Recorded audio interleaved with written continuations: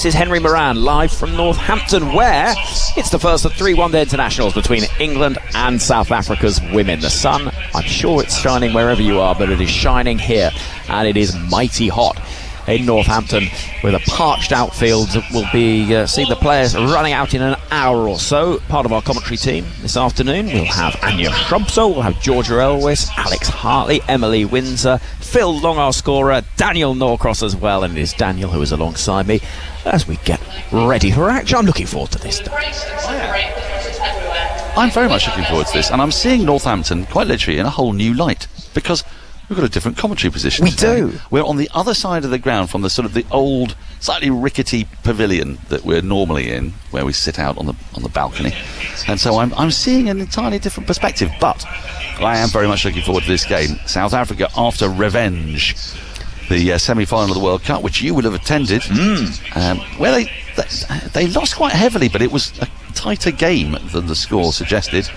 They also had a terrific group stage match against England. So these sides, well, they ought to be closely matched, but we've got to bear in mind that South Africa are missing some key players. No Dane van Niekerk, for example. No Lizelle Lee as well, who's just announced her retirement from international cricket. That came a bit sudden, didn't it? 3 days before the start of the series. I know, and that is a big loss, because we haven't got the largest boundaries here. It's a very fast outfield it's going to be today. You fancy batting conditions are going to be great. Average scores at Wantage Road around 270. So a player of her calibre could have been the difference. Well, indeed.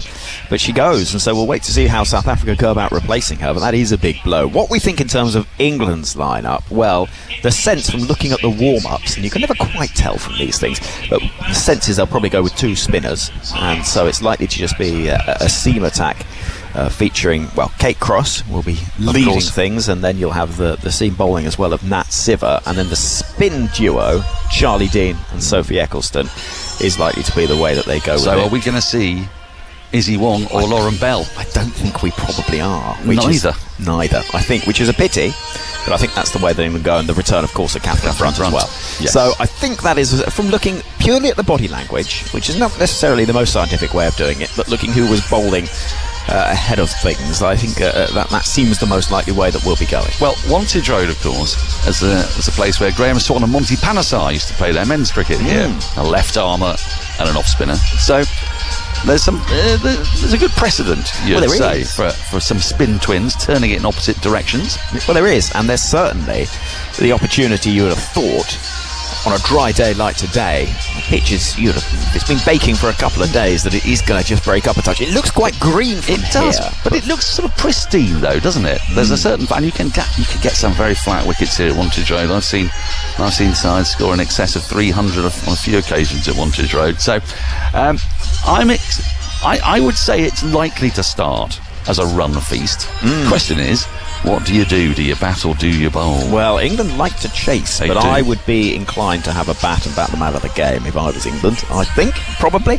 We can see the pitch is getting a final shave as we speak, with a gentleman walking up and down with a mower. I would have thought you'd want to have a bat on a day like today, wouldn't you? I mean, floodlights will be coming on later on. Yes, well, why not field when it's just that little bit cooler? I mean, that's the other side of the story, isn't it? Well, absolutely. And speaking of a little bit cooler, we're very lucky because we've got aircon in this match, because it's absolutely baking outside. It is a lovely day. There's a good crowd in already. The ice cream van on the far end of the ground, I think, will be doing. You're going to be sampling that, Well, I'm thinking about it. I think it's going to do a roaring trade, though. Roaring. I think it probably will. Well, it's the sort of day for it. It's kind of perfectly set up. The first of 3 one-day internationals, and there are 3 T20s as well, of course. It's part of the multi-format, points-based series, is it not? Yes. So with the test match having been drawn, that's 2 points each. 2 points apiece. And each of these games has 2 points on it. But you were at the test match. Would you say that was advantage England? I mean, England it felt to me, I watched a fair bit of it and listened to your excellent commentary on a very long, tedious drive down from Leeds. Well, it took 6 hours, so I had the pleasure of your company for the entirety of the M1 got stuck. You quite often do anyway when you're bored on a drive and you just ring me. So it's not too unusual. It's not that unusual. But it was, I think it was a sort of winning draw for England. They would have won that game had time allowed. How often do we say that? Had there been a fifth day? I saw Heather Knight, the England captain, tweeting a picture from the first day at Edgbaston, which was the day after the Taunton test concluded, and a picture of Edgbaston saying, day 5 at Taunton. Yes. Which sort of made the point. Well, they play 50 overs when they play 50 over internationals. They play 20 overs when they play T20s. So why don't they play 5 days when they play a test match? Indeed. Well, we can continue to have this argument, and indeed... Yes, I was going to say it's my last word on the subject, but I doubt it is. I have absolutely no doubt you have many more words on the subject, Daniel, and that much is for sure. So from today, what are we expecting? This is a weakened South Africa side. Yep. England will go into the game as hot favourites, but there's no denying that there is some talent in the South African team. They like to have Shabnim Ismail back, the fast bowler who can take wickets on any conditions. She will intrigue me, actually, because she could be a point of difference. She's the fastest bowler in the world, in all probability. So I want to see her on a pitch that might, I say, give her an assistance. I don't think there's going to be a lot of lateral movement. I don't think there's going to be a lot of swing, but I'm hoping there'll be a bit of pace and carry in this wicket, so that will assist her.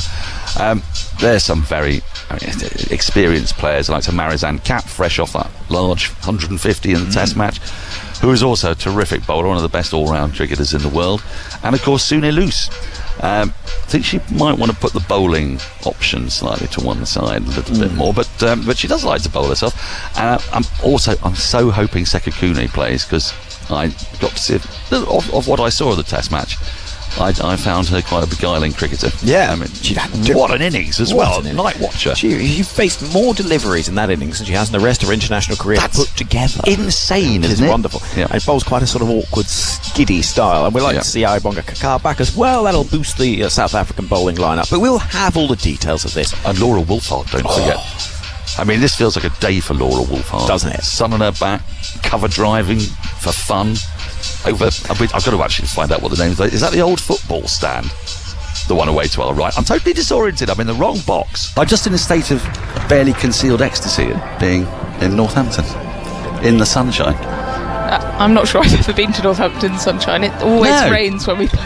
And it has a capacity to be quite grim when the clouds come down, but lit as it is by the phosphorescent beauty of the sun, there is something really rather beguiling. Phil Long, how lovely to see you. Hello, let me immediately temper your love of Northampton. Oh. England have played 3 ODIs here. They've lost all 3. Is that right? Yeah, they played India back in 99, lost by 86 runs. Lost to Australia by 118 runs in 2001, and lost to New Zealand by 5 wickets in 2004. So yeah, three one-day internationals here, 3 defeats. How about T20s? They played some T20s here. They played T20s, a lot better success. Record in the T20s. You'll have played here, haven't you, Wendy? Yeah, I've played here a couple of times. Like I said, lots of my abiding memories are of rain here. We definitely played West Indies here maybe a couple of years ago and won. So there's not going to be any rain today. It's a beautiful day.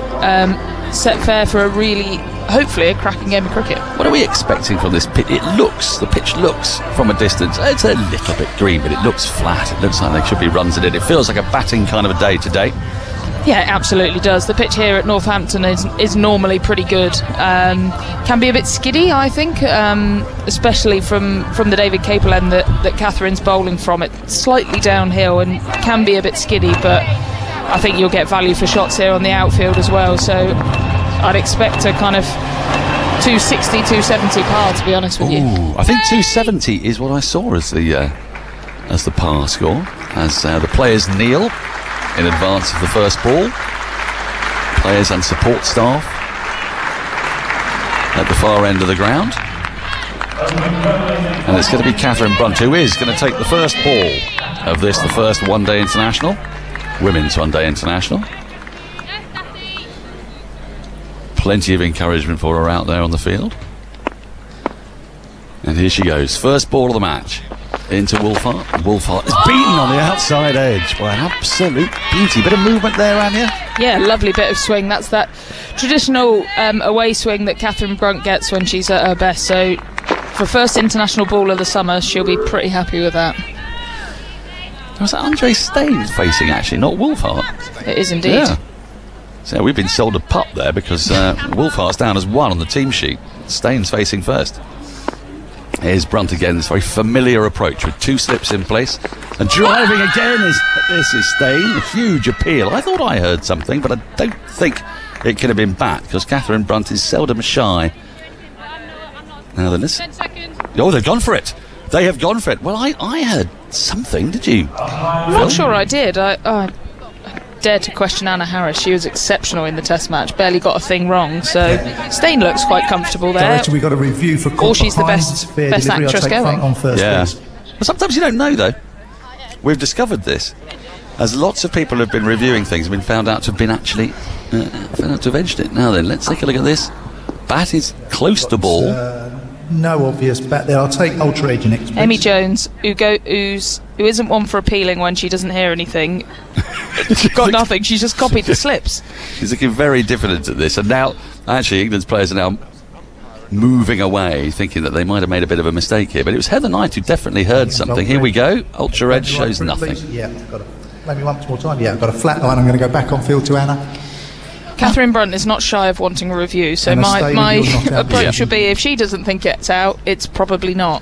Basically, the only person who really appealed was Heather Knight, and then she went for the review. But I thought I heard something. It might have been a back click, perhaps. Anyway, sound and fury signifying nothing as Brunt is in. That's driven by Stain up to mid-on, where there's no run. I haven't given you the field yet.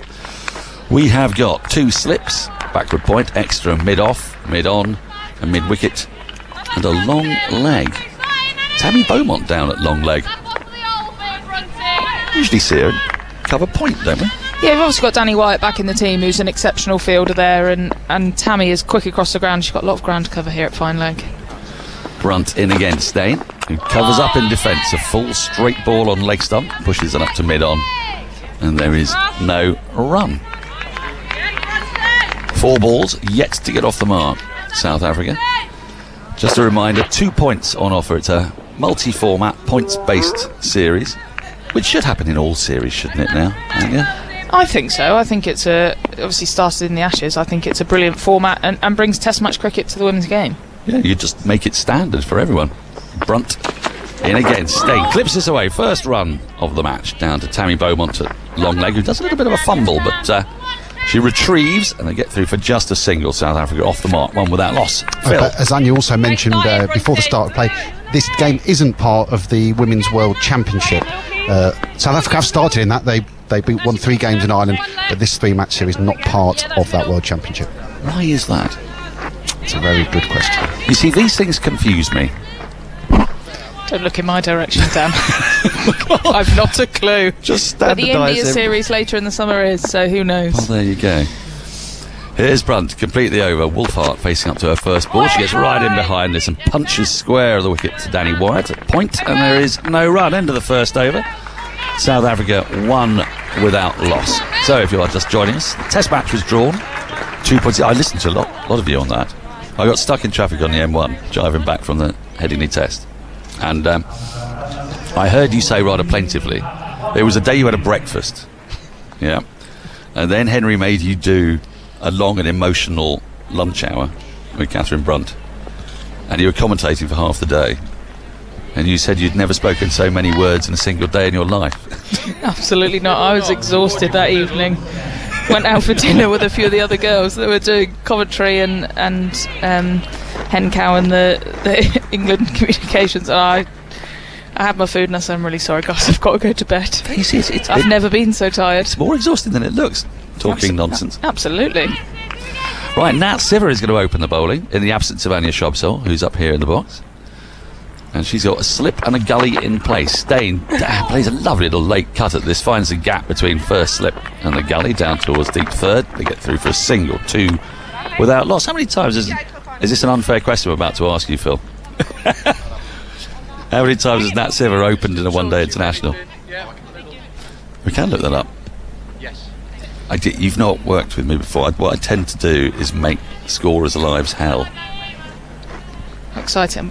Bet Phil was happy when he saw you on the list today. Yeah, there was a kind of groan as he spotted me going around for my press box chicken, which didn't materialise because it had run out. Siver in, that's punched into the offside nicely by Wolfhart. Wolfhart's faced 2 balls so far, timed them both beautifully off the back foot. Tell me the difficulties of bowling to someone like Laura Wolfhart. You just feel like your margin for error is so small. She is so good through the offside, and she can.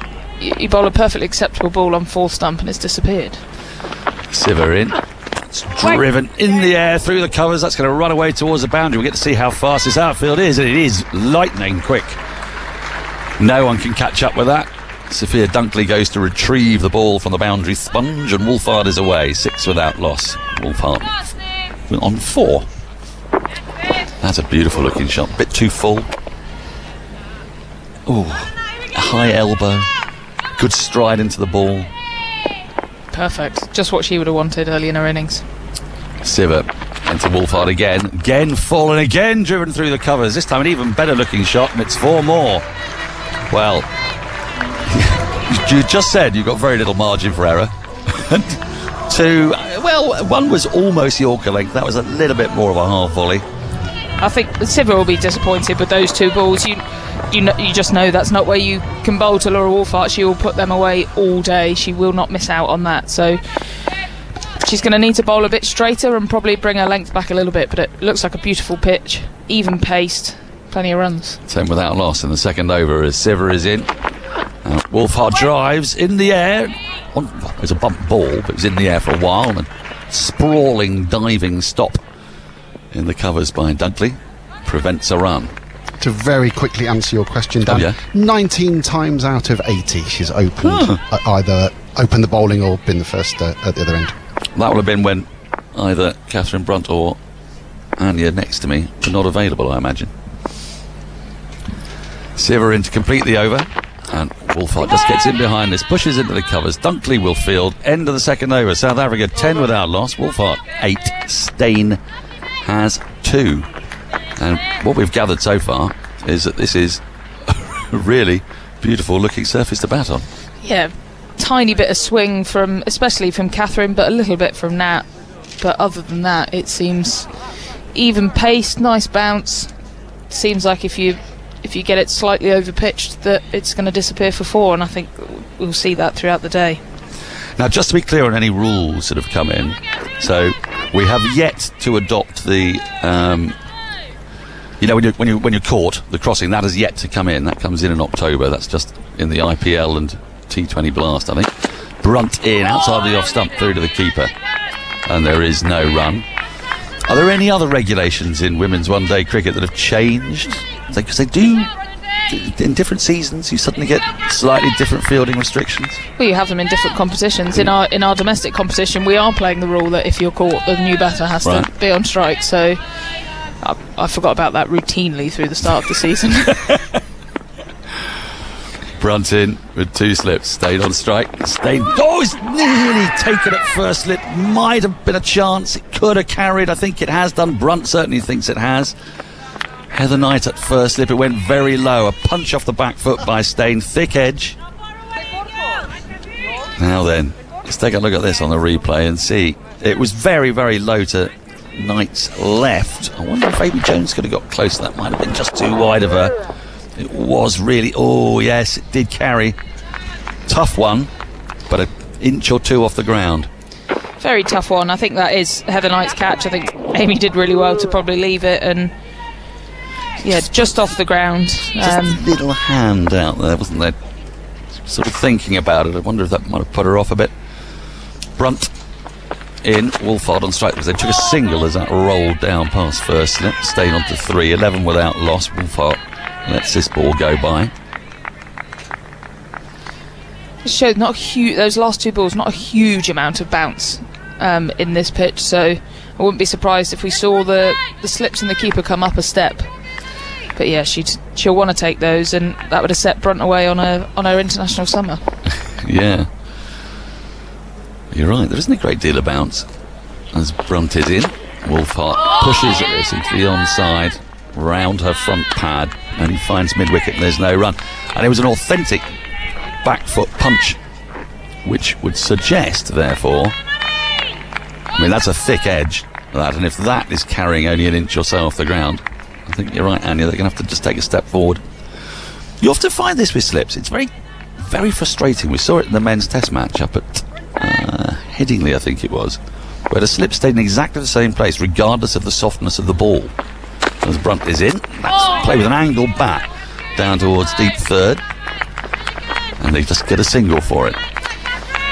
I don't want to talk about it too much, because I feel like I spent most of the women's test match talking about South Africa's slip fielders and where they were stood. You did a bit. They were too deep. They really were. So I don't want to get myself a reputation of just talking about the slips. But it is tricky. I always think as a bowler, I'd rather them be a bit closer and it come quickly and they drop it than it falls short. It's nothing more frustrating. Well, because you've got the edge, haven't you? I mean, you've done the hard part. Brunt in to complete the over, Steyn on strike. And she just covers up in defence, works this to mid-wicket again, and there is no run. 12 without loss after 3 overs, Wolfhart 9, Steyn has 3. What frustrates me though is that when you're watching a test match, when a ball's hard and new, I can imagine, you know, you're trying to gauge the pace of the wicket, so you might not be in the right place to start with. But as that ball gets softer, then surely you need to get closer. Whereas slips so often tend to sort of say, right, this is where I am, and then they stay there for 80 overs as the ball gets more and more manky. Is that the technical yeah, term? well, I mean, actually the technical term is not allowable on air for the balls that the men have been using in test matches this year. Siver starts a new over, and that's worked into the onside square of the wicket by Wolfhart. She picked up a single and no more, moves into double figures. She has 10, 14 without loss. They are an abomination. We had 9 ball changes in the last match, 24 in the first 4 test matches of the season. It's not going to help the over either, is it? No. It also doesn't help your commentary, you know, because you just find yourself still trying to find a name for those little circular things. See, like, I mean, I've described them about 50 times. I still haven't got a name for them. Siver in, worked into the onside again around that front pad up to mid-on, and there's no run. We could invent one. Any ideas? Or you could become the brand maker of that implement, and then it would be a Norcross, like a biro, wouldn't like it? the Megatron. Do you remember when all light meters used to be made by Megatron? Siver in, struck on a bit of pad, maybe a bit of inside edge. Ball rolls out to the offside. Dunkley does the fielding. There's no run. There was something very portentous about the Megatron being brought on. Slightly grandiloquent word, really, for something that just measures light. Measures light. Yeah. Doctor Who, really. Siver in. And that's flicked into the onside, but straight to mid-wicket. And again, there is no run. And good over from Siver. First over went for how many? Siver's, yeah. 9. That's right. So she's come back well in this over. Steyn. She's likely to play the anchor role in this partnership, this opening partnership, you'd say. As Siver is into her, a wide first slip and a gully in place. And she pushes this into the offside. They go through for a single. The throw comes at the wrong end. Had that gone to the non-striker's end, I think Steyn would have been in trouble there, but oof. They pick up a single. 14 I think either end, to be honest. I think direct hit probably would have had Wolfhart short. That seemed like a really panicked single from Steyn. It was I've scored a lot of runs. I'm not quite sure what I'm going to do. She's hit that basically straight to Danny Wyatt and run. To be honest with you, I think either end, direct hit Danny Wyatt at Laura Wolfhart's end, and I think that would have been gone as well. Siver in to complete the over. Wolfhart comes forward in defence, pushes to mid-wicket, and there's no run. End of the 4th over. South Africa 14 without loss. And when you see the replay of that, though, it didn't look like she was actually shying at the stumps. No, she was throwing it at Amy Jones. She was throwing it to Amy Jones, which I think was the wrong decision, to be honest with you. I think if she was going at Wolfhart's end, it had to be a direct hit, or like you say, at Steyn's end, she had a kind of stop-start moment, so it looks like she would have been well short. So a couple of missed opportunities from England in this first 4 overs, which they'll be disappointed with. Yep, they've dropped a catch and they've missed a potential run out. But this is their first one-day international since the World Cup final, which you were playing in, of course, back in April, beginning of April. Brunt's going to start a new over from the David Capel end. Lovely rickety old pavilion up there. She comes hurtling in, slightly side on. This is cut into the offside, but it's fielded at backward point by Danny Wyatt, and there's going to be no run. 14 without loss of score remains. I think Steyn will feel like she's missed out there. No cover in place, short and wide, and she slaps it straight at point. And they're the sort of things that put you under pressure as a batter. She's now 4 off 14. She could have been 8 off 14 and feeling a lot better about things, and you can almost see the pressure on her. She's just not quite got away here. It's a bit fidgety, isn't she, at the minute? Just looking for a single, Anything to get her off strike as Brunt is into her. Tall and upright in her stance. She drives this full face of the bat up to mid-on. Oh, and a bit of a misfield. Means, oh no, another mix-up. And again, throw comes in at perhaps the wrong end. Came in at the non-striker's end this time. Brunt collected, then threw at the striker's end, by which time everybody had got home. So it's all a bit messy at the minute, Anya. It's all happening. It's all happening, but nothing's actually happening. Nothing's actually happening. That's a perfect description. It's all happening, but nothing's happening. That was just what goes down in the scorebook as one. Yeah, both of them do. Don't quite tell the story, does it? It's one run. It was an on drive that was poorly misfielded and should have resulted in a run out. Wolfart's on strike. Can she bring some order as she struck on a pad? Brunt likes this. Too high, says Anya Shopsole. Brunt seems to think so as well. Yeah, she's making exactly the same gesture that you made. She's going to walk back to her mark. 50 without loss. I think we'll see Catherine Brunt bowl a lot of that. That's a kind of wobble ball that she tries to bring back into the stumps. It's a kind of contrast to that away swing, and obviously with Wolfart being so good through the offside, I think we'll see a lot of that sort of ball. I think she's walloped it as well. Yeah, massive inside edge. So apart from that, it was close. It was a bit high on the back leg and it got a massive inside edge. Otherwise, how do you bowl the wobble ball? Tell me after this ball, because we hear so much about this wobble ball. Brunt in, that's flicked away nicely to mid-wicket, but straight to the fielder, and there's no run. It's to do with how you grip the ball, and people hold it differently in terms of the kind of seam position, and then essentially you want to in the same way that if you're bowling seam up, you want to rip your fingers down the back of the ball, and because of how the seam position is in your hand, it kind of wobbles on the way down, and sometimes it catches. It's something like out of 12, 8 times it will go one way and 8 times it kind of will go the other. That makes 16. 4, though. sorry. Brunt's in, that's driven to a short extra cover and there's no run. That's why it's such a good ball. Yeah, exactly. It You get 4 new balls defies out of it. maths. Sorry, 4. Right, so it's to do with how you place it in your hand, how the seam is positioned in your hand, and then you try and rip down the back of it, and it obviously comes out kind of wobbled, and the idea is that it kind of catches the edge of the seam and goes and. And if you don't know which way it's going, then they don't. As far as I can work out, it's luck whether your wobble ball goes in or mine went away, which was perfect for me, and Catherine's goes in, which is perfect for her. Yes, because you're an in-swinger, so you can take it away. Brunt in to complete the over. Wolfart's forward in defence, plays back to the bowler. Brunt thinks about throwing it in furious rage and decides against it in the end. End of the 5th over. South Africa 15 without loss. Wolfart 10. Stain 5. Thoughts on the first 5 overs from Anya Shopsole, and then it will be, for the first time today, Emily Windsor. I think Catherine Brunt, apart from the drop catch and the potential missed run-outs, will be really happy with how she started. And Natsiva's second over was definitely better. I think South Africa only to be going at 3 and over. England will be pretty happy with their start. I think there's a lot of pressure on Stain. She's 5 off 15 and not really getting away. So I think England will be happy on the whole, but I think probably disappointed to have missed out on a couple of opportunities. Hello, Emily. Hello, yes, exactly. It's been a bit of a mixed start, hasn't it? A bit messy from England, but they've created opportunities as we see Natsiva into Stain and leaves that one alone outside the off stump. Do you feel as well here how key the wicket of Wolfart is, and interest in how she goes about pacing her innings today? Yeah, she is the key wicket at the top of the order. She's a world-class player and had an outstanding World Cup in New Zealand, and she's the one who can kind of bat long and bat big, so she is the key wicket up top here for England. Siva, 39 on her back, in and bowls. That's whipped nicely through the leg side. That's hit the middle of Stain's bat and will be 4 runs. She'll move to 9 off 17, 19 without loss, South Africa.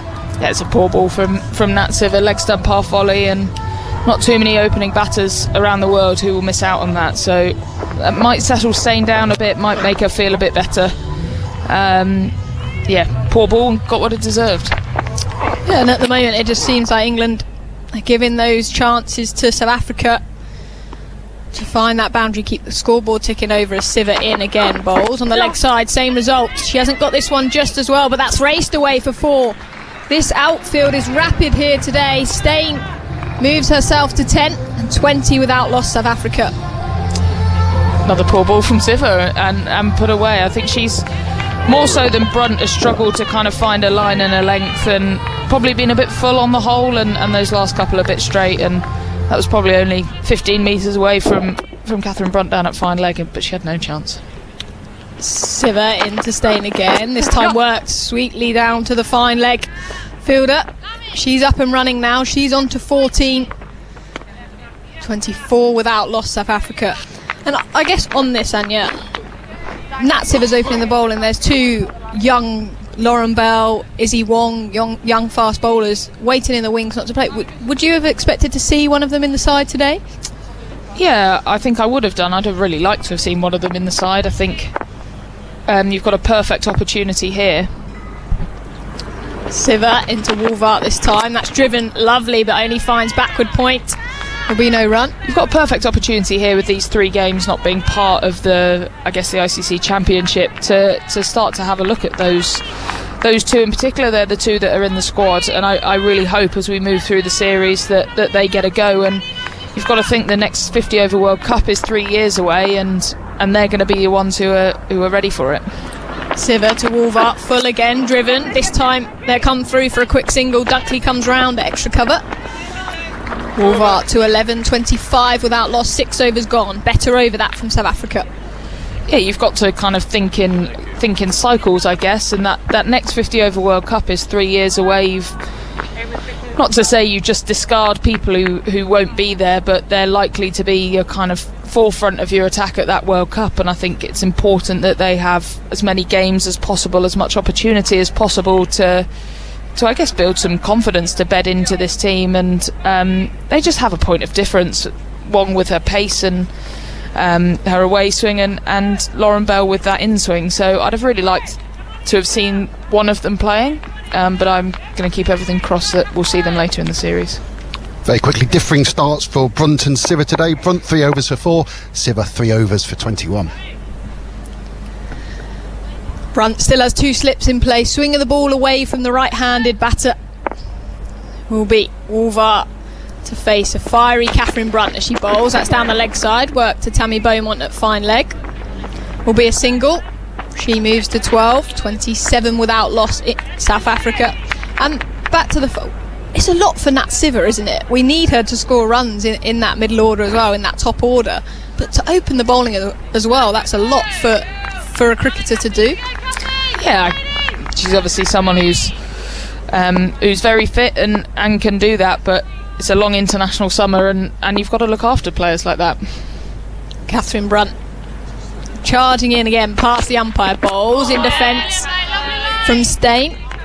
There'll be no run. The ball's always firing back into Amy Jones' gloves in the field. You can hear the chatter in the background. I think Heather Knight's just signalled there to Kate Cross to get loose. Was she another option to open the bowling? Would you have gone her over Siver, or...? I think Kate Cross has done such a good job for England as that first change bowler just out of the power play. That looks like she can bowl in the power play today. Brunt, arm swinging by her side, in bowls, and that's here on the pad. They're appealing and given. That's the first wicket for England, and it goes to Catherine Brunt. Stain is gone for 14 off 21, and South Africa are 26 for 1. They've got 5 seconds on the DRS timer, but she's walking back to the pavilion and not interested. There's Catherine Brunt's first wicket, 26 for 1. She started really well today, Catherine. She's found that line, found that length on that split. On the back pad, I think that's hitting halfway up Midland leg stump. So she's deserved that wicket, and she'll be really pleased to have got the first one on the board for what's her first game of the international summer. For sure. And that drop as well. Stain was dropped on just the 1 run by Knight in the slips, and that hasn't cost them too much, thankfully, for England. But just as she looked like she was starting to get going, she's back in the pavilion. And the new South African batter is Lara Goodall coming to the crease. 41 matches for South Africa. She's got a job to do here. You see Liz Ali retiring from international cricket, leaves a gap in the top order for South Africa. You feel like Marizanne Kapp's a player in form. She's another player for South Africa, carded to come in at 5. Can make a big impact on the South African innings, but Lara Goodall's got a chance here. Left-handed batter. That's your middle stem. Beautiful day here at Northampton Cricket Club. Sun shining. It's very warm out there. Certainly a day for zinc on your face, isn't it, Anya? Did you ever wear zinc? No, I didn't. Not I probably should have done because I burn very easily, but not for me, no. not the coloured stripes as well. You can get the different colours. Could see You know a me, bit. Emily, I like to stand out. Catherine Brunt in to Goodall for her first delivery. That's bowled and in defence. Back down the pitch will be no run. I could see you with some pink stripes, maybe a bit of blue as well for Pompey. Can you now? I actually might invest in something for you. You can if you want, but it's going to be some wasted money because I'm not sure I'm going to be wearing it. What would it take for me to get you to put some of that on? A substantial fee. I'm sure I could get the Southern Vipers together and negotiate a fee. With Catherine Brunt in again to the left-handed. That's pushed up to extra cover, and that Siver comes in, fires the ball back into Amy Jones's gloves. Another dot ball. Just seen a replay of that LBW. It's a good job Stain didn't review. Would have been a waste. Halfway up, mid and leg stump, absolutely no doubt about it, and you just don't question Anna Harris as well. She certainly had a good start to the summer, hasn't she, in terms of decisions given. She's an intelligent person as well, studying medicine. As Brunt in again, that's driven up to extra cover. There'll be no run. That's 7 overs gone then, 26 for 1 South Africa. Catherine Brunt, 4 overs, just the 5 runs and the 1 wicket, so impressive start for her. That's the Catherine Brunt we've seen in England shirt for many years. And that Siver was expensive from the other end, and so we're going to see a change of bowling. Kate Cross coming into the attack in the power play. 3 overs remain. Just a reminder, South Africa won the toss and chose to bat earlier here today. And the 1 wicket gone is Andre Stain, LBW to Catherine Brunt for just 14. Tell you what, a cameraman, you won't be able to see this, Anya, but has a fantastic red, green and blue umbrella, like a rain umbrella, to cover him from the gorgeous sun out there. That's impressive. I think it's well needed up there. I'm not sure I'd want to be spending however many hours he's going to be up there doing that. Hope he's got sun cream on. As Kate Cross then into the attack bowls, and that's pushed through the offside. That's a lovely shot, just in defence, but it's beat the infield. Dunkley's chasing after it, and they settle for a couple. Wolvart will move to 14. 28 for 1 South Africa. You can also tell how warm it is today, because normally people love the sun, don't they? But the bus shelter almost to our right is absolutely packed. Everybody's in the shade. It's the only stand really with cover. There's quite a lot as well. Enjoying the sun. There's Kate Cross in again to Wolvart in defence, and that finds backward point. Good diving stop to her left, Danny Wyatt. You also can tell how hot it is because our commentary team tend to go find the outside, but they're all clustered in the back, either listening avidly to what you have to say, Anya, or avoiding the sun and opting for the aircon. I think it's the latter. There's Kate Cross, 16 on her back, and orange spikes bowls, and that's worked into the onside. Charlie Dean quick in. Will be no run.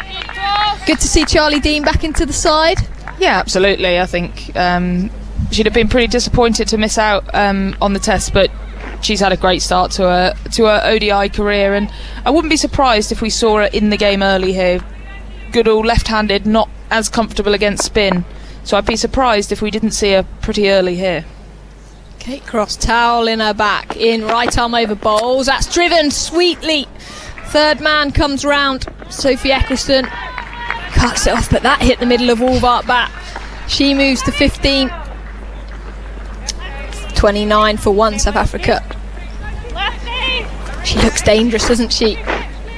She does, and I think Kate will be quite happy that she got away with 1 there. That's if you want to put a place where not to bowl to Laura Wolfhard, it's pretty much there, and we've seen already she's punished anything through the offside with a bit of width or a bit over length, and that's what she does, and she is, like I've said before, a world-class player. 2 slips. A wait then as cross comes into the left-handed Goodall bowls, and that's worked between mid-wicket and mid-on. That will be 4 runs to Goodall, and she's off the mark. That's her first boundary of the day. Score moves to 33 for 1.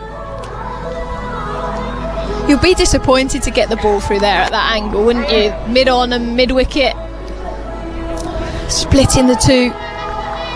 She's picked that gap well. She's really strong on the leg side. Goodall, that's her kind of strong zone. Quite a classical player. We saw in the test match at times, drove the ball beautifully down the ground, and like I said, it wouldn't surprise me if we saw some spin. Cross into Goodall. This time worked to mid-wicket, come through for a quick single. Dunkley comes round. She moves to 5. 34 for 1 South Africa. And that's the end of the 8th over. And Anya Shrubsole will be leaving us. We'll be joined by Alex Hartley to hear her thoughts on how England have gone so far. The 1 wicket was Catherine Brunt. Andre staying back in the pavilion for 14. 2 overs left of the power play. Good afternoon, Alex Hartley. Good afternoon. Got your suntan out there? I have indeed. I've been stood on the balcony. I hate to say it though, it's a little bit too warm. That's what everyone's been saying. Oh, it's boiling. I'll tell you what, us English people, we moan when it's too cold, we moan when it's too hot. Well, it's true. Just can't get it right. But Catherine Brunt will continue as she bowls, and that's here on the pad. They're appealing and given. Anna Harris raises her finger, and Goodall was gone for 5. They're going to have a conversation here whether to review this as they look at each other, but the England players are celebrating, and yes, they do review. Go on upstairs. Well, it's going to have to be a shocker here from Anna Harris for it to be overturned. We have a review for LBW. The original decision is out. It is a fair delivery. I'll take front on first, thank you. When you're looking at players' reactions and the ball live, it did look pretty out to me. Whether or not the ball's pitched outside the leg stump or not. Umpire's call, do we think? Umpire's call. Gotta be. That's what I'm going for here. We're at an awkward angle. We're not directly behind the bowler's arm, but on the replay. It's actually a shocking angle to commentate from, really. We're just chatting about the length it is, not the line. Just checking if there's any edge. Yeah, it's gone past the bat. Clearly missed. Okay, it's all about gone past the bat. There's no inside edge.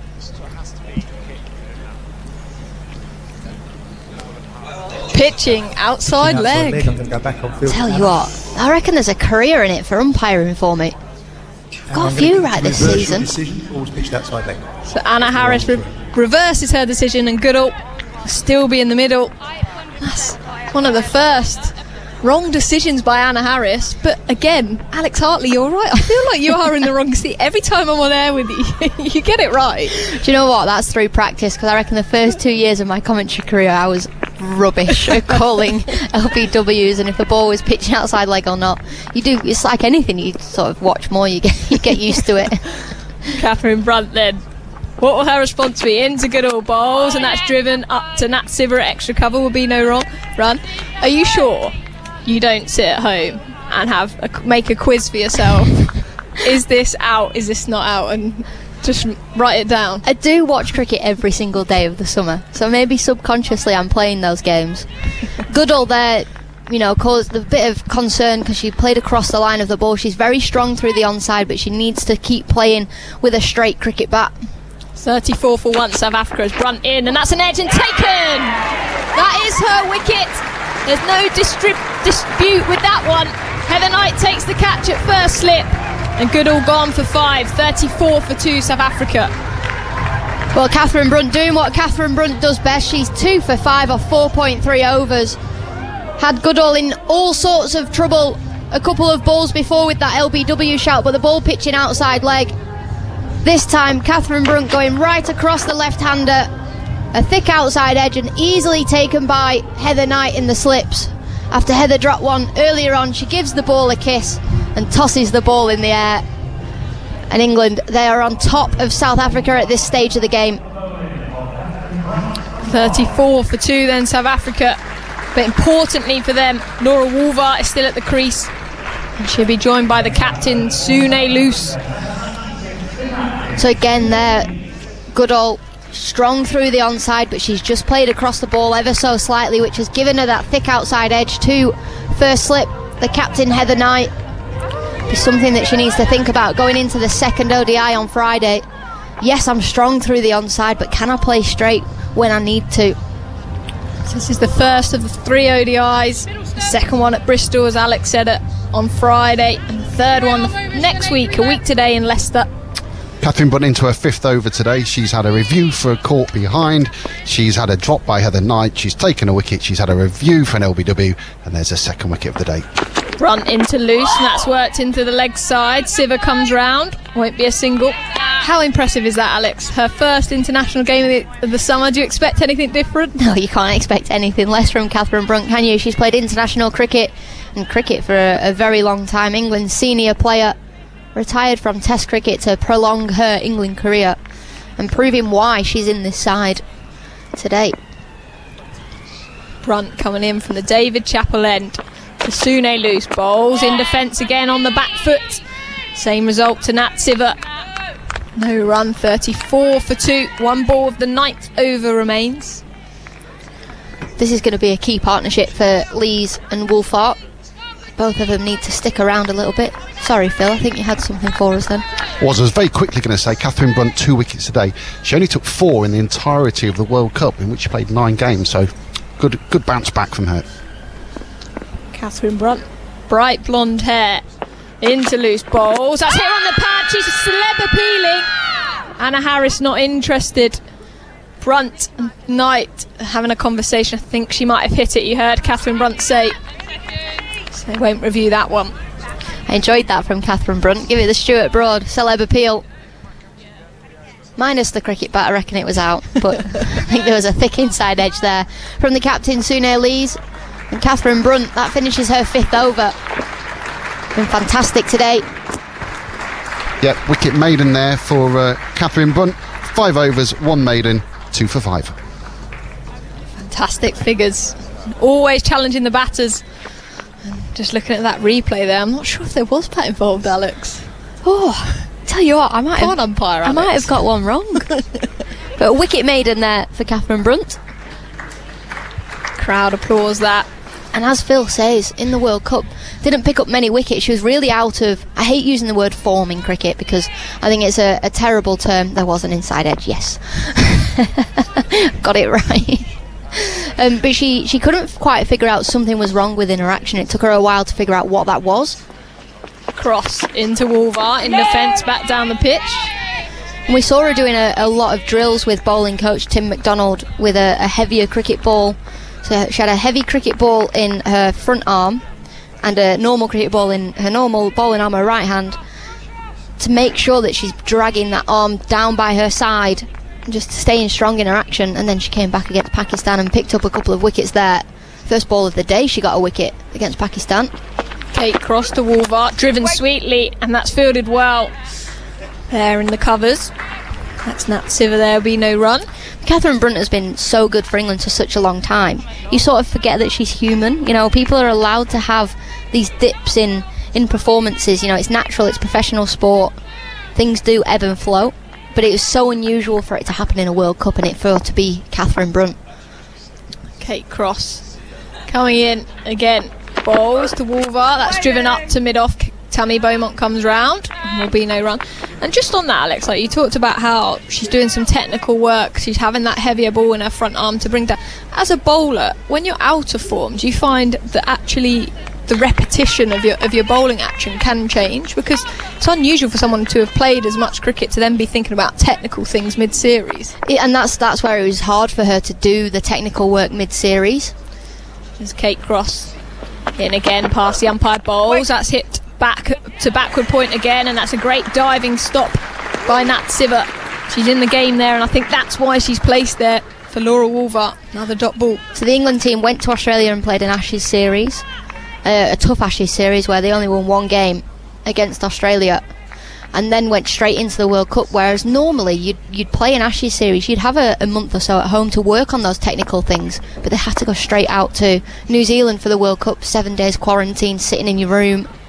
Cross in again, Bowles, this time driven, and it beats Nat Siver this time. That is a fantastic shot by Laura Wolvaert, and there'll be 4 more runs to her total. Sheer move to 19, 38 for 2 South Africa. Clever batting that from Laura Wolvaert. She's just adjusted where she hit the ball before. It was outside the off stump from Kate Cross, and we know as players around the world you cannot bowl outside the off stump to Wolvaert. She's got the best cover drive in world cricket, and to be able to adjust where she's played that from the ball before, excellent stuff from Wolvaert. Last ball of the power play then. Be Kate Cross to Wolvaert. She bowls, and that's driven on the up. Guides it down to third man. Sophie Eccleston does the fielding. Score 39 for 2, 10 overs gone. A few more words from Alex Hartley, who will be joined by Henry Moran. Yeah, good power play that for England. 10 overs gone. The score 39 for 2. England most likely, England are on top of the power play, getting the 2 early wickets, the 2 early wickets we would expect England to get as well. Within this batting lineup with Steyn and Goodall gone. Indeed. Hello, Al. Hello. Well, the noise you can hear is just the replay, so don't be too alarmed if you hear all sorts of shouting. Edge it out. There we go. All well? All well, thank you. An unfortunate coincidence befell us this weekend. Oh, I was very surprised when I saw your Instagram story of that you got your car broken into, because the very same day I went to my car and had my car broken into. The only difference was, I wasn't crying out for attention, putting it on social media like you. Which is unusual, actually, Al. Makes a pleasant change for everyone, doesn't it? I've just had my windscreen put back in because it had been smashed, and I had a phone call saying we've brought the wrong piece of glass, we're going to have to redo it. Right, so here comes Sophie Eccleston. Laura Wolvaert's on strike on 20 from 28 balls. Eccleston round the wicket. Wolvaert forward, pushing the ball up towards mid-on. So if that was you in Birmingham on Friday night, thank you for ruining my weekend. Well, it was, the amazing thing is same night, different car parks. Yeah. Same incident, but remarkable. Go on, so. Very frustrating. Here comes Eccleston again. Ball to Wolvaert, who comes forward again towards the bowler. Eccleston, who always looks slightly laboured in the sense that she's looking, must I bowl again? Do you know what I mean? It's warm out here. In the sunglasses, long sleeves, around the wicket, bowling to Wolvaert, who once again smothers the ball with a big lunge forward. Well, the last time she played South Africa in an ODI, she got her first ever international fifer, Sophie Eccleston. So she'll have a lot of confidence, although she's probably always got a lot of confidence. To Wolvaert again, who looks for the aggressive work into the leg side, doesn't get anything on it, just drops gently away into off. Phil. She did, Al. Can you remember her figures? 5 for 28. Ooh, you've lost a wicket. 6 for 36. Oh. That was in the World Cup semi-final, which England won quite convincingly in the end. Eccleston again. In the sunnies, coming in now, bowling. Wolvaert once more, forward in defence. This feels like quite an elite battle out there. Does indeed. Someone's already tweeted me saying, is Sophie Eccleston the best in the world? Hartley never mentions it. Well, she deserves the recognition. She is very good.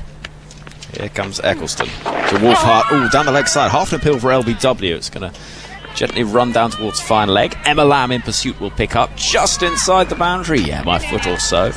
And they will run through for a couple of leg byes, says umpire Anna Harris. End of the over. 11 gone. The score is 41 for 2. If you want to get in touch, the way to do so is hashtag BBC Cricket on social media and at BBC TMS. You can email tms@bbc.co.uk and let us know where you might be listening to. I mean, I imagine there's lots of people in their gardens in the sunshine. Paddling pool out. Maybe, feet in the paddling pool. Ice cream. Now then, there's quite a queue. I can see a group of youngsters in red t-shirts queuing at the ice cream van. We can fight them out the way. Yeah, I think so. Yeah. I reckon between the two of us. I'm backing us. More queues there actually than for the taco kitchen. It's quite hot for a taco.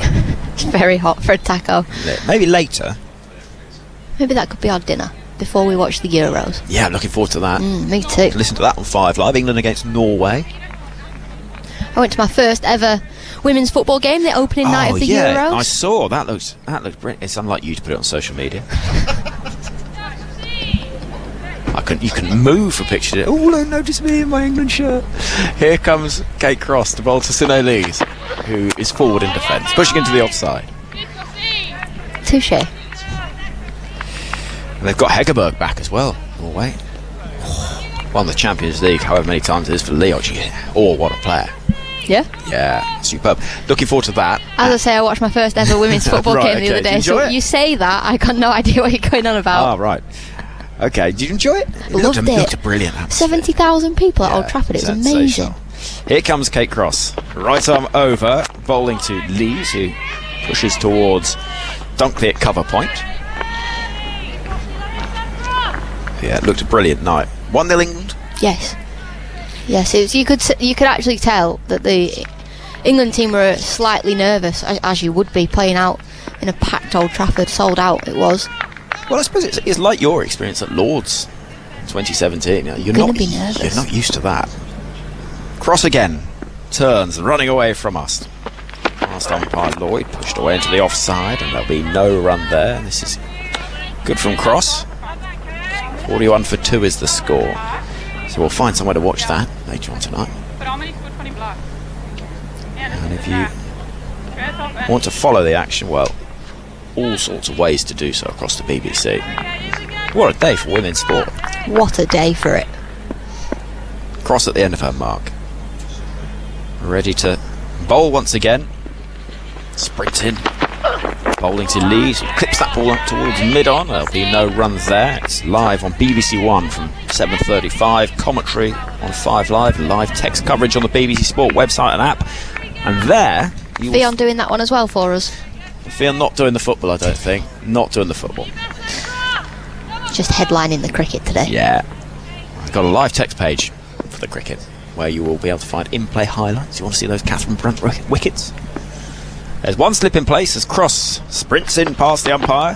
Full delivery worked away. Square on the leg side. A ball's rushing towards that boundary. Fielder in pursuit will get there. It's Brunt who will get the ball hurled in quick enough to just make Sinelu get her skates on a little bit to get back for 2. And she is off the mark. 43 for 2. Just ever so slightly full and straight. 2 full, 2 straight from Kate Cross there. She bowled fantastically, just hitting the top of off stump, but just that one angling down the leg side, and easy pickings for Captain Lees. In comes Cross. Ponytail bouncing as she runs in past the umpire. Again, it's on the pads. This time worked a little finer and straight to the hands of Brunt, who will pick up in the shadow of the floodlight. And the over comes to an end. 12 gone, 44 for 2. Now, Phil, you may have been asked this already, but is this the first time in the history of international cricket that a married couple have opened the bowling? I thought that was a question Dan was going to ask me. He was ready with a question, right? And he toned it down and said, "Was it one of the first times that Nat Sivard opened the bowling?" Which it's not. She has opened it a lot. But yeah, that question needs delving into. There can't be many. There can't be many. Van Neerkerk may have opened the bowling with cap. Possibly. I doubt it. She's a spinner. Leg spinner. Leg spinner. Satterthwaite and Tahuhu. Satterthwaite off spinning. Well, a batting all round off spinner. So let's just go with yes. Until we find out otherwise, let's go. If you've got any other suggestions, TMS at bbc.co.uk. 44 for 2 is the score. 12 overs gone. Sine Lees is on strike with a slip waiting, and Eccleston moves and bowls full delivery, which is dug out by Lees, pushed into the offside, and there is no run. Eccleston in the sunglasses massages that ball. Moves in now. Bowls to Lees, who defends back towards the bowler. She gives it a real good squeeze as she's waiting to bowl. She's preparing for that delivery. She's doing so again now next to umpire Harris. Looking at it tenderly, hoping that as she hurls it down the other end, it might just do the business. She bowls now, a lot of air on that. Whip towards short mid-wicket where Brunt is waiting. It's key this for South Africa. Can they rotate the strike against Sophie Eccleston? So you know what she's going to bowl. She's going to bowl full and straight. She'll turn the ball away from the right hand if the pitch offers that. assistance. Eccleston in again, lots of air. Nicely pushed away by Lees, and she'll pick up at least one. Dunkley scoops around from deep cover in front of that stand that partially resembles a driving range over to our right. Do you know what I mean? Yes. It's sort of low single deck, 5 or 6 rows. Shed. A little bit. Go on, Eck. Go on, Eck. Mr. Cry for Amy Jones. 2 balls left in the over. Wolfhart drives with a huge stride forward, and there is no run. Stopped at mid-off. No, it's not the first time, but they are the first couple. They did it against Bangladesh in the World Cup. Bunt and Siver opened the bowling. Okay, here comes Eccleston bowling a little quicker and flatter this time to Wolfhart, who'll chop that ball out towards deep cover. And there'll be a single taken. 13 overs gone. The score is 46 for 2. You're listening to Test Match Special live from Northampton. Alex Hartley, Henry Moran, Phil Long, bringing all the numbers. And England looking for a third breakthrough. Yeah, South Africa looking to build on this partnership. Can these two stay at the crease for as long as possible? Sune Lees, she's 4 off 13 deliveries. Wolfhart 21 off 36. Wolfhart, an extraordinary player through the offside. England need to just not offer that width to her. We had a little question earlier about the ball testing rings that they use. Yes. And in Wiltshire emails. I'm sure they're just called the gauges. Sort of measuring Ball gauge. Yeah. Which makes sense. In comes Kate Cross. Start of a new over. Bowling from Wolfhart, who leans on the ball, finds enough space to the right of Danny Wyatt at point, and will pick up 1 run to move to 21. 47 for 2. Barry emails from Goring-on-Thames. Would you please tell the commentator Norcross? I like you already, Barry. I think that ring thing is called a go-no gauge. The ball has to pass through the first ring, go, and not through the second ring, no go. If it fails either, then the ball is out of shape and is changed. This one rather rears up towards Sine Lees, and there's a little bit of trouble at the non-striker's end. The throw comes in, but Wolfhart makes her ground back. Just for a moment, some uncertainty. Okay, so the ball goes through the first ring, that is the go, and then not through the second ring. That's the no-go. No-go. If it fails either, then the ball is out of shape and is changed. Such gauges are used throughout the manufacturing industry. Barry, that is really interesting. Didn't know that. In comes Kate Cross. Score 47 for 2. Sun shining in Northampton. Cross bowls. Jabbing the ball into the ground is Sune Lees. Not really going anywhere at the moment, South Africa. Well, you can see why Laura Wolfhart, the non-strikers, then tried to nick a single there to Charlie Dean at mid-wicket just to keep that rotation of strike. Sune Lees just anchoring the innings at the strikers' end at the minute. 4 from 15 for the South African skipper. We saw this quite often in the World Cup, though, from Lees. Cross bowling, nicely played away, up on her toes, cut towards backward point, and there is no run. Where she'd take a while to get going, and then all of a sudden she'd start finding the boundary with ease, and she might be there for 30, 40 balls and not very many runs on the board, but then try and catch up in the latter stages. But she needs to be careful, because then that puts extra pressure on Wolfhart at the non-striker's end. She's the one they can't really afford to lose. Andrew emails from Selby in North Yorkshire. As Cross runs in, bowling to Lees, and she will get a single this time, square on the leg side. No turn for the second, and Wolfhart's keen, but isn't willing to test the arm of Catherine Brunt on second thoughts. 48 for 2. Andrew emails with an email title Alex Hartley. You never know quite what's going to come here. No. Hello, it's Andrew from Selby in North Yorkshire. Hello, Andrew. What's next? When is the legend that is Alex Hartley going to be playing for England again? Well, in comes Kate Cross. Full delivery, which is dug back at her, and there's a few in the crowd that think it might be a catch, but it's jammed into the ground first. End of the over, 48 for 2 after 14. Andrew, there is a slight problem that I'm not quite good enough. And we've got Sophie Eccleston, Charlie Dean, and then we've got Lindsay Smith, Kirsty Gordon, Sarah Glenn. There's so many bowlers. I think I'm well and truly down the pecking order. There's only one you, Alex. There is only one me, and I'll just stick to being up here and playing for the Thunder and having lots of fun. Well, that's all you can ask for. There we go. And here we go. Hannah emails. tms@bbc.co.uk. Loving the game today. Happily sat inside listening as the house is nice and cold due to very old and thick walls. Oh, some nice stone walls that are keeping the heat out. That sounds nice. Here comes Eccleston bowling to Lees with a lot of bottom hand. Plays the ball towards mid-wicket. Got a suggestion. Is there possibly lots of new people listening for the first time? Is there a way to explain the fielding positions? Well, here comes Eccleston into bowl to Lees, who's forward in defence, pushing the ball towards mid-wicket. Short mid-wicket, silly mid-off, deep cover mid-off. Just a thought. Also, Anya Shrubsole is a natural. Well, I agree with that. Of course, she's not even in our box anymore, so I'll have to tell her. She'll be back on shortly. You can maybe get some advice. So don't look at me, I'm sorry. Here comes Eccleston.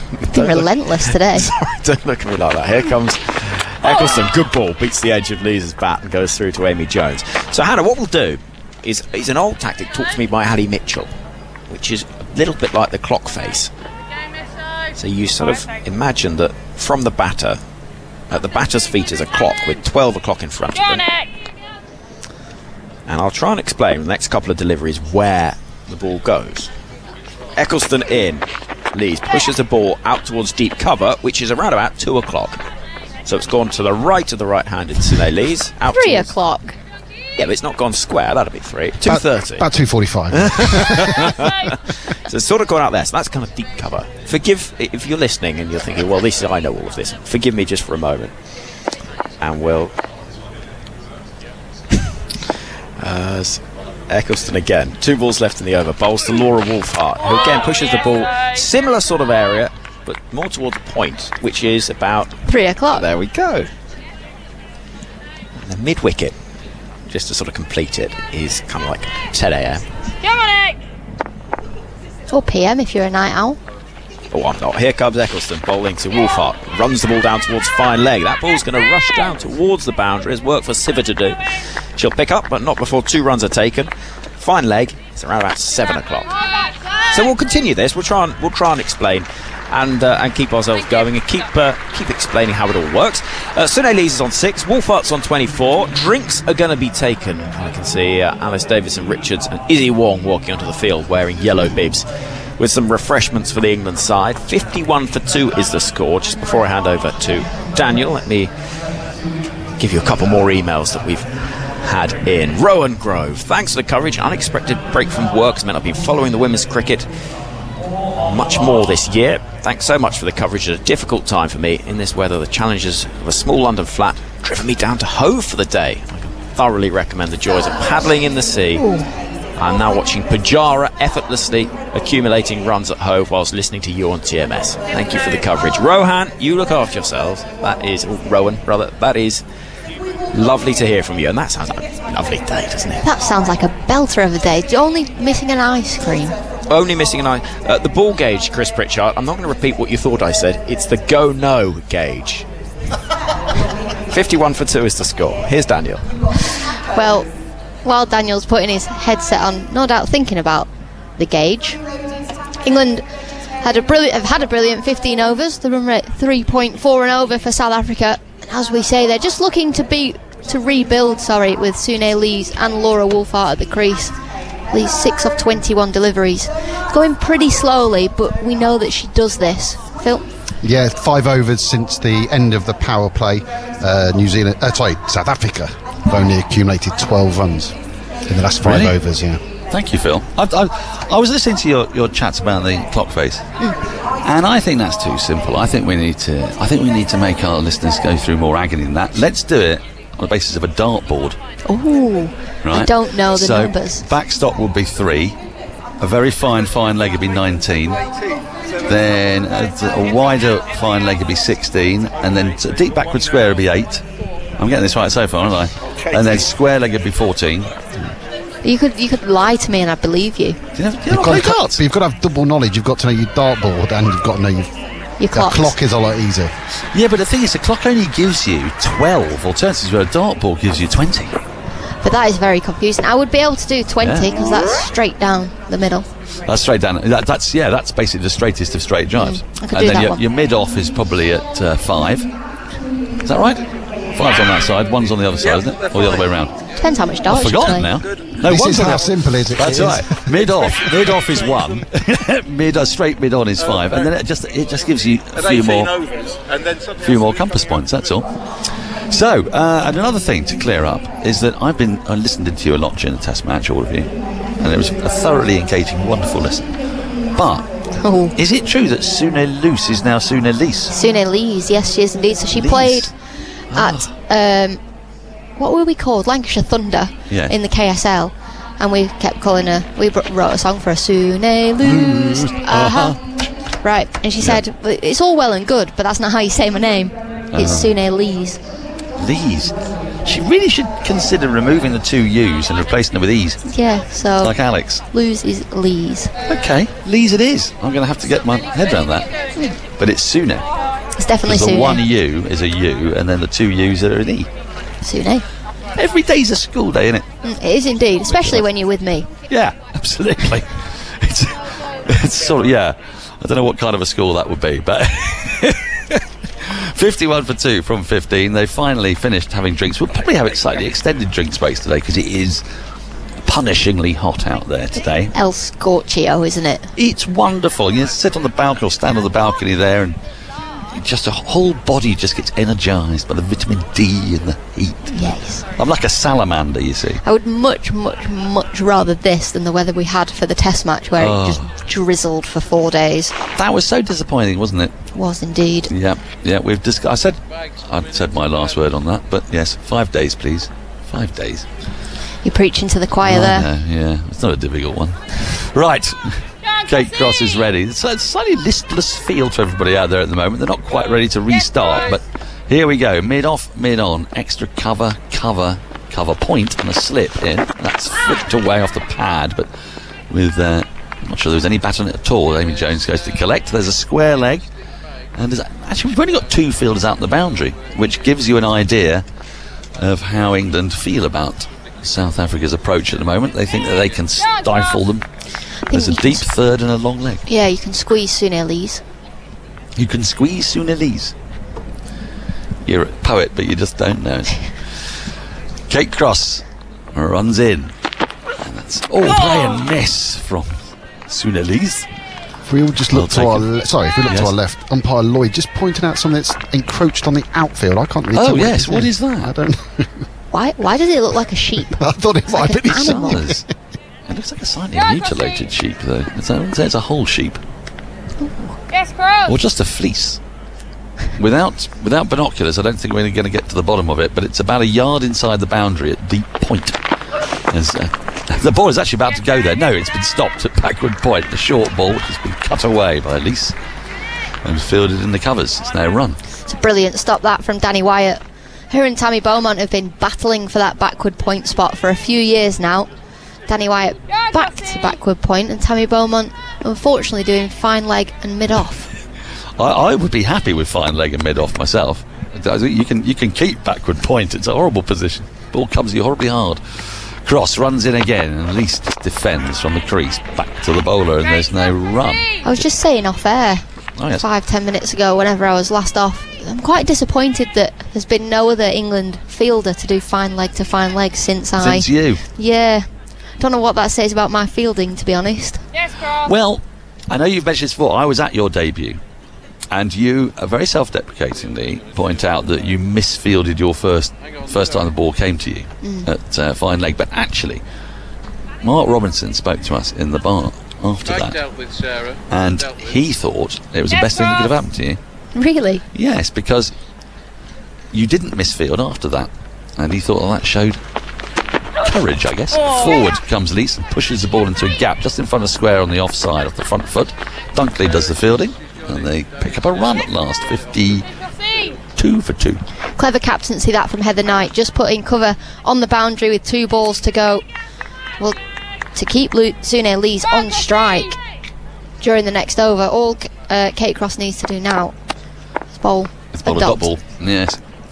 Wolfhart's on strike. She's a bit more fluent at the moment, 24 from 40. She plays this into the offside of the front foot. A ball just back of a length that actually got a little bit of bite off the pitch. Goes straight to the fielder, and there is no run. Alex Hartley is leaving us.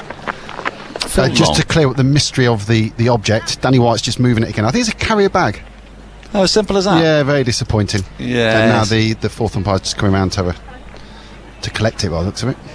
Yeah, how prosaic. Yeah, very disappointing that. Georgia Elvis has joined us, and I hope I've pressed the correct button. Hello. Yes, I have. It's always a bit breathless waiting to find out if you have at that point. Silence. We've got new kits, you see, and I'm an old dog, and new tricks are tricky. 52 for 2 after 16 overs. So yes, I'm just learning my way around it. Yes, and we're fielding at sort of double 16, double 19. This one's flicked away up to mid-on along the ground. First ball of a new over from Eccleston, and it goes straight to mid-on. There's no run. Have you made a South Africa start? It's been a bit stodgy, hasn't it, after those flurry of boundaries from Wolfhart. Boulder! Loose. Just getting into a tangle. She got 7 off 27 balls at that point and just felt that she had to get on with it, be more aggressive, and she's played the big shot. It snaked under her bat and clattered into the stumps. Eccleston gets her first wicket in South Africa at 52 for 3. Yeah, pressure was building there, wasn't it, on the South African captain. The Yorker, really full ball from Sophie Eccleston there, and like you said, Lise trying to make something out of it. It's gone right under the toe of her bat and straight and clattered into the stumps, but a lot of flight on that, wasn't there? Yeah, clever bit of bowling, I think, trying to give a bit of flight, get it above the eye line and draw out that attacking shot, and that's been Suna Lise's downfall there. She goes for 7 from 28, and a slow innings from her in what looks like a belter of a pitch, doesn't it? Well, that's the thing. The problem is, if you get out for 7 off 28, then you haven't had the chance to use those 27 balls beforehand. Now you're in, and start to accelerate and go through the gears. Unfortunately, she's been castled, but it was smart bowling. Got it above the eye line. Is it our monitor, or is Eccleston's hair redder than normal? It could be the monitor. She's got, I don't know about her hair, but she's got some funky sunglasses on, hasn't she? I don't know whether that's making it look a slightly different colour. Oh, it could be that. It could be... Yeah, it's going to be the sun coming through those shades, I don't know. Right, another breakthrough for England, 52 for 3, brings Marizanne Kapp to the crease. And you fancy a very important partnership here. Unlike in the Test match, they can't just have Sekukune defying England and scoring no runs. They've got to get on with it here. We're into the 17th over. 17th over as Eccleston starts into Kapp and bowls a full toss, which is driven down to mid-on, but fielded well in the end. And there's no run. Yeah, it's not the ball you expect first up, is it? A nice juicy full toss. You feel like she's missed out there, Kapp? Yes, thank you very much. In great form, of course, come off the back of a big 100 in the Test match, goes back into a crease and defends a foolish ball, actually, into the onside. Siva collects at mid-wicket, and there's no run. After this, there's an all-rounder, and then some bowlers. There's Eccleston's in. That's been driven firmly. A lot of air again from Eccleston, just encouraging the drive, and Kapp can't beat mid-off. There's no run.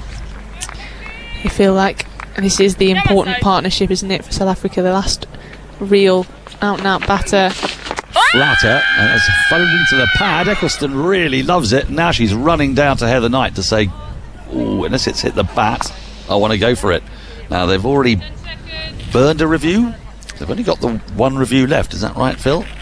Are they going to go for it? 4 seconds, 3, 2. I think she's going to be disappointed. Nope.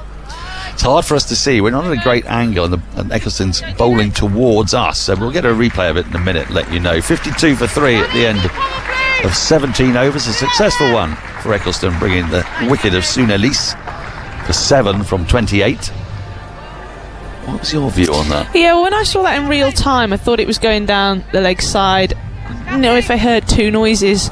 Anna Harris has had a good summer. She's had a decision overturned today, but generally is a very reliable umpire. But I do think that was a sliding down the leg side. I think it was a quicker ball from Eccleston, the arm ball, and it wasn't quite good enough for Heather Knight, was it? No. Charlie Dean's into the attack. Phil Long. Yeah, Brunton Eccleston from the David Capel end today. Combined figures, 9 overs, 3 maidens, 3 for 10. Ooh.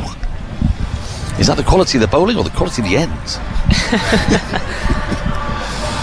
We shall have to see. We won't really find out until they swap ends, which they're unlikely to do. So, Charlie Dean back in the team. Bowling to 2 right-handers. And the first ball is just tucked into a short, fine leg, or square leg if you like, but can't beat the fielder, there's no run. She preferred to bowl at left-handers, of course, but you don't get that choice too often in women's cricket. Not a lot of left-handers around. Any theories as to why that is? That's a good question. And she comes, and that's clipped away into the onside, through space to the right of mid-wicket, out towards deep mid-wicket. 1 more to the total, 53 for 3. It's strange, isn't it? Because you think we've just seen a replay of that. She's hit it big edge. Inside edge. Yes. Yeah, it was a good decision. Sorry, not that was the last then. ball of Eccleston's previous over, so it was a good decision not to review. As Dean is in again, a bit of flight, but played off the back foot by Cat, goes right deep into a crease and pushes back to the bowler, and there's no run. Yeah, the left-hander thing, it's strange because there's some nations that have a fair amount. I think Sri Lanka have 6 or 7. Australia have 4 or 5 as well. So it's weird. Dean in, that's flighted, clipped up to long on, mid-on, I should say, where Brunt does the fielding eventually, looking suspiciously at the ground. Because, of course, if she didn't take it cleanly, there must be a reason external to herself. I think it's a very good sign, that, in a cricketer. Never blame yourself. Dean in, tossed up again and driven firmly, but won't beat Eccleston at mid-off. It's a good tumbling stop, moving to her right with both hands. 53 for 3 the score remains. Cap started positively here, hadn't she? She's hit some belting shots, but just straight to the fielders. So, again, pressure mounting on her. England squeezing a few dots here.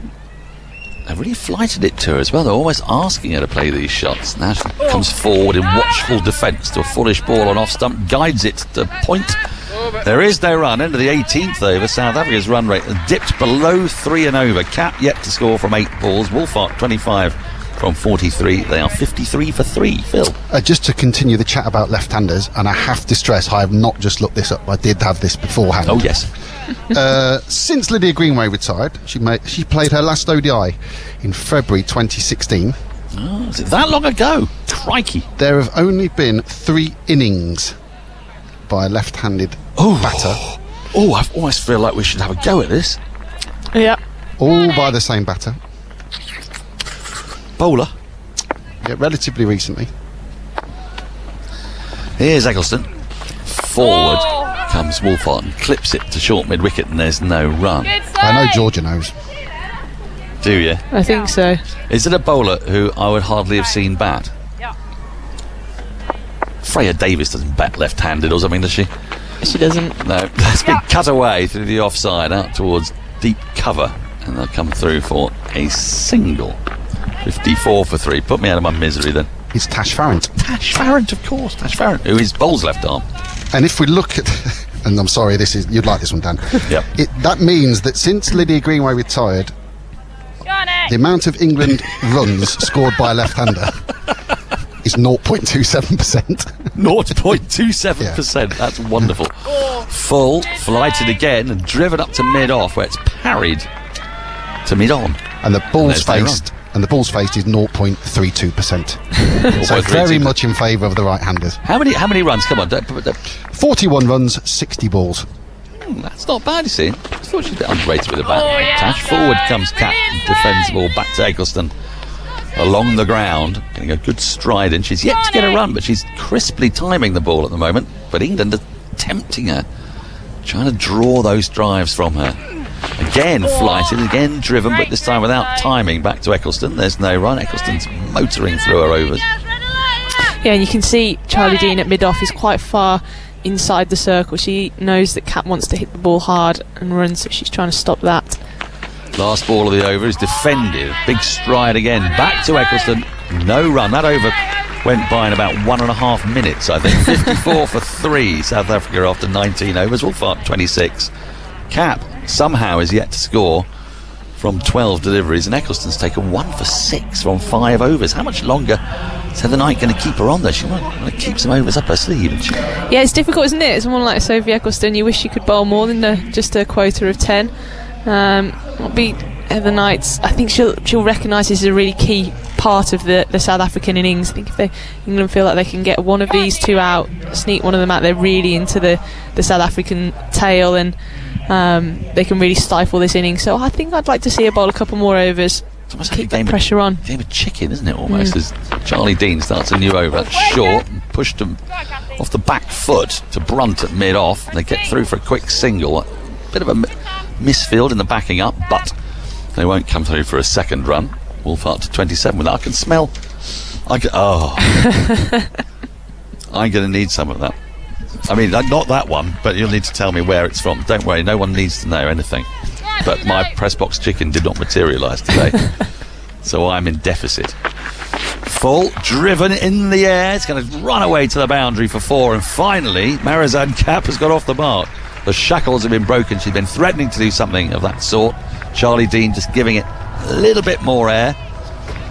First boundary since the last over of the power play. Wow. That's like 10 overs ago. Well. The score with that moves to... No, I've no idea, because there are no scoreboards anywhere here. 58 for 3, is it? 59, hazarding a guess. Dean in again, and this is nicely worked up to long on, where Brunt waits, puts up the long barrier, and kicks them to 1. 60 for 3, Kapp to 5. 3 balls left in the 20th over. We thought sort of 270 was parish. You concur with that? I think so. Dean in.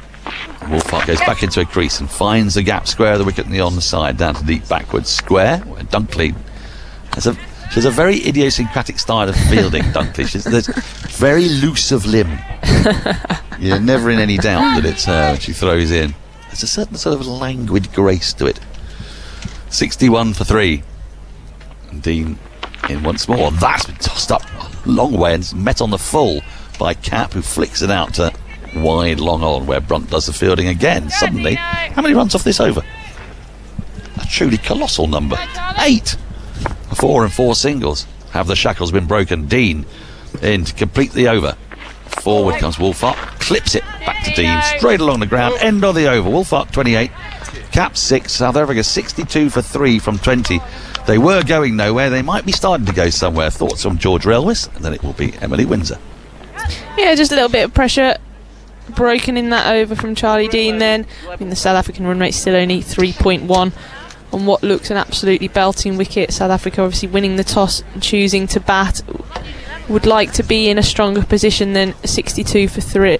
62 for 3 off 20 overs. So seeing Sophie Eccleston continue, England bowlers must turn the screw of that pressure.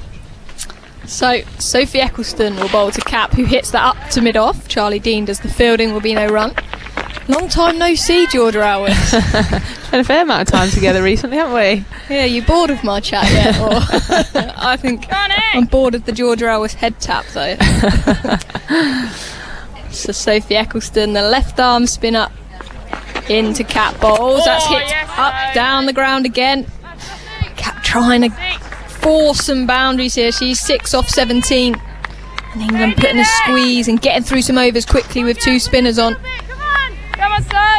Eccleston won't mind this though. Kapp on the attack to create some chances. It's Eccleston in, bowls on the back foot this time, only finds Tammy Beaumont at backward point. Another dot ball. Every time I see Sophie Eccleston, she's got some new sunglasses on. This is the second pair of bright pink ones that she's got in her locker. They are bright. It's like a pink rim. There's Eccleston in, bowls. That's hit her on the pad. They're not half appeal, hands on head, but not interested as Eccleston walks back to her mark. Kapp really struggling here with Sophie Eccleston. Yeah, Eccleston 12 successive dots to Kapp. Will it be 13? There's Eccleston in, that's hit at down the ground. No, it won't, Phil. 1 bounce 4, and Kapp moves to 10. 66 for 3. Yeah, you felt like that was coming, didn't you? 12 successive dots before that delivery. Cap feeling the pressure. She's gone for the big shot. It's quite safe because mid-on and mid-off are up inside the ring. As long as she got a decent piece of that, it was always on. But yeah, you feel like Cap's ticking here. It's either four or dots. Phil jinxed it. But Eccleston won't mind that. Cap on the attack. Is in again, bowls slower this time, and that's played into mid-wicket. Wolvart wants a single, but she doesn't get one. Cap sends her back. That's the end of the over. 21 overs gone, 66 for 3 South Africa. 3 wickets. Andre Steyn, LBW to Catherine Brunt for 14. Goodall caught in the slips off the bowling of Catherine Brunt for 5. Suno Luce, the captain, bowled by Eccleston for 7. But 21 overs, 66 for 3. It's a quick outfield. Looks a good pitch. I feel like South Africa need to get a bit of a wriggle on. Yeah, absolutely. As I said, they won the toss and chose to bat. It's probably not the position they would have wanted to find themselves in, but I think arguably they're 2 best batters now at the crease, the 2 most in form certainly. And you just need to bat, just put on a partnership. It's a belting wicket. There's plenty of gaps out there. Dean in bowls, and that's played to mid-wicket. Siva drop and roll, fields the ball, another dot ball. Georgia Alwis alongside me, Emily Windsor, taking you through this 22nd over as Charlie Dean bowls, and that's worked into the onside, will be a single. Sophia Dunkley comes round on the deep square leg boundary. Wolvart to 29, 67 for 3 South Africa. Yeah, and what these two need to do now is just keep rotating the strike. Field is spread now. Cap's hit a couple of boundaries, are long gone out. There are plenty of gaps to be able to do that. Charlie Dean in, and that's worked into that leg side gap again. Exactly what Georgia Alwis said there, rotating the strike. 68 for 3 South Africa. Yeah, what they can't afford to do is lose their intent. They find themselves 3 down, only going at 3 and over, but there are plenty of runs out there. Dean into Wolvart, Fuller, and that's driven through the covers. Danny Wyatt will come in and keep it to a single. Score moves to 69 for 3, and Wolvart to 30 off 51 deliveries. Caps on strike, 11 off 22. Taking a bit of time to get going. She's in form as Dean bowls, and that's hit up to mid-off. Sophie Eccleston does the fielding, another dot ball. Just a bit of cloud cover over now. Takes some of that heat away. It's a warm one out there. It's Charlie Dean in again, the off spinner, and that's driven. Same result up to mid-off. And that's a dot ball to finish the over. 22 overs gone, 69 for 3. Yeah, I think for South Africa here, we've got Chloe Tryon carded to come in next. We know about her batting style. She's a hitter, isn't she? And I think South Africa will want her to come in with about 10 overs to go. So these two have some good time to have a bat. Looks like a cracking day to have a bat, and I feel like these two are the key now. This key partnership for the South African innings. So we're going to see a change in the bowling here. Yeah, it looks like we are. Looks like Nat Siva is going to be coming back into the attack. Unless my eyes deceive me. But she was expensive early on, Phil, wasn't she? Yeah, opened the bowling from this end, 3 overs for 21, whilst at the end Catherine Brunt was bowling 5 overs, 2 for 5. Go on, Nat. Nat very good in the middle overs though. Ball stump to stump. Spread the field and find some dot balls as well. As Nat Siva then in bowls to Wolvart, and that's driven through the covers. Sophia Dunkley will come round and just keep it to a single. Wolvart to 31, 71 for 3 South Africa. I feel like Wolvart's hardly had any of the strike recently, has she? It's been Suno Luce before Marizanne Cap came to the crease, and Cap faced 24 balls already for her 11 runs. Siva into Cap down the leg side. That's worked down to fine leg. Catherine Brunt will do the fielding. Cap moves to 12. She's just starting to accumulate now though, isn't she? As you said, having the ability to knock that ball about rather than dot balls will keep that scoreboard ticking up rather than it just being stuck. Yeah, absolutely, and that puts the pressure back onto the bowler when your best ball's going for a a single. It's so frustrating. Siva into Wolver. That's hit back down the pitch. Good, Nat. Bit of pace off there from Nat Siva. 71 for 3. 3 overs remain of the 3 balls remain of this 23rd over. The England fielders just waiting for the South Africans to make a mistake. Siva in again, bowls, and that's driven sweetly out to Sophia Dunkley on the boundary again. It's hitting Wolvart's middle of her bat. She moves to 32. 73 for 3, South Africa. There's a bookshop here at Northampton, isn't it? In the ground. It's very... You don't see that anywhere else, and it's just manned out the front. I'm guessing by some members. The Siva into Cap, short of the ball, and that's taken well by Amy Jones. Will be signalled a wide as it was down the leg side. But 2 fielders are out here. Danny Wyatt, Catherine Brunt on the boundary. They won't mind Cap going after that. Yeah, it's I think it's a good tactic from Nat Siva. It's not something that you necessarily expect from her, and it does get onto you quickly. She bowls a heavy length, a heavy ball, we'd say, and it gets onto you a lot quicker than you think. Siva in again to Cap, and this time in defence. Will be no run. 73 for 3. Siva just varying her pace. With this over, we've seen a slower ball, a bumper. Just trying to rattle these two. Cap's in excellent form in the test match. Scored a fantastic 150. Come on, Sibs. She scored 12 off 26, but she's a player that can catch up later on in their innings as Siva goes, and that's hit up to mid-on, and that's taken!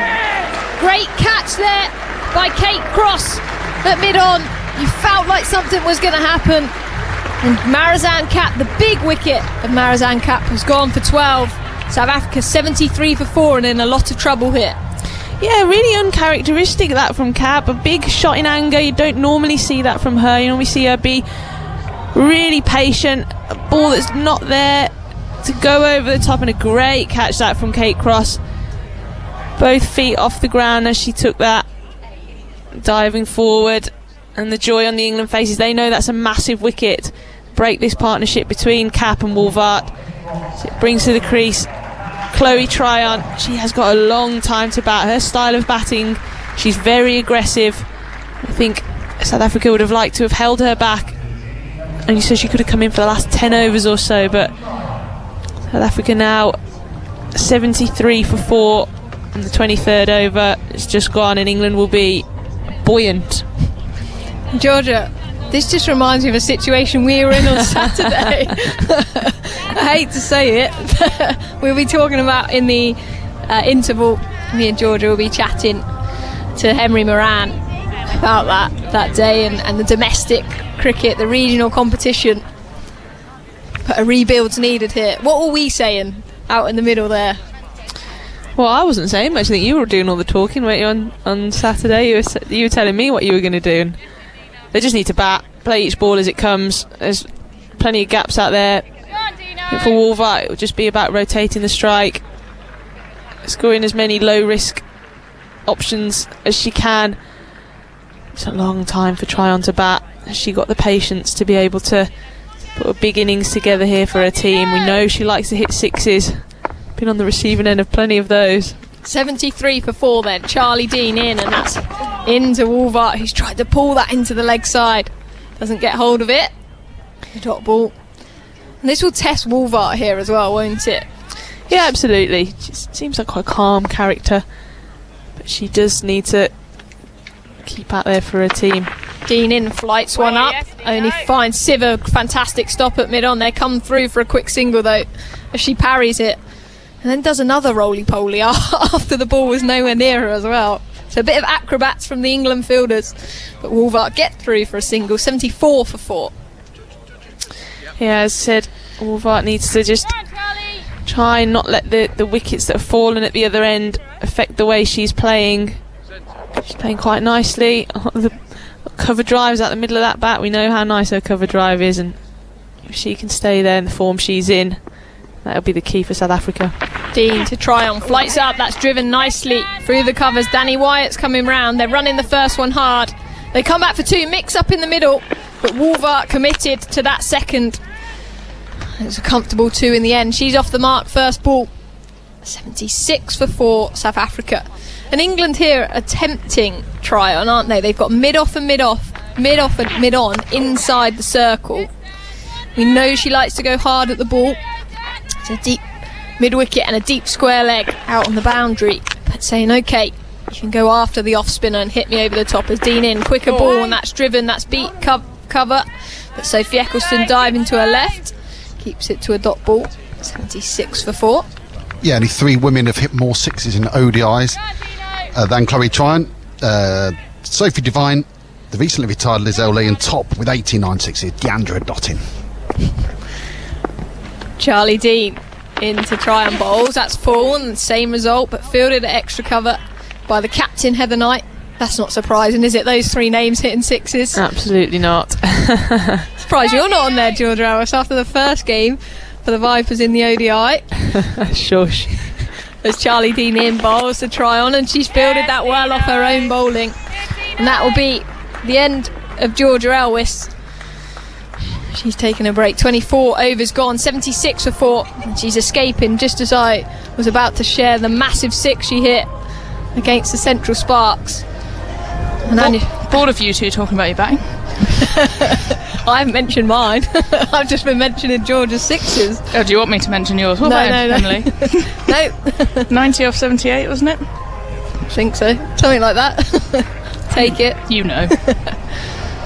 Well, back to this game anyway. 76 for 4, South Africa. And they're in a bit of trouble, Anya. They very much are. That was a massive wicket of Marizanne Kapp. She's the form player for South Africa, so England will be happy to see the back of her. That's Siver then. In again, the right arm over seamer bowls, and Wolvart works that down to fine leg. Tammy Beaumont does the fielding. She moves to 34. 77 for 4, South Africa. You kind of think for England, one more wicket here.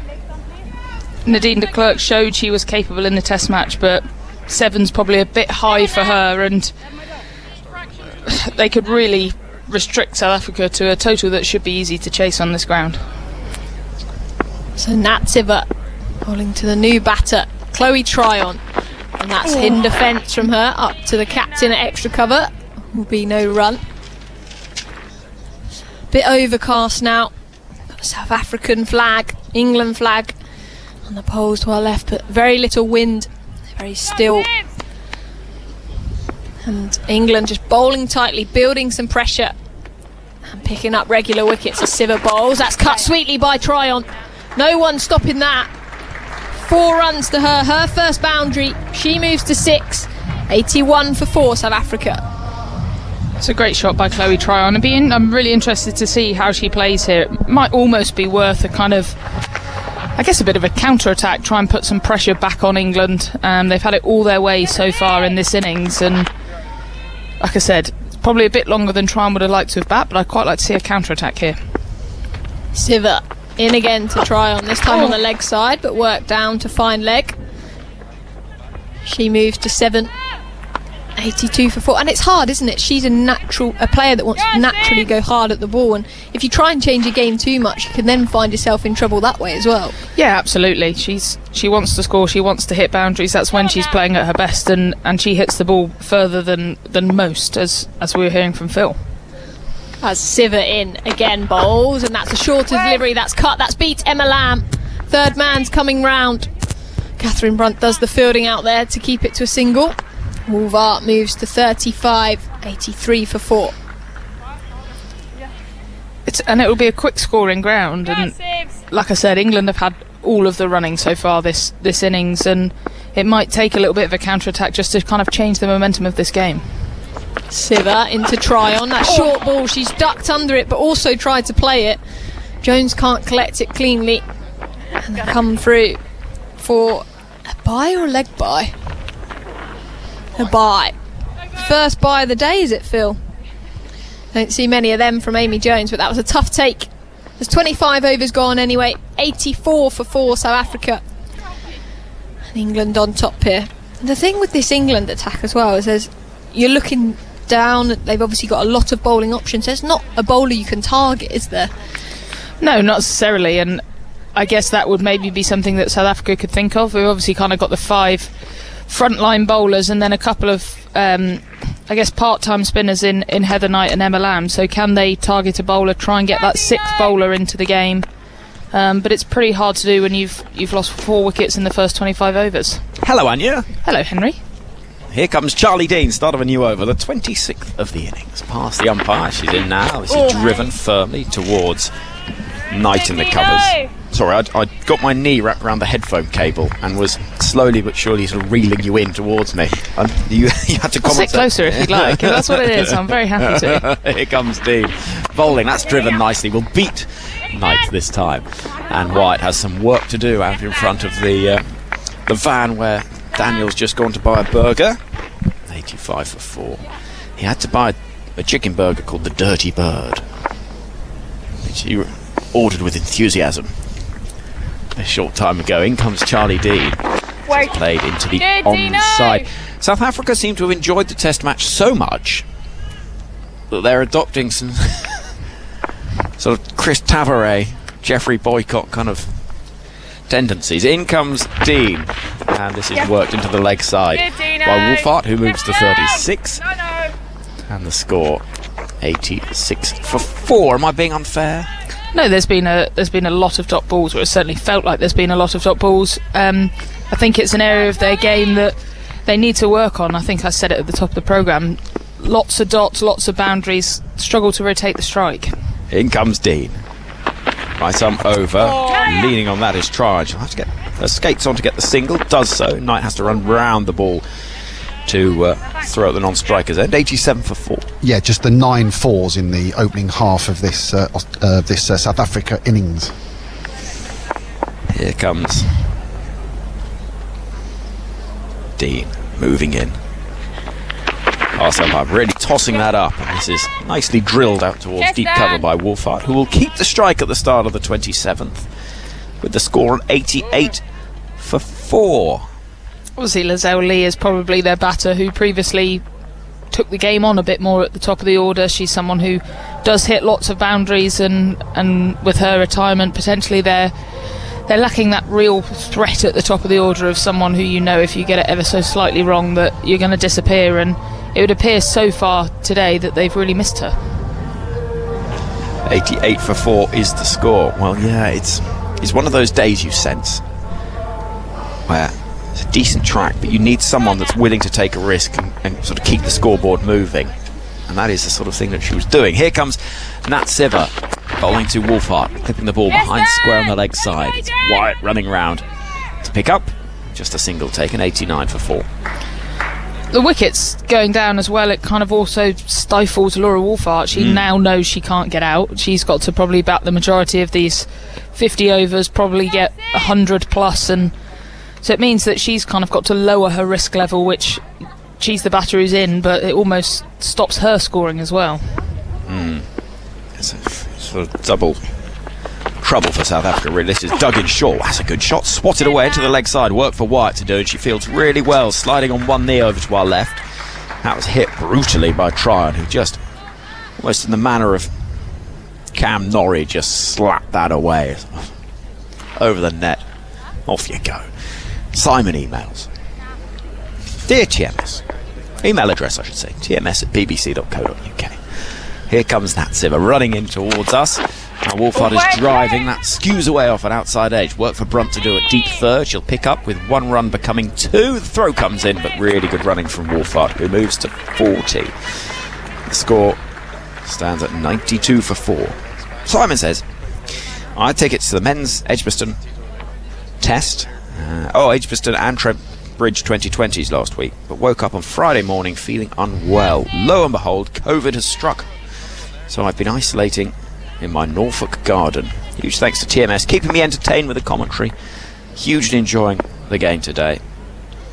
Here comes Siver, bowling to Wolfart. He'll get another run, this time behind square on the leg side. Beaumont bounds in. Hair flying all over the place to pick up from fine leg. And the score 93 for 4. Simon concludes, tell Alex Hartley to ignore the old duffers and keep up the top social media content. Old duffers, that was me. He's just aged you 20 years in that email. Know. Simon, I'm down with the kids. I listened to a bit of Kajagoogoo. Who? Jason and Kylie. This is work down towards fine leg. Single taken. It's Beaumont who picks up down below us again. The score is 94 for 4 with the ball left of the over. Hope you get better soon, Simon. Yes, very much so. If you want to join the conversation, hashtag BBC Cricket, tms@bbc.co.uk. We've got a live text commentary where you can see in-play highlights as well, as Wolfhart waits on 41. Siva bowling, nudge towards mid-wicket, and there'll be no run. Charlie Dean does the fielding, 94 for 4 after 27 overs. Am I right in thinking Charlie Dean has taken Jenny Gunn's number? She's become 24. She has indeed, yes. So the question, who's going to get 41, Anya? It's a very good question. It's quite an obscure number, so... Do you get ownership of it? Can you choose? If somebody comes through and says, Anya, can I have 41? You can be like, you? Nah. I don't know, to be honest. I know that Sophie Eccleston, when she changed her number to 19, I don't know whether she asked... Isha Guha was the former number 19 wearer. I don't know if she asked permission or just asked out of politeness or whatever it was, but... There was definitely a conversation between the two. So I don't know is the honest answer. Interesting. They're welcome to it. What, 41? It's gone. It's not coming back in international cricket, that I can tell you. So any takers go for gold. You've realised actually the real fun is to be had sitting in the air conditioning talking nonsense here. The air conditioning is a big plus. Yeah. Listening to Phil Long giving us the stats. His pens are a blur alongside me. It's just mayhem. Here comes Charlie Dean bowling to Tran, who comes down the track. She's lofted it in the air. I don't think this will be taken. The ball's going to land over the ropes below us. Good shot that from Tran. She didn't get all of it, but got more than enough. It flies over the long off boundary for 6. I'm not sure that's where she wanted to hit that, if I'm totally honest. I think she was thinking more straight down the ground. It's kind of, I guess, skewed off an outside half of the bat, but for 6. It just shows the power that she's got, and I think this is a good move by her, being positive, like I said, almost counter-attacking and putting some pressure back on the England bowlers. I may have done her a disservice there watching that replay. Here comes Charlie Dean bowling, and it's worked away behind square on the leg side, down towards fine leg. Dunkley will sprint round to pick up. And the score 101 for 4, so the 100 up for South Africa. And that's sort of what Wolfhart needs, is someone at the other end doing this, isn't it? Yeah, absolutely. It takes the pressure back off her. She can kind of tick along, stay in, try and just pick up the singles, put away the bad balls, knowing that runs are coming at the other end. Charlie Dean again, running into bowl to Laura Wolfhart. Right-hander waiting and meeting the ball on the full, clipping it up towards Brunt at long on. And there'll be 1 run.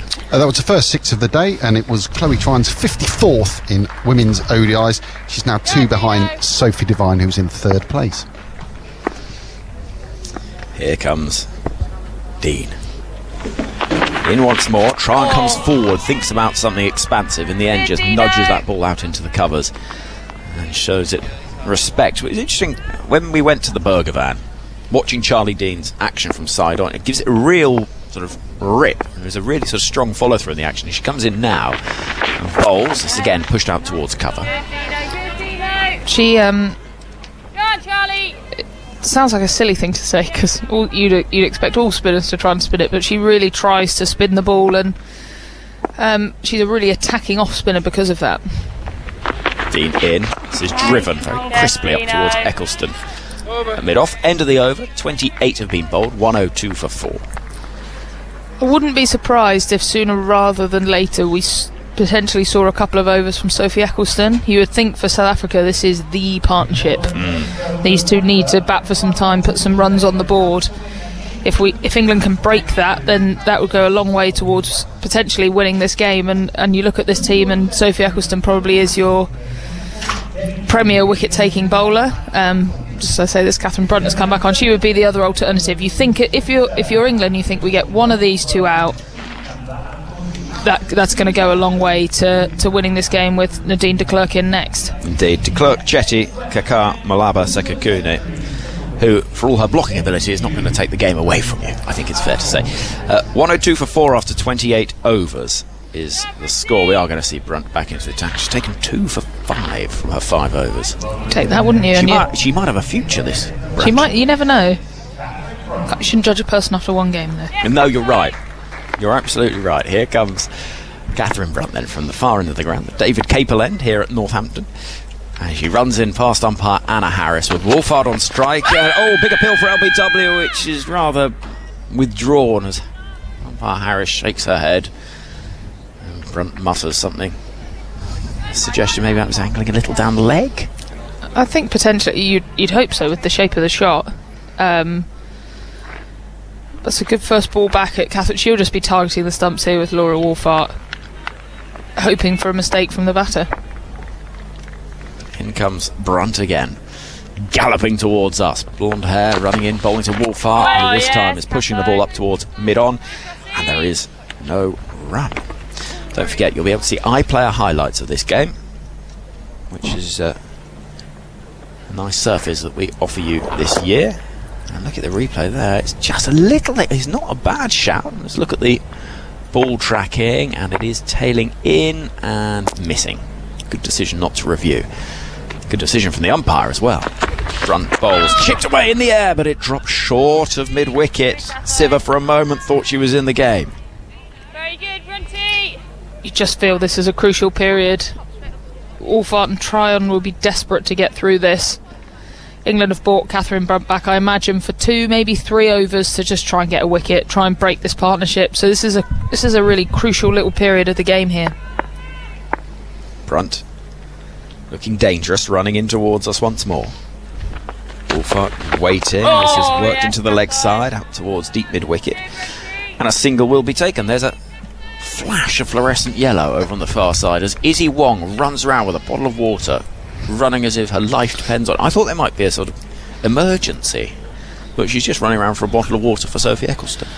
She's got the GPS on, probably trying to get a high-speed running up, so she doesn't have to do the old top-ups.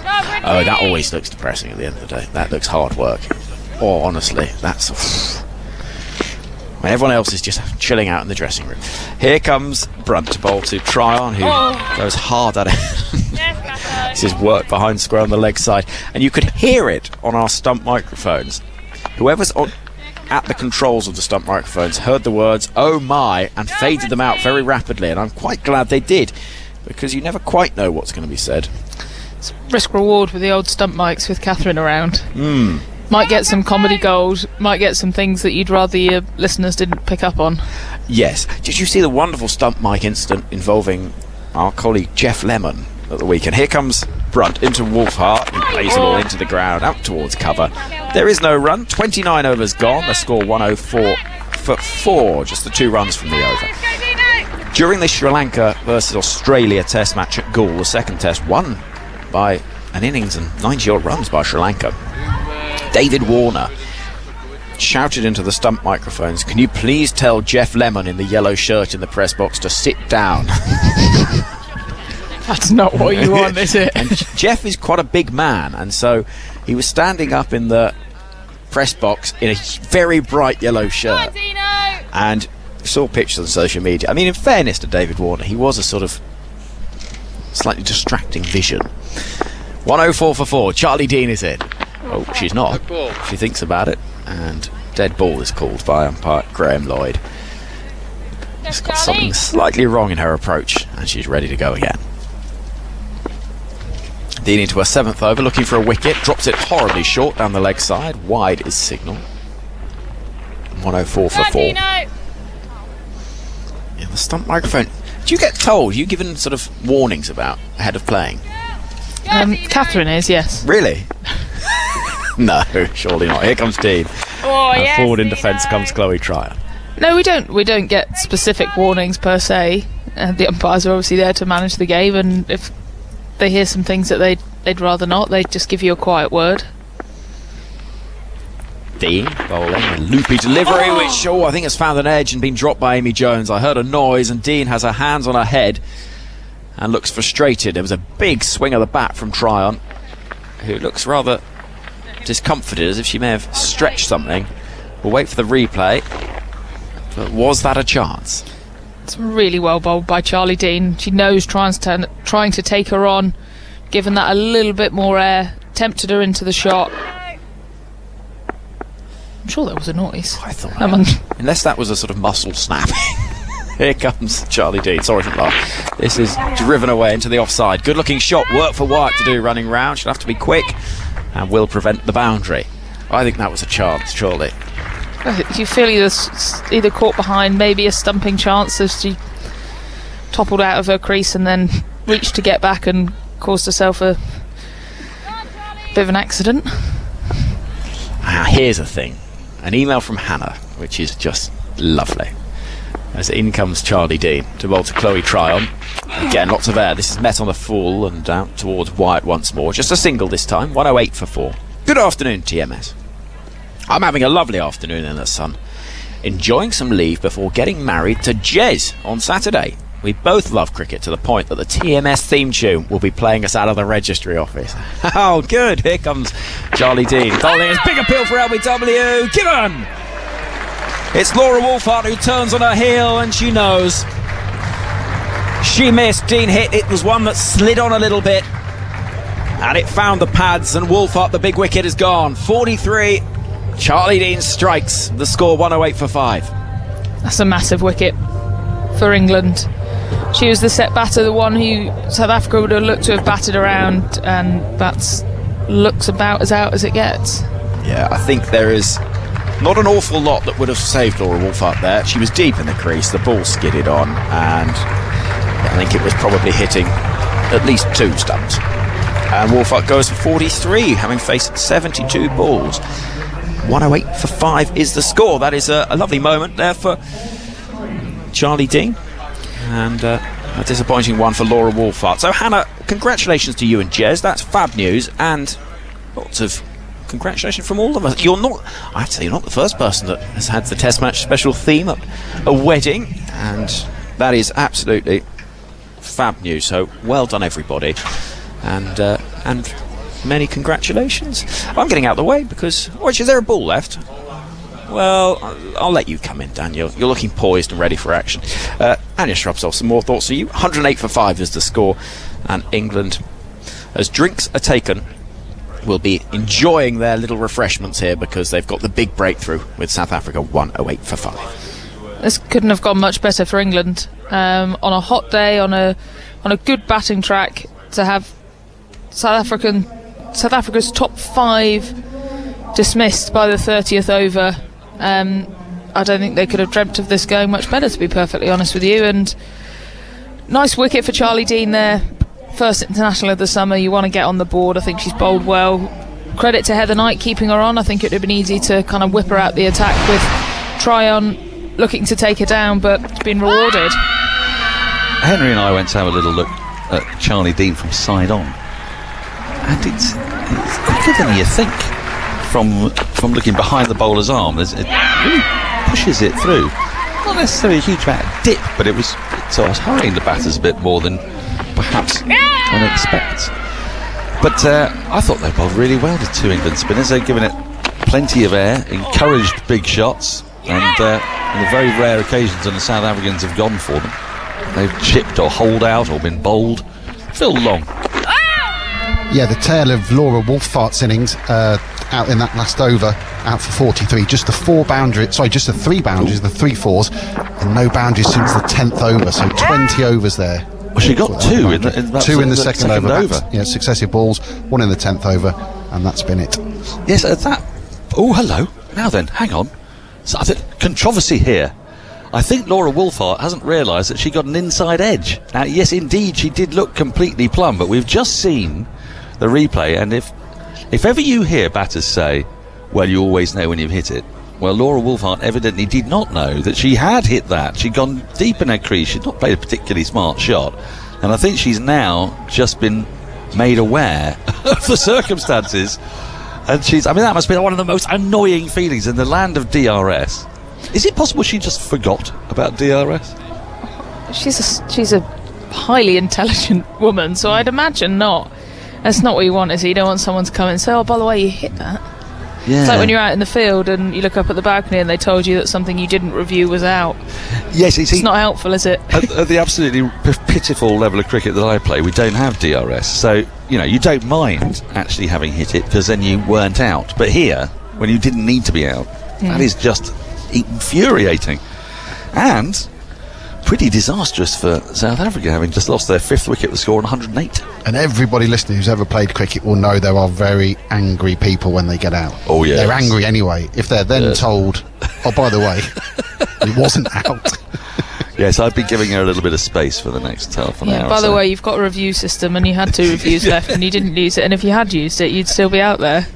With 20 overs to bat. Just thought I'd let you know. Nicely positioned as you were on 40, whatever it was. 43, 100 there for the taking. Never mind. Charlie Dean's going to complete the over. They've finished drinks. And back into a crease goes the Clerk. Pushes the ball into the offside and gets off the mark straight away. A nice busy shot to get underway. 109 for 5 from 30 overs. So with 20 overs left. Even going at, and it's tough to do when you're 5 wickets down, even going at 7 and over from this point gets South Africa just 249, 250, which would give them definitely something to bowl at. Now then, the ball is being checked for whatever reason. These don't go out of shape as well, do they? Oh, it's a no ball. It's a no ball. Well. The off-spinner Charlie Dean has bowled a no ball. This has been a catalogue of errors the last 2 balls, hasn't there? It's not a great advert for the game, is it?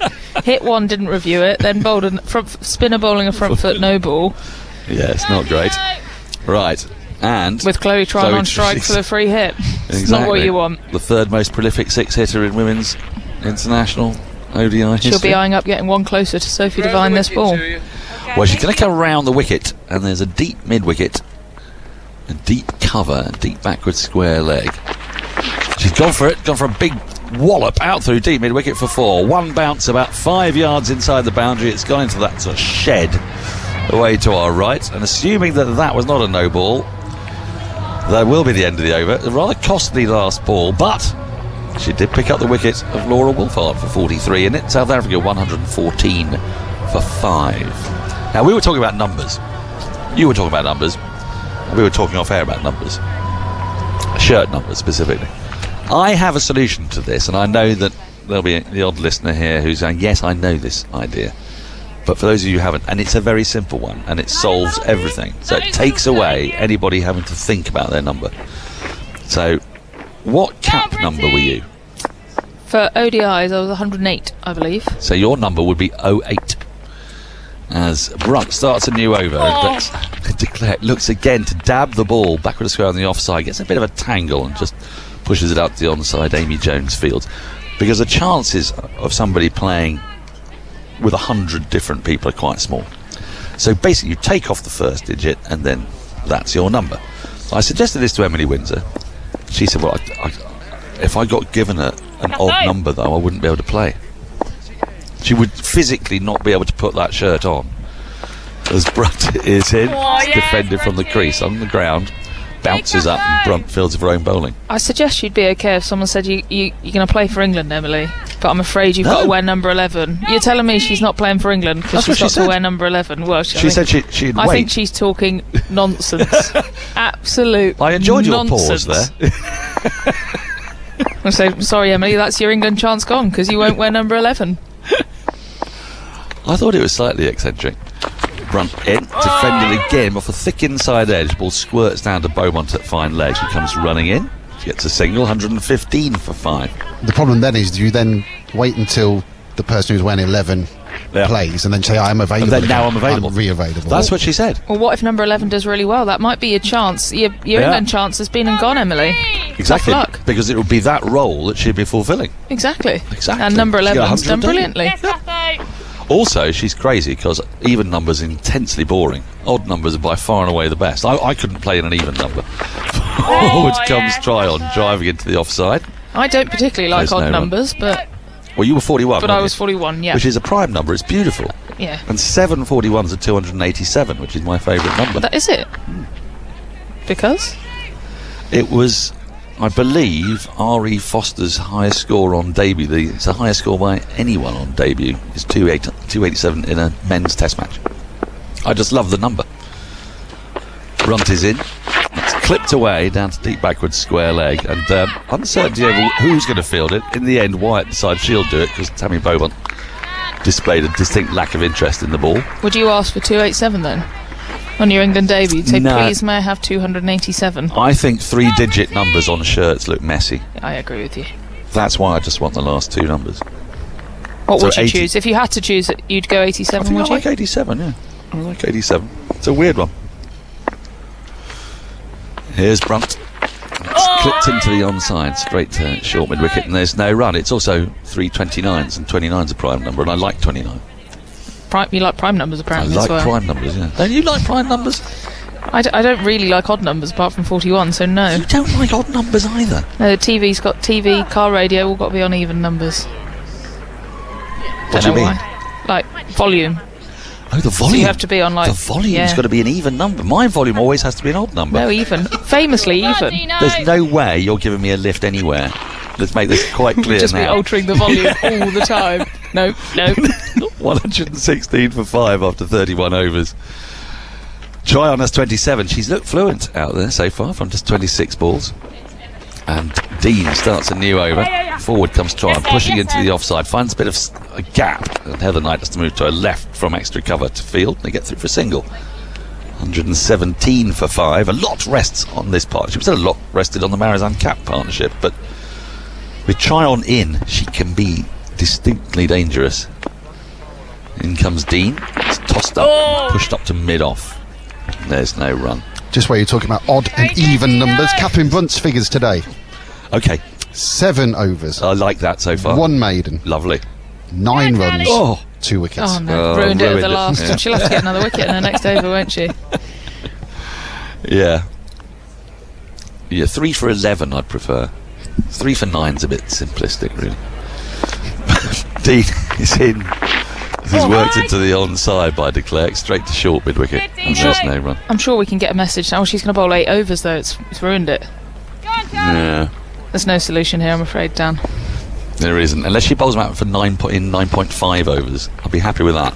Dean in, it's tucked into the onside again, finds a gap this time to the right of Siver at mid-wicket, and rolls out towards Kate Cross, who comes in from the deep mid-wicket boundary. One more to the total, 118 for 5.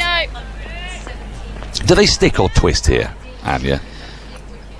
Because there's a danger, isn't there? If you just sort of try to eke out as many as you think you can, and you get to 220 and it's not enough, as Dean is in. Down the wicket comes Tryon. She thumps this brilliantly over extra cover. 1 bounce, 4. Beautiful connection from Chloe Tryon. So I think she might have answered my question. She was to 32, 122 for 5. Well, I was about to say, it might... I think with Wolfart there, Tryon was definitely... looked like she was trying to be positive, trying to counter-attack. I wondered whether that wicket will have stifled that somewhat. That shot would suggest she's going to continue to play this way. I think it's the way she plays the best cricket, and they've got to find a way, if they can, to get to 220 and beyond, and at least then they've got some runs on the board to play with. I think if they try and end up 180, 200, that's just not going to be enough. It's a risky shot, danced down the wicket, but shows great intent. There's Dean to complete the over, and this is driven crisply to Danny Wyatt, who'd come up inside the circle at cover. End of the over, 32 have gone. South Africa 122 for 5. De Klerk 3, Tryon 32. I've not seen much of De Klerk. What can we expect from her? I've not seen a huge amount of her with the bat, to be honest with you. She acquitted herself pretty well in the test match. Busy player, will look to run around, will look to run hard, and she's an all-action cricketer. She does everything at 100 miles an hour, so I think it'd be very similar here. Excellent. Anya, you're allowed to go because Alex Hartley has arrived, having correctly multiplied 8 by 4. I can understand why Hartley was a little bit late, because it's an even number of overs and it just doesn't feel right, does it? Well, do you know what it is? I'm doing 33 till plus 8, whatever that is. Yeah. And I never know if it's 32.1 or 33.1, but it's 32.1. I was just having a chinwag with Charlotte Edwards outside. Yes. Brunt starts a new over, and De Klerk just defends into the offside, busily looks for a single, but it is not there as it goes straight to short extra cover, and there's no run. Feels like the run rate's picked up a little bit in the last half an hour or so. what would I say, last 5 or 6 overs? I think they've played Dean really well. Dean's going at 5.5 and over.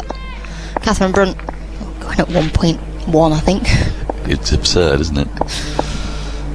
She's in again to de Klerk. Klerk just dabs this into the onside. It's a hard length that Catherine Brunt's bowling here. She's, what are her figures? Sorry, did you say 2 for 9 from 7.2 overs? Yep, 2 for 9.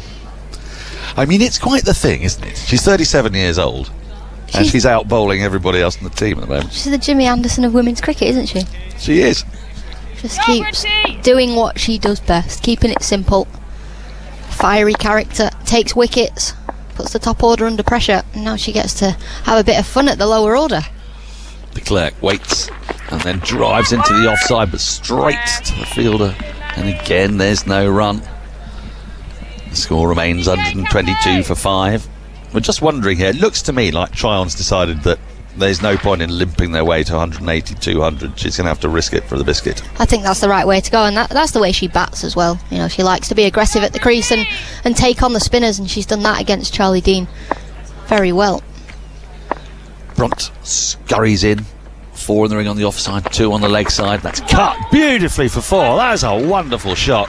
Really nice connection from de Klerk. It was only a little bit short, and it was actually quite close to her for the cut shot, but she timed that and placed it to perfection, just behind square on the offside. It's run away to the boundary for 4. I like the look of de Klerk here. Yeah, it's a lovely shot. She just opened her hands in the face of the bat and guided it past backward point for 4 runs. It wasn't wide at all, like you said, just outside the off stump. Gave herself a bit of room, didn't she? Just gave herself room, opened up that offside. Runs into her again, and she pushes into the offside. Wants a single, it's not there. As it goes straight into the covers. She's desperate for a run off almost every ball, which I like though, because I think South Africa need this. Did you hear that on the stump mic, everyone? She's not going to run out you, you're going to run out her. It's not like Catherine Brunt to get stuck in, is it? Right, last ball of Brunt's over. Angry having been hit for 4. It's been a rare experience today.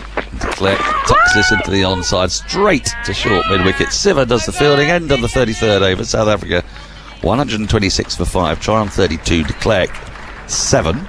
Just feel like there's something bubbling here in this partnership. Yeah, I think so. You feel like something's going to go one way or the other, whether or not Tryon and de Klerk are going to run each other out in the end, or Tryon's going to, take apart the spinners, and we're going to see a bit of Emma Lamb into the attack. Ooh.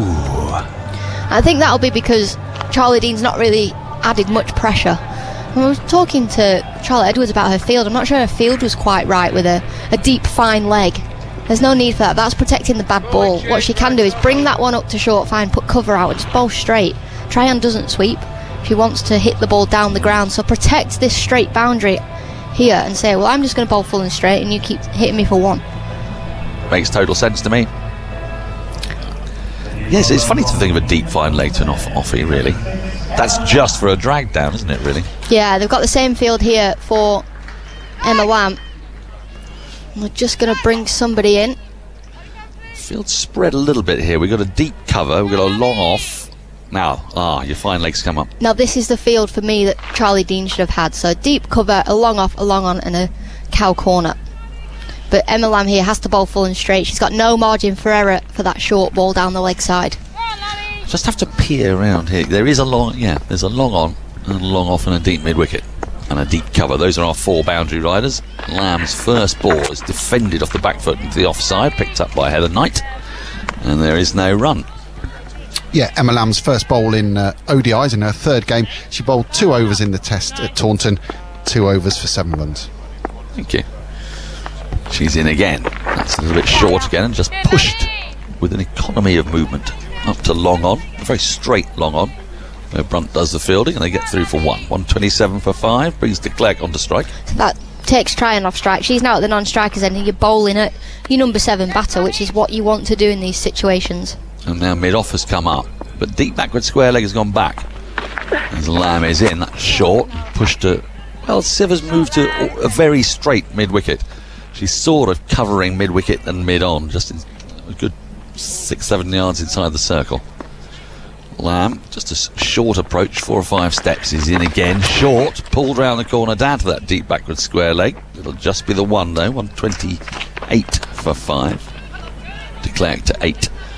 So is it more reasonable to have that fielder for Lamb because she's more of a part-time off spinner, going to drag the old one down a bit more? Yeah, I think she's more likely to drag a ball down, but for Tryon, you've just got to back yourself. And if you bowl a bad ball, you've just got to say, well, it's my fault. Lamb in and Tryon advances down the wicket, drives along the ground out to wide, deep extra cover, deep cover really. And they get one more, 129 for 5. Is this only the 6th bowler used, Phil? We don't see much of Heather Knight's bowling, do we? Which I find so baffling. Short, punched past Sivers, diving left hand and up towards Brunt on the long on boundary. End of the over, 4 singles from it, 130 for 5 at the end of the over. De Klerk 9, Tryon 34. I'm always baffled by how little Heather Knight bowls herself. Remember in the test match at Bristol that we covered against India? Yes.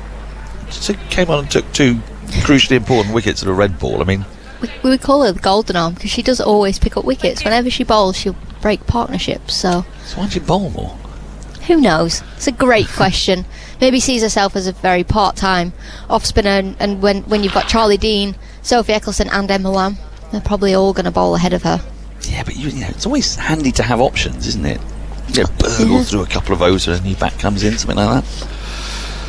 I mean, she's got quite a lot of international wickets. When I first started watching her in 2013, 14, she was sort of seen as a genuine all-rounder, off-spinning all-rounder, yeah.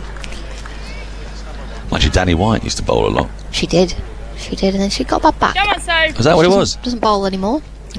Eccleston has been brought back into the attack. Her first ball is worked into the onside through the vacant square leg position. They've run the first quickly. They're going to come back for a second. Throw comes in, and De Klerk is safely home. She moves to 11 from 18. She's looking to score always, is De Klerk. I've enjoyed this innings from her so far. Catherine Brunt at deep square holds her hands up there and says sorry. She knows that she should have saved 2 there, but she wasn't as quick to the ball as necessarily should have been. She's right on the fence, so to speak. As this ball spins and spits for length almost. And De Klerk can't get anything on that. Did that turn appreciably? It's hard for us to tell from here. I think it did. I think a bit of bounce has done De Klerk there as well. Bounced off a length, as you said. She's in again, Eccleston. Forward comes De Klerk. Finds, just playing with very soft hands, finds a bit of a gap to the left of cover so he can get through for a single. She's not trying to hit every ball for a boundary, but she's trying to find a gap with every ball. Just pick off those singles. 100 and... what's the score? 34? 33. I've located a scoreboard. But it is tiny. There's one just here. Oh. There's one on us. The TV behind the TV. Yeah. There's a full scoreboard. Why didn't I think of that? That's quite helpful. Thank you, Harley. Now the huge appeal and given. Tryon has been given out LBW. She's instantly gone for the referral. She came forward to a full ball from Eccleston. I think she must think that she's hit this because she did not hesitate at all. She didn't even go and chat to De Klerk. Either that or she thinks that she's such an important wicket she's got to check. She is an important wicket, so I'd be surprised if she didn't check the inside edge potentially, or maybe because she's batting on leg stump, the ball going down the leg side. Well, here we go. We can get to see the replay here. Well, I don't think she's hit it. If you'd like no bat, ultra edge next, please. Definitely not hit it. Oh, right, so they're checking ultra edge. Third umpire, Phil Long. Says out. I think umpire's call. Big stride. No bat, ready for ball tracking when you are. Where are you going? Are you going umpire's call? You've been getting these right mostly. Yeah, umpire's call. Clipping the top of leg stump. I'm going to go just over the top for me. Big stride in. But since you've been right every time so far. Well, you know. Now, we're waiting for ball tracking, but actually now all we've got is a still picture of the pitch. So the TV's frozen. So we wait for ball tracking to load up. Here we go. Rightio. Now there. Impact in line, ball missing the stumps. I'm going to go back on field. just missing that by And a I've got whisker. one missing leg stump. Please reverse your decision. You can totally understand why that was given out, because it's hard to tell just how big a stride Tryon's got in, but she was right down the pitch to that. It hit her on the knee roll. It would have looked like she was bang in front, which she was, but the ball was just shown to be about 2 millimetres or so over the leg stump. So Eccleston's in again, having thought that she'd got Tryon, which could have been the match-winning wicket, and the next delivery's worked into mid-wicket, where Siver does the fielding. There's no run. It's annoying that, because I only make one mistake a year. Right. It's out of the way early on. Oh, crikey, you've still got nearly 6 months to go. Eccleston's in. That's worked short mid-wicket, and there is no run. 133 for 5. I thought you never made mistakes. I thought I heard you on commentary say, you don't make mistakes, you just occasionally get things wrong or something. Was it that way around? No, wrong way around. You explain that, and I'll get out of the way for Emily Windsor. I actually said I've never been wrong. I'm never wrong. I'm always right. But occasionally I will make mistakes. So therefore that was a mistake. It wasn't wrong. It was a mistake. I only make one mistake a year. And therefore I've got it out the way by the 11th of July. Still a lot of cricket games to go. Yeah, you might have peaked too soon there, Al. I think I might have done. But that would have been a big wicket. But saved by the review.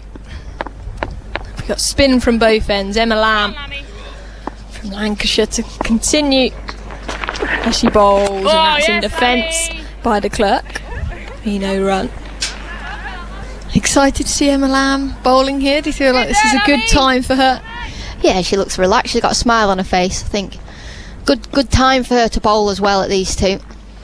Lamb in again, bowls off the back foot, hit in the air. It hits her partner.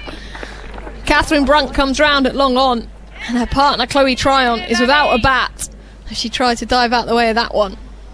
Well, Emma Lamb, she has been known this domestic season to get a few caught and bowled with the field long on and long off on the boundary, and that one just patted back to her. It's lucky that for de Klerk.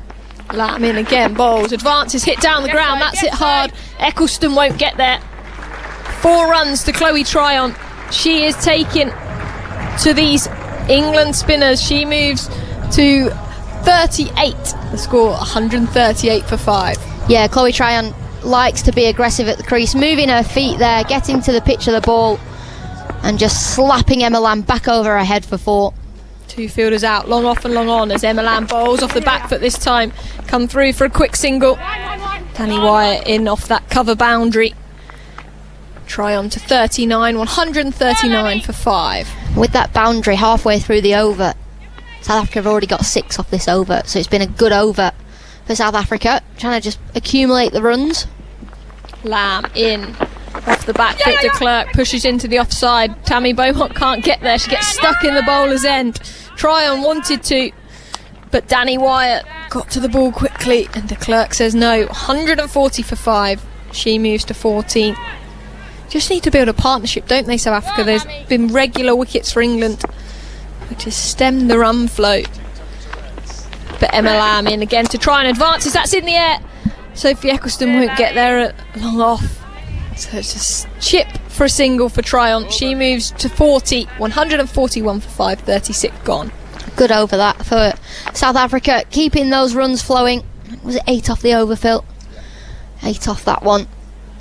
Emma Lamb brought into the attack because Charlie Dean couldn't quite add the pressure that Catherine Brunt, Sophie Eccleston have done at the other end. I mean, they've been phenomenal today, both of those bowlers. Brunt back in after retiring from Test match cricket, back into the ODI team, and she's been excellent. She has, and I guess, Alex, she's got a little bit of pressure on her as well, with Lauren Bell and Izzy Wong in the sidelines waiting for their opportunity. Sophie Eccleston in and try on dummies, but then hits that to mid-on.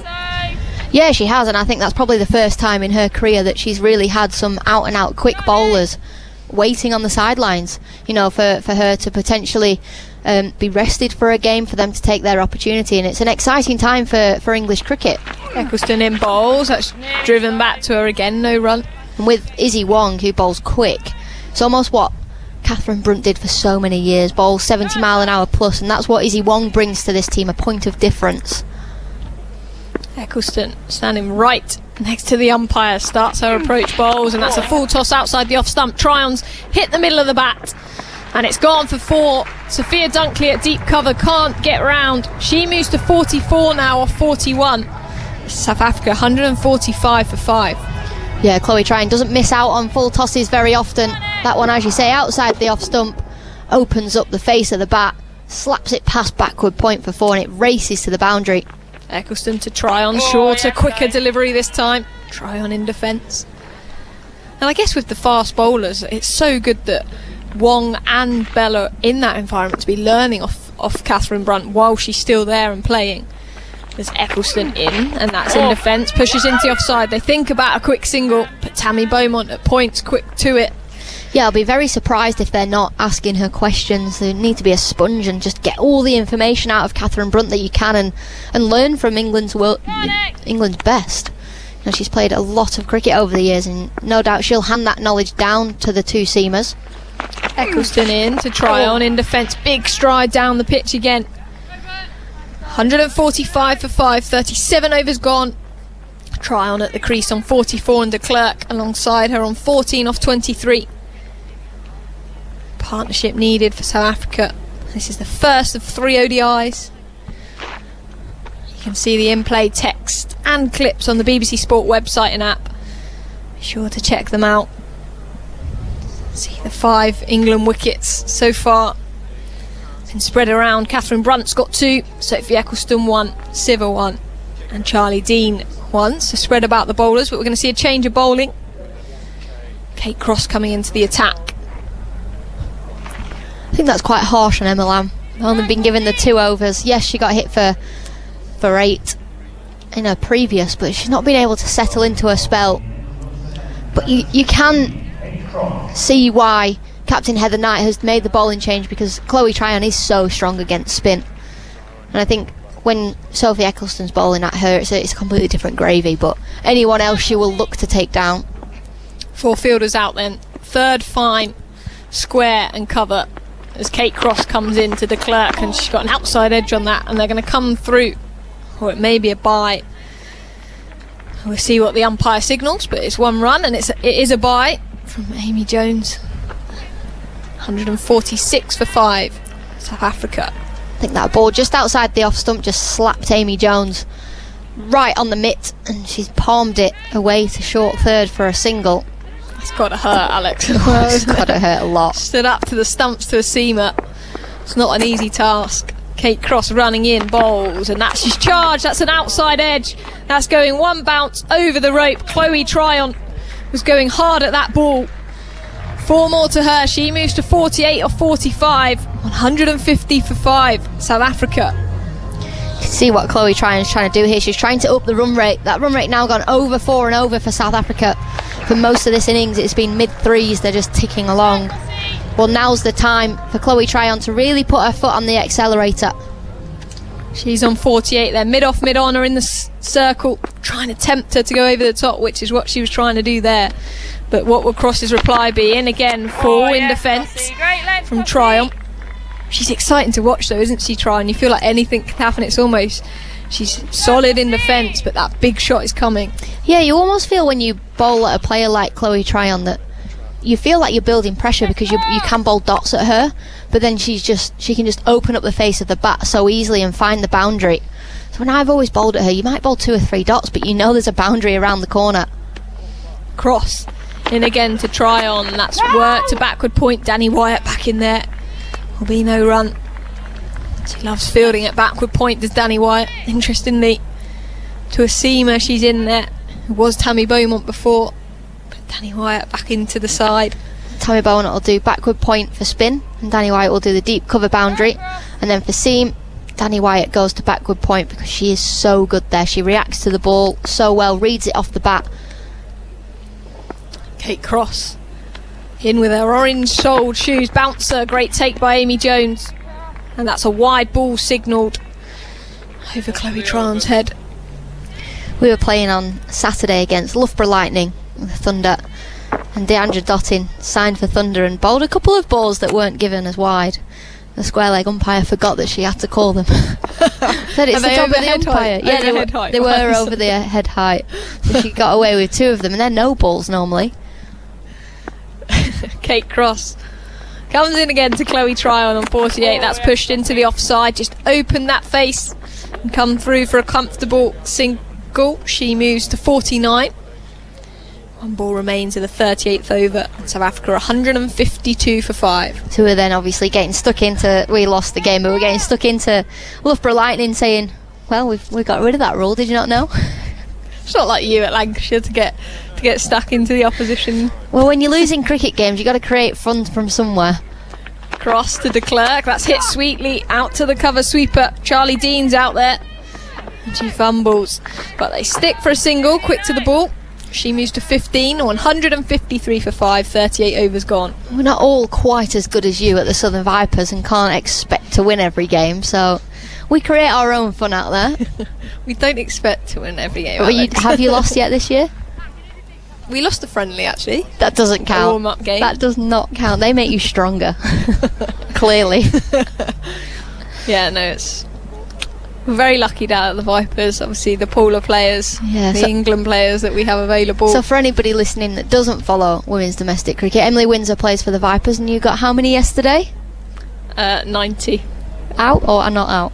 Out. Jug avoidance. Oh, that is jug avoidance. Yeah, and it's always worse, isn't it, when the first, so Alice Davidson-Richards, who's actually in this squad, got me out. She bowled me on 90. At lunch, she came up and tapped me on the head and went, I'm so sorry. Charlie Dean, anyway, the off spinner, back into the attack from the other end. That's the David Capel end. It's a dead ball signalled as de Klerk wasn't quite ready. She's got 4 fielders out, a deep cover, long on, mid-wicket and square leg. As Dean bowls, and that's worked into the gap. Mid-wicket's coming round. They're running the first one hard. It'll just be a single. De Klerk to 16. 154 for 5. Tryon will be on strike on 49 and a change of field. So they bring the square leg into the circle. Now a long off, long on. Deep mid-wicket and deep cover. There's Dean into Tryon, who hits that pass cover. She's hit that sweetly. Fielder Sophie Eccleston at long on. Long off comes round well. But that is Chloe Tryon's 50. A fantastic innings from her. A very much needed one from South Africa. And that's very applauded by this crowd and her teammates. That's her 9th 50 for South Africa. Came off 49 balls. Brilliant innings for Chloe Tryon under the pressure that she was on. South Africa really were on the back burner before she came to the crease. It's Dean into Tryon, loops that one up. She tries to dive off her own bowling, and Eccleston has to run the other way this time. And they stick for a single.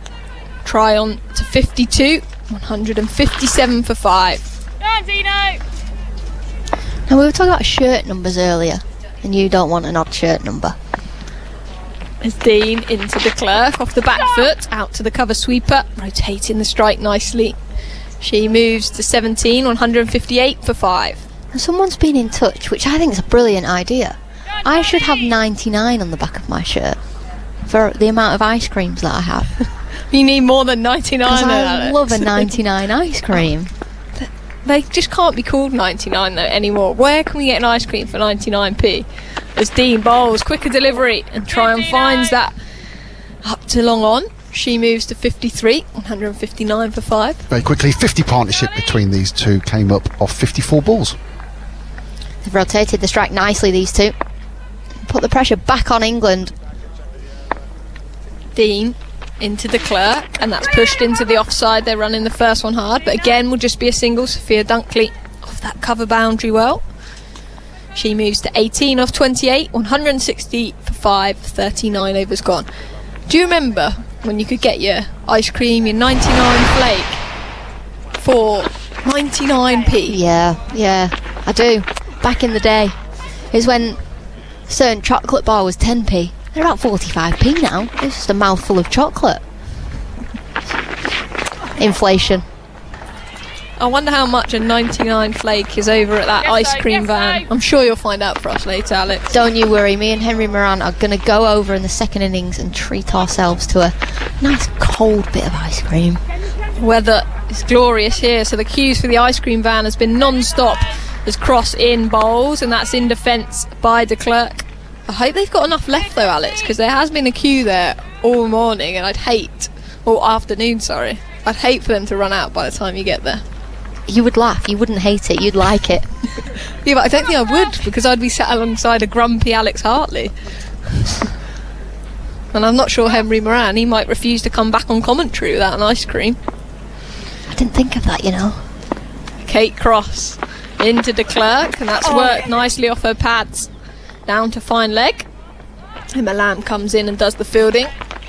De Klerk moves to 19, 161 for 5. Sorry, that was signalled leg buys off the pad. Go on, Crossy! I'm sure they've got enough in that van. It's a very small van though. A yellow, 2 tinted yellow van. I'm panicking now. Go on, Crossy! Surely an ice cream van doesn't run out of ice cream, it's got one job. Well, the queue's been long all day as Cross in to Tryon, who heaves that into the leg side. That is a huge 6 onto the roof of the stand and out the ground by Chloe Tryon. Here we go. She's here to put on a show. And that's a massive 6. Wow, that wasn't even a bad ball from Kate Cross, but she's just come down the wicket, picked up a length ball and hooked it into the onside for 6. Huge smile on her face. Shimmy down the pitch and watch it sail over the stands. And that's what Chloe Tryon does so well, puts pressure back on the bowling side. Yeah, second 6 of the day. That's now her highest score against England in ODIs. She looks like she's in and ready for this next delivery as Cross comes in, and that's pushed into the offside. Good batting by Tryon. She finds the boundary and she rotates the strike. She moves to 60 now off 53 deliveries, 168 for 5. It's club cricket, that, isn't it? Good cricket, boundary, then a single. I think it was A.B. de Villiers actually said it's not good cricket. You find a boundary, you find another boundary. That's good cricket. Is that your batting motto? Hey, I did get 12 off 7 the other day. Cross comes in and that's cut through the cover sweepers again. Tabby Beaumont's coming in. They think about 2. She fumbles and there's a double mix up there. And in the end, it was just a single for de Klerk. Probably was a 2 there in reflection. But 169 for 5. South Africa don't need a silly run out. No, they don't. There was definitely 2 there. But Tammy Beaumont on the deep cover boundary with the misfield. She's had a couple today where the ball's just bobbled a little bit. She's not quite picked it up as clean as she would have liked. But she gets away with it. And that's the main thing. But yeah, I had a good cameo at the latter stages of our innings. An edge for 4. A couple of singles, and then I ramped the last ball of the game for 4. Very Nat Siver-esque. Cross in to try, and that's hit hard again. That's 6 more to Chloe Tryon. She's taken a liking here to Kate Cross. 175 for 5. And I think we're going to be having a double change. Alex Hartley will be jumping out, and for Georgia Elwis and Henry Moran for myself. Well, another great shot there from Chloe Tryon. Moving her feet to get to the pitch of the ball yet again. This time doesn't go into the onside, goes straight over long on. A massive 6, doesn't matter how big these boundaries are when you're hitting it out of the ground. Hi, Alex. Bye, Alex. You got there before I could. 10 overs left in the innings. Phil Long is alongside us as well. 15 in off the over one. Chloe Tryon 6 watch. That's her 3rd of the day. She now goes level with Sophie Devine in the all-time 6s list in women's ODIs. That's level Sophie Devine, ahead of her Lizelle Lee and Deandra Dottin. That was some serious hitting that over. Wow. Georgia Elwis is back with us as Charlie Dean comes in. Pushed out towards deep cover by de Klerk. She'll pick up 1. Can you is the cry, but no is the answer. And the score 176 for 5. Georgia, what a turnaround this has been in the last 5 or 6 overs. Yeah, I was worried when I was last on comms that Chloe Tryon might have too much time to bat, but she has played a really mature innings here and just starting to open those arms, and those 6s were huge. Massive. Here comes Dean. Here comes Tryon, slapping that ball down the ground. Work for the fielder at long on to do it. It's a good sliding stop by Kate Cross, a sort of one that, if it leaps up off the surface awkwardly, can see a rather urgent appointment with the dentist, but she collects it cleanly. 177 for 5. Here comes Dean. Mr. Clark pushes the ball back past the bowler for 1. Easy single. 178 for 5. Charlie. England will be thinking, how do we stem this flow of runs? I mean, what's the tactic they'll go for? Who are they going to turn to here? We've still got overs from Brunt, Siver and Cross, all well versed at bowling at the death. Dean will met on the full by Tryon, spanking that ball down towards Cross again at long on, who picks up at the second attempt, and the score moves to 179 for 5. Dean into her last over now. She's bowled nicely. I think she'll be pleased to be patrolling the boundary now for the last 10 overs with Tryon just opening her shoulders as she is. Dean in. It's a good looking ball. Beats the outside edge of de Klerk's bat. She's rather feeling for that and takes a step to the leg side, has a little think about things and says yar about something to the non-striker's end. 179 for 5. 58 miles an hour that ball from Charlie Dean. Was it? 58. Zipping it down. Here comes Dean. A little more flight this time. Gently prodded towards Knight, who falls in stages in the covers. And the over comes to an end. 41 gone. 179 for 5. Tim in Cirencester emails tms@bbc.co.uk. Thanks to the whole TMS team for the lively commentary from Northampton. Cracking weather. Loads of work to be done. But I can't move from bed with this morning's nice new COVID surprise. Oh no! Feeling grimmer than expected. My 7-year-old son was a bit worried, but the match is really putting a smile on my face and raising family spirits. Grateful for the TMS medicine. You look after yourself, Tim. Hope that you're back on your feet as soon as is possible. If you want to join the conversation, hashtag BBC Cricket at BBC TMS. TMS@bbc.co.uk. On the live page on the BBC Sport website, you'll find the in-play highlights and clips. Phil Long, what have you got? Very quickly, Charlie Dean's figures for the day. She's finished on 10 overs, no maidens, 1 for 54. Here comes Nat Siver. Some reasonably expensive from Charlie Dean in the context of the game. Siver's been expensive as well, 1 for 38. And she's got 4 overs yet left to bowl. She's going to be bowling to Chloe Tryon.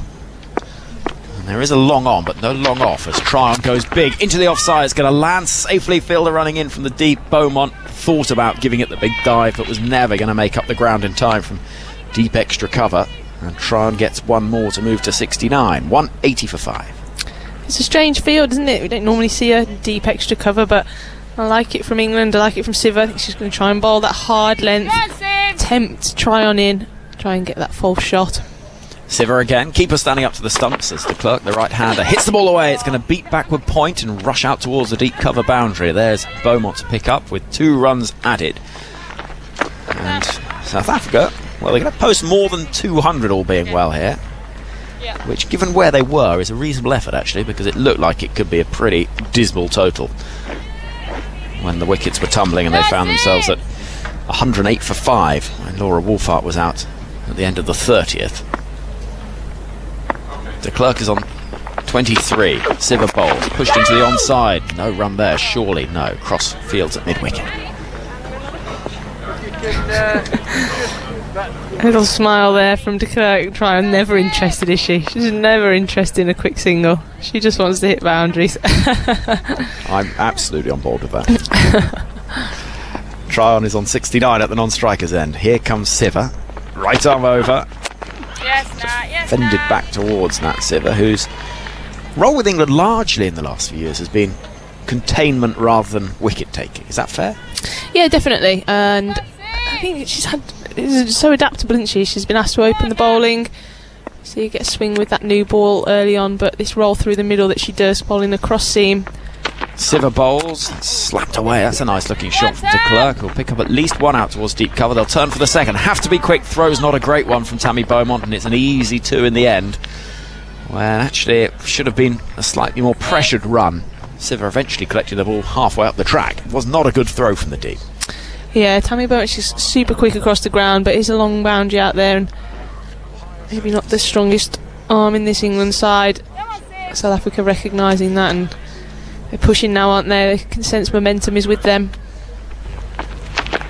Siva bowls, dropped into the offside, and de Klerk, who likes a run, again was not going to get one there. That is 184 for 5 after 42. The partnership now up to 76. That's a record for South Africa against England for the 6th wicket. Wow. There we go. Who was previously? It was previously. Let's have a quick look on here. It was 74 by Davis and Elstein at Nottingham back in 2000. The best 6-wicket partnership for South Africa in all cricket is 142. Sune Lees and Chloe Tryon against Ireland in Dublin back in 2016. So a bit of way to go for that one. I'm backing Tryon was probably the aggressor.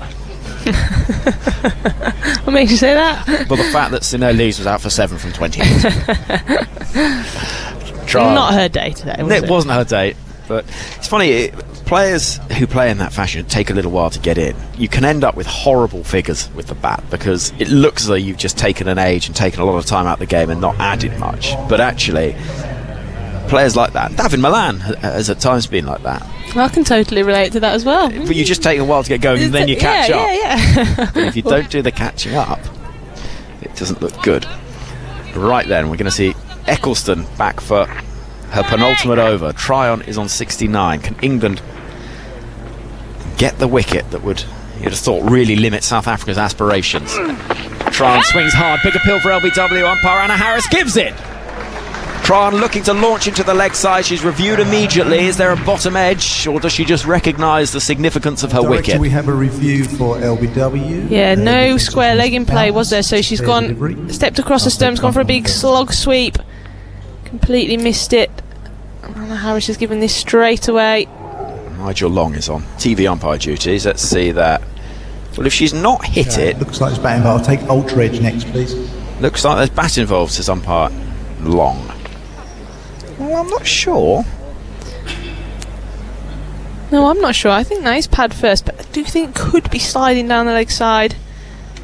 Anna Harris has had an unusually inaccurate day. Here we go. Oh yeah, big chunk of bat. Claim you back, come back one frame. Yeah. What do I know? I've got to go back on field to Anna. Anna, I've got clear evidence the bat is in play. Reverse your decision, thank you. Not out. I'd be a terrible umpire, me. In fairness, though, you are standing at the wrong end. Oh no, no. Actually, you said that after a slow motion replay. Hold on a minute, Elvis. Here comes Eccleston. Tryon waiting and playing an awkward cross-batted push towards Eccleston.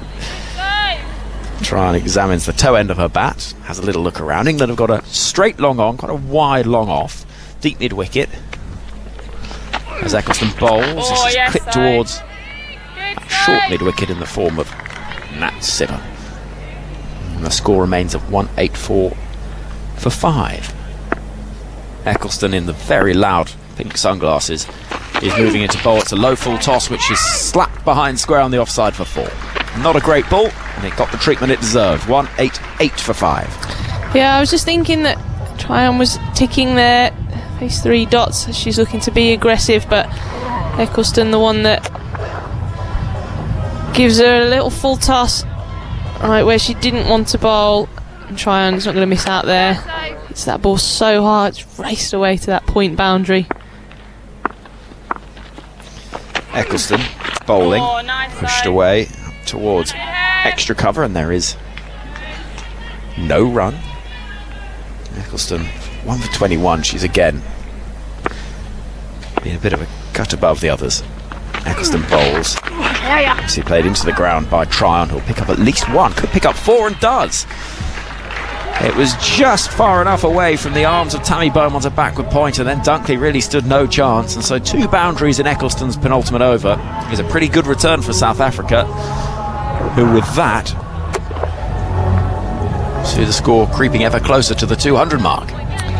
Yeah, and that's somebody who hits it as hard as Tryon does. She's not bothered that she's faced 4 dots. She can hit the ball that hard in the gap, it just races away, and they can still pick up 8 off the over. And like you said, against Eccleston, who has been so economical today, that's a very good result for South Africa.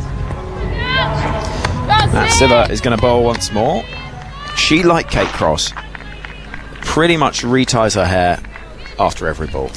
Yeah, it's an issue. It's this messy bun that they adopt. and as they run in and they bob their heads, it loosens, and they find themselves pretty much after every ball, isn't it, that they're redoing it. There's got to be a solution, Georgia. A tighter hairband. Well, a tighter hairband, or do we go more radical? In comes Nat Siver, start of a new over. The 44th, pushed into the onside, up on her toes is de Klerk, and will pick up one to bring Tryon onto strike, and the score 1-9-3 for 5. Is there a hat that we could come up with? Maybe like a swimming cap that would not only solve the issue but also had a little bit of streamlining. No, there is absolutely no way that they're going to go for that. I've even got a name for it. Here comes Siver, running in past the umpire. Tryon goes hard down the ground for 4.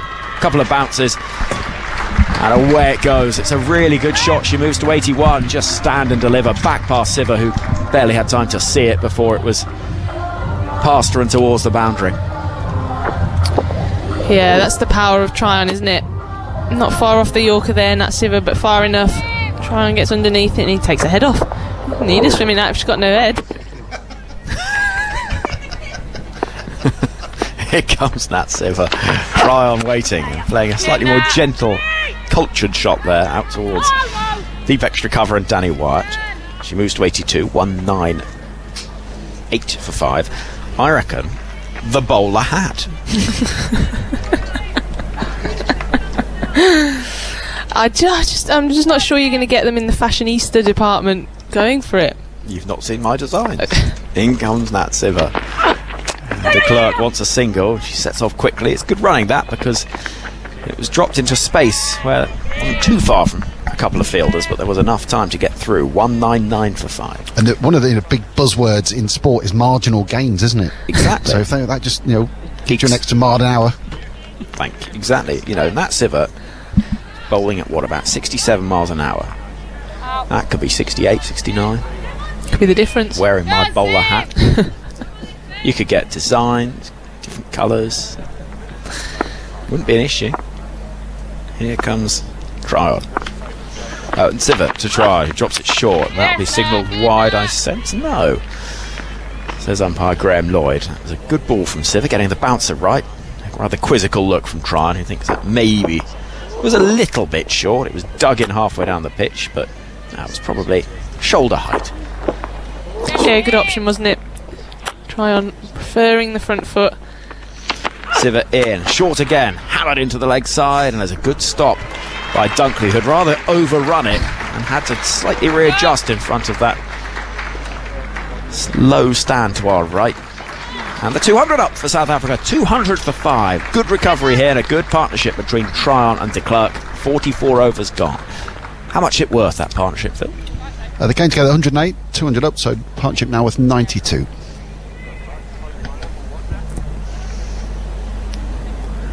De Klerk on 27 from 42. Tryon on 83 from 67. Her highest ODI score, 92 against Ireland. I presume in that partnership in 2016. She is going to be on strike to Sophie Eccleston, who is wearing, as I say, some belting sunnies. They're very out there, aren't they? They are. She loves a bit of pink, does our Soph. I think her nails are pink as well. She's moving in now. And this is work down the leg side. Is it? No, she's not got anything on it, and that'll be a valuable dot ball. 200 for 5, the score remains.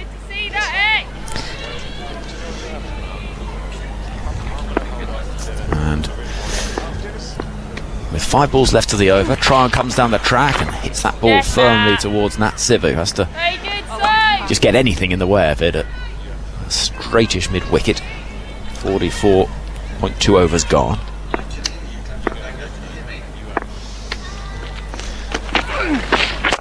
This is a good ball from Eccleston. It dips as Tryon advances. It's a great battle, this, isn't it? Was in the last over. Tryon got the better of her, getting 2 4s away, but 3 dots so far this over from Eccleston. Eccleston round the wicket. Tryon comes forward, hits that ball in the air, down the ground. Should pick up 4, I fancy, and despite the desperate dive of Charlie Dean out there in the distance. It is 4 more to move Tryon to 87, targeting that long on boundary and finding it. 204 for 5. Yeah, just managed to get underneath this ball. Chloe Tryon not quite full enough from Eccleston, and she picks out the gap at a wide long on, despairing dive from Charlie Dean. She did everything she could, but finds the boundary, and there's more thinking now for Eccleston to do. Yeah, it's a great battle. Eccleston will have enjoyed this. She loves getting into the battle. She says that's how she bowls best. She's got one ball left now to finish her spell, and how she would love to break this partnership. Eccleston 1 for 30 from her spell so far. Forward comes to Clerk, and that is all it will be. Push back to the bowler. Dot ball to finish the over. 2:05 for 5 after 45. An email in from Daniel to tms@bbc.co.uk. Hi TMS. Struggling a bit today, but listening to TMS, and it always cheers me up. Good work, guys. Come on, England. Daniel, we're always here for you, and it's lovely to have your company listening, where I know so many of you enjoying the sunshine today, and maybe found a little sunny corner somewhere, sitting in the shade. We've got a nice little balcony out here. We have, and the sun is just got a little bit cooler now, hasn't it? So it is actually quite nice to stand out there and watch from. That noise was Norcross opening a can or something. Opening the can of water that had been kindly bought for me. I thought it was a Stella. Here comes Siva. This is hit in the air into the leg side. Fielder running in, should take the catch and does. Tryon goes for 88. Big wicket, big moment in the game as Kate Cross runs in from deep mid wicket. Had to judge it right because she could easily have overrun that, but she does get it right, and England have the big breakthrough at the start of the 46th. Yeah, huge wicket, fantastic bowling there from Nat Siva. She's held a nerve, she's gone with that length delivery. She's trying, it's been getting hold of, but she doesn't manage to with this one. It goes straight up in the air, and Kate Cross should have been nervous under that, but took it fantastically well. And that is the desperate breakthrough that England needed just to stem this momentum from South Africa. Fantastic innings from Chloe Tryon, 88 from 73 deliveries. Really put her side in a position where they can kick on now for the last 5 overs, and without her you'd be wondering what this South African innings would have looked like. Indeed, 2:05 for 6 is the score. South Africa flags flying at the far end of the ground. Phil Long, some more from you, and then Daniel Norcross. Yeah, Chloe Tryon in the end, 88, 73 balls. There were 10 fours, 3 sixes, and in the end that partnership with Nadine de Klerk was worth 97. Yeah, it would have to happen. Just doing an update there, and I got it all in my head. You know, Chloe Tryon set to get 100, and as it comes to me, I go, "We're watching a masterclass by Chloe Tryon just come to an end." Literally, as the ball went into deep in wicket's hands. What a knock that was, eh? 88 from 73. It's transformed the look of this match. You'd still think England were favourites, would you, Georgia, on a pitch that has been proven in the last hour and a bit to be the deck we thought it was? Yeah, I think England's certainly the happier now that Tryon is out. Siva in, dabbed into the offside, back with a square by de Klerk. They scamper through for a single. So Trisha Chetty, they can hold a bat, and with 28 balls remaining, target 250 plus here, wouldn't they? Yeah, certainly. I think de Klerk's set. She's a set batter. She just needs to get Chetty in for the next 5 or so deliveries, rotate the strike well, run well, but like you said, it is a belter of a wicket, and they'll be looking towards 250. Siva in, moving across her stumps is Chetty, exposing her pads, but she manages to flick the ball away to deep backward square leg and get a single. 207 for 6. I mean, there are so many brilliant shots in Tryon's innings. It's hard to look beyond the one that bounced off the roof of the sort of dugout stand away to our right. Some towering 6s in there, some bludgeoned 4s as Siva is in again. That's been pulled without real timing out towards deep mid wicket. Miller runs round. No, they will not come back for a second. I fancy Chetty might be aware of de Klerk's skittishness between the wickets, and is a bit more assertive in saying no than Chloe Tryon was. Yeah, I think there's been a run every ball, hasn't there, from de Klerk? Or she's wanted one, that's for sure. Yeah. Siva into Chetty, who swings, and well, she got an edge on that. Amy Jones thinks she has. Siva half thinks that she has. Amy Jones is pretty convinced she's holding the ball out as if to say, come on, let's go for it. Have they gone for it? They've gone for it. Well, they've got one review left, and this is the 46th over, so if they've thought they've heard something, they did do this very early on, didn't they? Catherine Brunt. Given not out. Well, it was actually Heather Knight who I'll take front on, thanks. was determined to go for the DRS, and the ball was nowhere near bat on that occasion. How close is it here? Siver outside the off stump. Big swing. Oh! Okay, it's looking much close to the bat. I'll take Aldridge if it's ready. There's a noise, but is that the noise of ball in glove? I'm a terrible umpire. I've got them all wrong, so... Oh, there we go. No. Come back one frame. So this is going to be given out. Ultra edge. It's not anything else yet. I'm going to go back on field to Graham. So, umpire Phil Graham, I've Long. got clear evidence that ball hit the bat. Please change your decision. Tells umpire Graham Lloyd that he's going to overturn that decision. So Amy Jones was correct on this occasion. There was a little under edge. It was a swing across the line from Chetty, and she's just got a little under edge. And Amy Jones has taken it well, standing up. Sort of went straight. There wasn't a great deal of deviation. You couldn't have seen really off the bat, but she's standing up the stumps. Those aren't. Well, they either stick or they don't they, Georgia? Really? Yeah, it's a fantastic catch.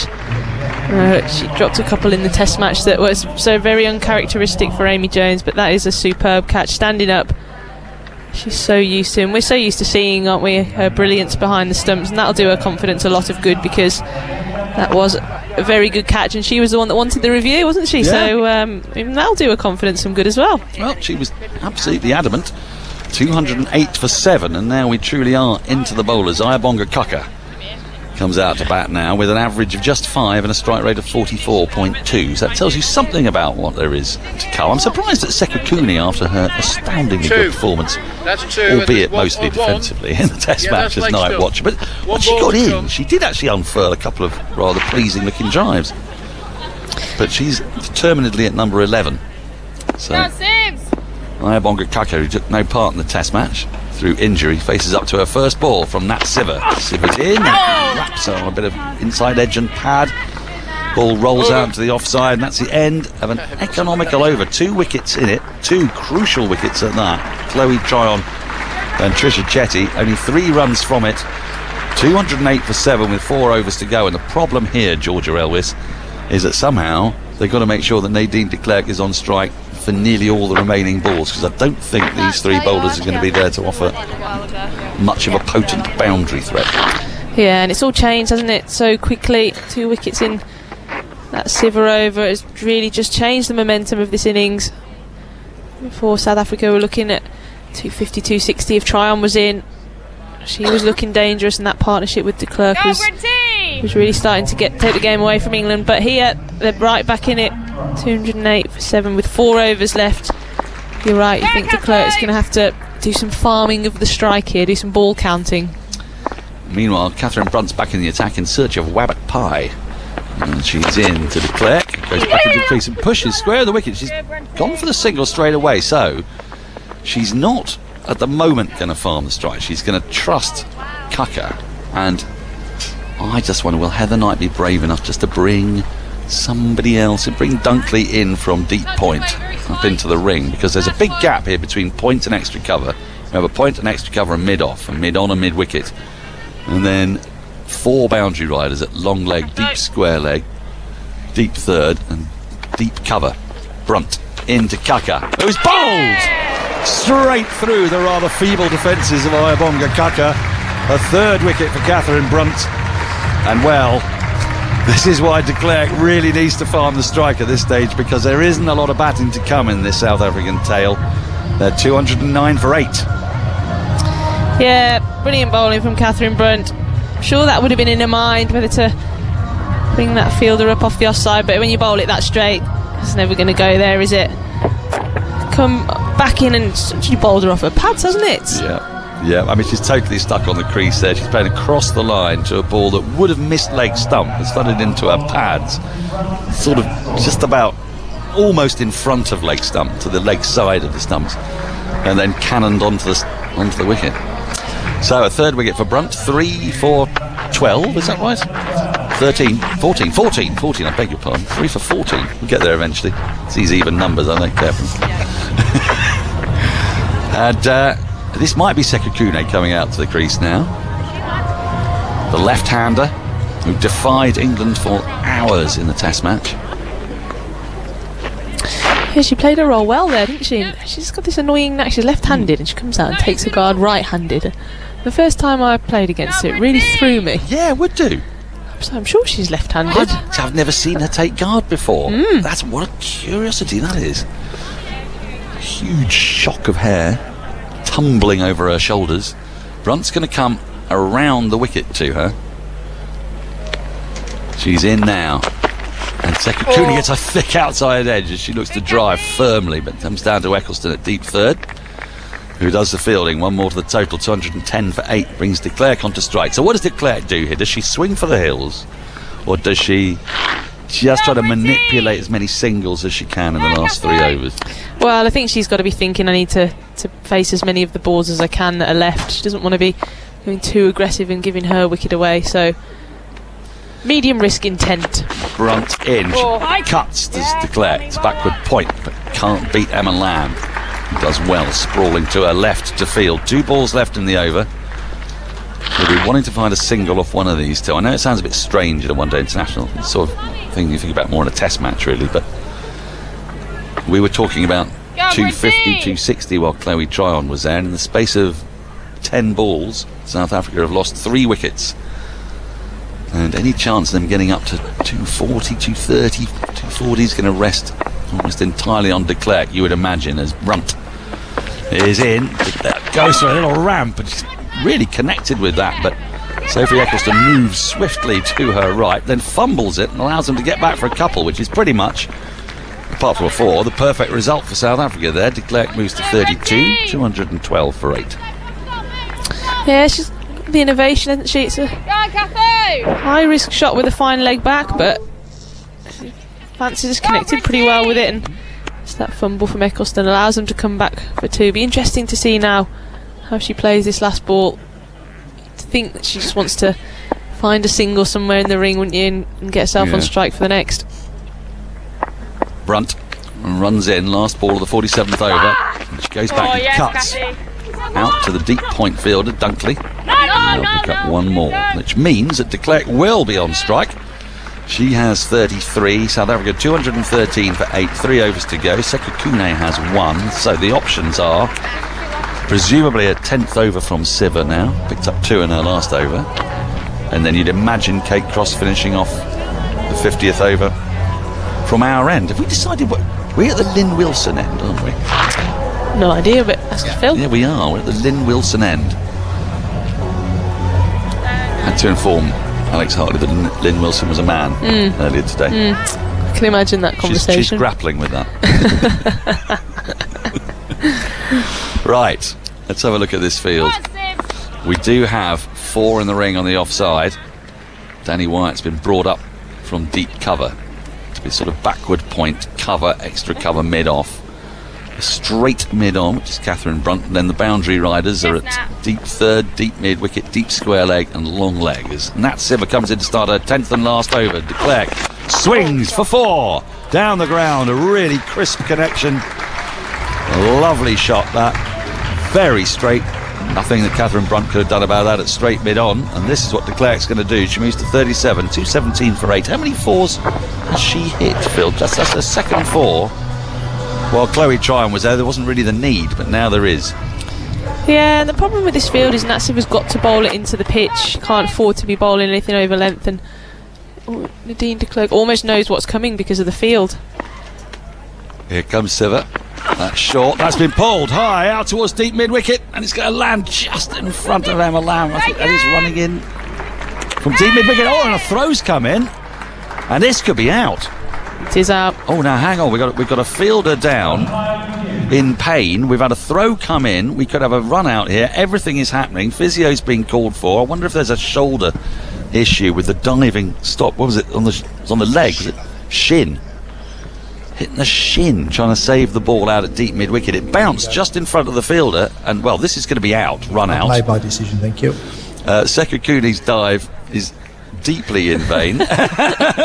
She started diving as the bails were coming off, which is, I mean, that She's not is even in the frame. She literally isn't. Her bat at the end of her bat is in the frame. I would say she's about 5 yards out when she starts the dive there, Sekukuni, coming back for her second. So, well, there's a lot to tell you about there, but we've got an injured England fielder out at deep mid wicket, or at least one being given due care and attention to. We have Sekukuni now walking off, and ninth wicket has fallen. De Klerk is still on strike, because what Sekukuni was desperately trying to do was get De Klerk back on strike. The ball had been hit out to deep mid wicket. It was nearly a catch to the fielder running in off the boundary. She managed to half stop it. Then the throw coming from Dunkley, I think. There's so much going on. Perfect on the bounce over the top of the stumps. Siver whipped off the bails. Sekukuni tried to defy the laws of physics by diving 5 yards in under a nanosecond. And South Africa are 9 down. But Kate Cross is back up and on her feet, so that's a good sign. It's Kate Cross out there. So what has she hurt in the process there? She got hands to that. She might have twisted a knee, perhaps. Oh. Dunkley had only just noticed that there was something wrong with Kate Cross, who is clutching shin, but I wonder if it's a bit of a twist of a knee, actually. Yeah, it looks quite innocuous, didn't it? But she's up, she's smiling. She's still out there with her. She's out on the deep mid-wicket boundary. They unless Siver or Brunt takes his 10th wicket before the end of the 49th over, they'll probably need her to bowl. So she's walking a little gingerly at deep mid-wicket, but she is still inside the field of play, flexing her right knee. Right, after all that, Nadine de Klerk's on strike and Siver's bowling to her. That's cut away, but can't beat Heather Knight at extra cover inside the circle. And there's no run. So now de Klerk's got no option. She's just got to swing here. Yeah, I think so. She's certainly got to face as much of the strike as she can and try and find the boundary as much as possible. It is easier said than done, though. England are good at the death. Siver in, slower ball is caught. That's it. That's the end of the South African innings. Eccleston diving to her right at mid-off, catches it in 2 hands, plucking it out of the sky, giving Siver her 4th wicket, 4 for 59. She's picked up 3 of those in the last 10 balls that she's bowled. That brings an end to Nadine de Klerk's splendid innings of 38 from 53. The numbers don't quite do it justice. She batted really intelligently with Chloe Tryon and then felt she had to get on with it, just couldn't quite get the elevation up above the tall Sophie Eccleston, who moved nimbly to her right, plucked the ball out of the sky two-handed.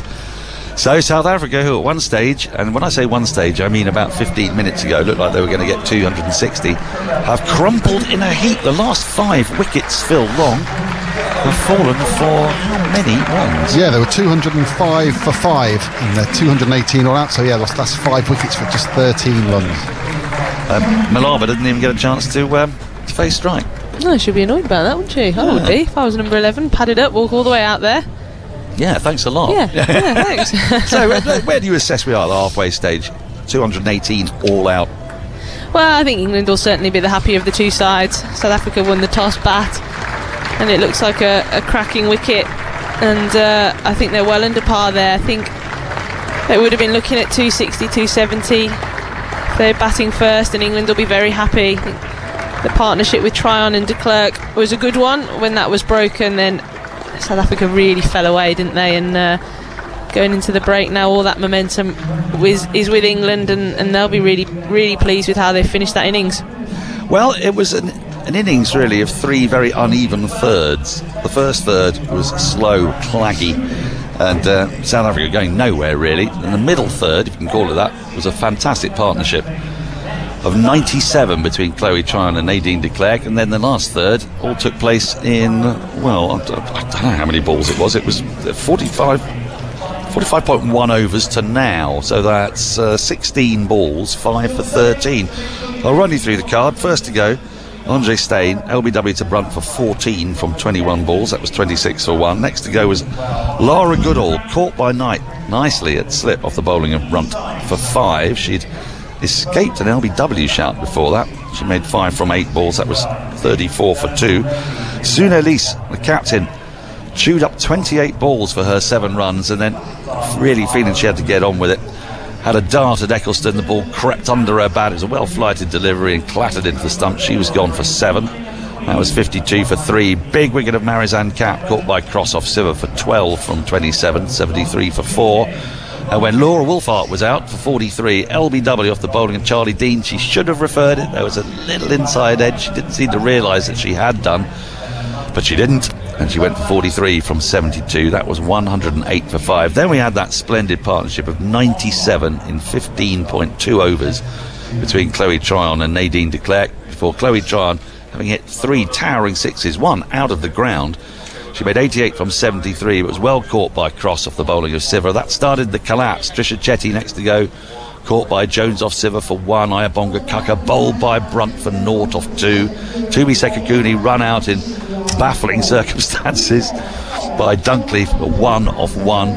Nonkula Leko Mlaba did not get to face a ball when Nadine de Klerk was out, caught by Eccleston off the bowling of Siver for 38 from 53. Bowling figures: Catherine Brunt, 9 overs, 1 maiden, 3 for 18. 37-year-old back in the side after retiring from Test cricket.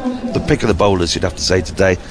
Nat Siver, 9.4 overs, no maidens, 4 for 59. The married couple opening the bowling together today.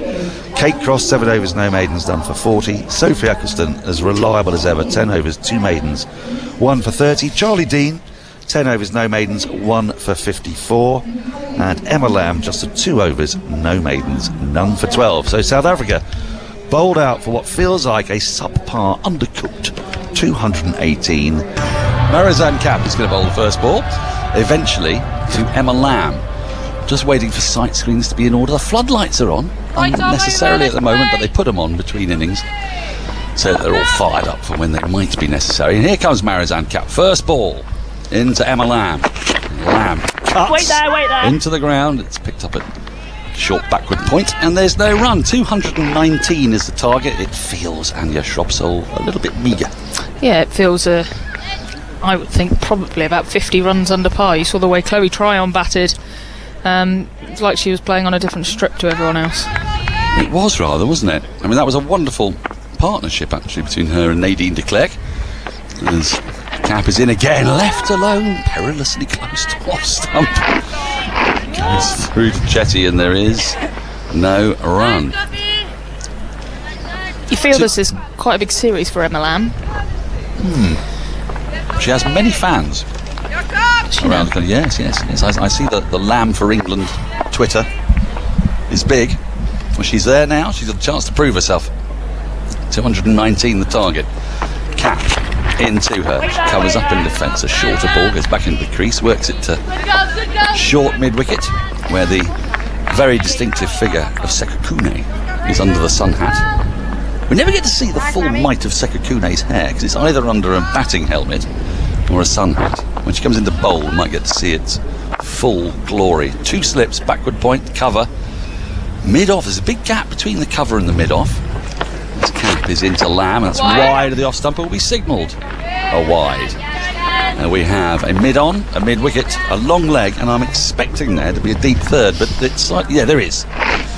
Take it from me. We have to lean in unison over the top of the monitor to be able to see. There's a little bit of our view is just ever so slightly obscured by the building that we're in. As Kapp runs in once more, Lamb drives, looking for that gap on the offside, comes off the thick inside half of the bat, goes to Sekakune again at mid-wicket. That's the reasoning here, is that, Anya, we've got this big gap here between, we've got a backward point and the cover is only about 2 yards in front of square, and mid-off is really quite straight. Is that to try to sort of bring the slips into play? Yeah, it's to entice the drive, bring the slips into play, or with that one that nips back through the gate, bowled into play. Kapp in, punched off the back foot, but straight to that cover. England won without loss with that wide. Like I was saying, big series for Emma Lamb. I think it's her 3rd ODI. She played one where she opened the batting out second ball, and an ODI where I think she ran a 1. And that's it so far. So you feel she'll get all 3 games at the top of the order here and chance to put down a marker. Kapp completes the over and is cut beautifully for 4. Wonderful shot. A little too short, a little bit too much width, but the placement from Emma Lamb was perfect. Square as anything, just to the right of backward point, end of the over. England 5 without loss. Yeah, and as Anya mentions, Emma Lamb there, her first boundary and her first runs in ODI cricket in her second innings, or third innings, a third match. She was out for naught and also batted but didn't face a ball. Now, was that the game? Because I remember being moderately vexed. I don't know whether it was a T20 debut. It might have been a T20 debut, not ODI debut, when she ended up doing nothing, but England won convincingly, and I just wondered why, just didn't turn her arm over for an over, get her into the game somewhere. That was a funny one. I can't remember. I know exactly the one you're talking about. I think Maya Boucher was due to make her debut, and it was Maya Boucher and Charlie Dean were a close contact of COVID and weren't able to join up with the squad in time. So I think Emma Lamb was a direct replacement, batting at about 6 or 7. Not really expected to bowl. There was enough bowlers in the team, so she was a batter, and England won quite convincingly. Ayabonga Kaka is going to bowl from the Lynn Wilson end. Her first ball back of her length pushed into the onside, where Sekakune seems to be perpetually collecting the ball at the moment at mid-wicket. There was no run. Yeah, I mean, I can see how these things happen. You just I just thought England won by about 100 runs or something, and there was an opportunity for just to get her into the game, get the feel of international cricket. But then why not be harsher? You come into this side, go and field at fine leg both ends. Kaka is in, that's defending the onside again. Sekakune rushes in, and there's no run. It's like in club cricket when, the ones have always got some merchant banker with a fancy car who's forgotten that he's supposed to go to somebody's wedding and then cries off on a Friday night, so they then nab you from the twos, where you're perfectly happy batting at 4 all season, but you batted 11 and you field at mid-off, where the ball's being smashed at you unbelievably hard by a butcher. Kaka is in, right arm over, that's tickled away really down to the long leg for a single. I'm sure that's exactly how Lammy felt making her debut. I think you've nailed it in one. I know what you mean. She's had a kind of a bizarre start to her international career, both T20 and ODI, and you'd think she's going to get all 3 games here at the top of the order, and it's a really good chance for her to make the place her own. Kaka is in, right arm over, and that's again too much on the pads. It's been tickled finer this time. I don't think won't make it to the boundary, but Lamb picks up another single. The moment Kaka's radar is just a little bit off. 7 without loss. Been a position where kind of chopped and changed a little bit over the last 3 or 4 years. We've had Lauren Winfield-Hill there for a bit, Amy Jones, Danny Wyatt, kind of chopped and changed between the 3 of those. Here's Kaka once more, and it's defended from the crease, back up the wicket, no run. It's a bit of an issue for England and openers, isn't it? Both the men's team and the women's team. When Alistair Cook was playing, finding somebody who would bat with Alistair Cook became a problem, because Tammy Beaumont's basically a fixture ever since she came back in the side in 2016. Yes. And batted fantastically against Pakistan. Kaka in, forward comes Beaumont, pushed back out the wicket, there's no run. End of the second over, England 7 without loss. We commentated that game. Was it in... Where was it? Was it Taunton? I was going to say Worcester, but maybe Taunton. Well, Charlotte... Both. Charlotte Edwards is on commentary with us, and she got... Because Charlotte has the individual record of, what was it, 180 something? And as Tammy got closer and closer, Charlotte was sitting pretty much where you're sitting now, and she was just drumming her fingers on the top, seeing that her record was in some jeopardy, because Charlotte had just stopped playing, let's put it like that, for England at any rate. Marizanne Kapp starts a new over, 2 slips in place, Emma Lamb on strike, and Lamb gives herself some room, can't really time this, bunts it into the ground, back to the square on the offside, there's no run. Yeah, I think she got a big 100 at Taunton. She definitely got 100 at Worcester in a game that Lauren Winfield-Hill got 100 as well. So that was a very good series for her, and she's kind of never really looked back since then. It's almost like the second kind of coming of Tammy Beaumont as an international cricketer. Marizanne Kapp, right arm over, in, forward comes Lamb and push drives into the offside to the left of mid-off, into that big gap, but wasn't really looking to smash it for 4, just trying to find that gap, and picks up a single, 8 without loss. It was a weird series, because you clearly remember it very well. I think I'm right in saying Pakistan got 163, 164 and 165 in reply to England's 300 and something, 370 It was progress of sorts for Pakistan, but it was a bit Groundhog Day-ish. A little bit, yeah. We played on some good pitches, a couple of small boundaries, if my memory serves me right. The Worcester one especially, I think. That's defended by Beaumont from the crease, back up the wicket, and there's no run. That Siver got 80 off about 10 balls one game at Worcester. After Tammy and Lauren had got 100. Yeah, Charlotte Edwards, 173 not out, still remains the highest score for England. That was against Ireland in Pune back in 1997. The innings we were just mentioning there, Tammy Beaumont, 168 not out against Pakistan at Taunton in 2016. Yeah, she was deprived of the strike a bit at the end. Cap in, wide of the off stump, but not too wide. Just drifting into the gloves of Chetty, and there is no run. 8 without loss. England, Beaumont on 1, Lamb on 6. Yes, I remember that Siver innings very well. The boundaries were really strangely brought in, weren't they? There was very little distance between the 30-yard circle and the actual boundary, which must have brought a certain amount of despair for the Pakistan bowlers as they saw Siver come out to bat. Here's Cap again, bowler! Full, straight, playing across the line, Beaumont. South Africa have picked up their first wicket. It's a big breakthrough. It's a wicket of Beaumont. She goes for 1. England at 8 for 1. That swung a little bit in the air. Beaumont was looking to access the onside. Let's take a look at the replay here. And she's sort of through the shot. And it's just gone between bat and pad, clattered into the stumps. Really full delivery by Marizanne Kapp, and Beaumont just didn't really cover it, to be honest. Didn't look like she got into the ball at all. It's just snuck between bat and pad, and early breakthrough for South Africa, which was key if they're going to defend this total. Sort of wasn't there for the shot she was playing, was it? Quite, I think. Yeah, she just, like you say, got out ahead of herself a little bit. It's a slower ball, I mean, because she was right through the shot. She's unusual to see. But a good breakthrough for South Africa, just what they needed if they're going to put pressure on England. And it looks like Dunkley's going to come out to bat at 3.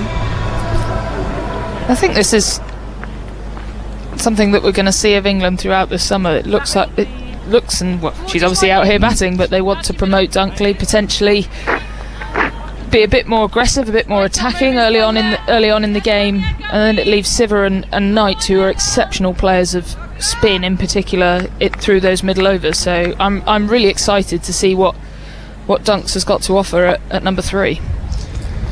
Same field as she had for Beaumont. As Cap is in, that's very full and dug out by Dunkley. No run into the covers. End of the over, a successful one for Marizanne Cap. Was it 1 run off the over? And the wicket, England 8 for 1.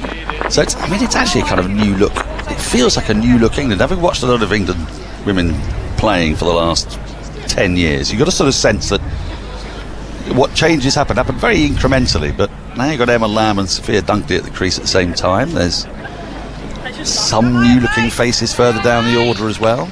A little rejig in the lineup. How far away is Maya Bouchier from getting into this side, would you think? As Ayabonga Kaka, wearing 99 on her back, runs away from us. That's a swing and a miss. A would-be cut from Lamb. Just connects with fresh air and there's no run. I would have thought not a million miles away. She is obviously seen a lot of her down at Southern Vipers and with Southern Brave. I think she is an unbelievably talented batter, and I think she's not a million miles off, and it's going to be a big player for England. Kaka in down the leg side. She's drifted onto those pads a few times now. Just been picked off easily for a single down to long leg. 9 for 1. Lamb to 7. Brings Dunkley on to strike against Kaka for the first time. I would expect to see Maya in the T20 squad. I'd imagine. I think she's probably slightly further ahead with her T20 game than she is with her ODI game. You've obviously got Dunkley, Knight and Siver in that England middle order, so it's not easy to break into. Kaka into Dunkley, who cuts hard. She'll get at least a couple for it. It will just be a couple. As deep third runs round to her right to collect 2 more to the total. Dunkley underway with that. England 11 for 1. Great in the field as well, I find. Yeah, she is. She's very talented. She probably Hasn't quite scored the runs that she'd like to at the start of this season, but she'll be there or thereabouts. Okay, into the crouching Dunkley, who defends from the crease, back of a length ball, just pushes it out to the offside, and there's no run. Phil Long. I've spotted something that might mean bad news for members of our team. Is it clouds, rain? I think the ice cream van might be closed. Oh no. Well, as luck would have it, I despise ice cream. Kaka is it. That's defended again from the crease. That very idiosyncratic way at the offside. There's no run. I don't get ice cream. No. And it makes my teeth go zing, and it's just like, it's sweet. If they made Marmite ice cream or any other yeast-based extract that might or might not be available, I like savoury things. I find this obsession with cake on Test Match Special deeply alarming. As Kaka is in, that's full, driven up to mid-on, and there's no run.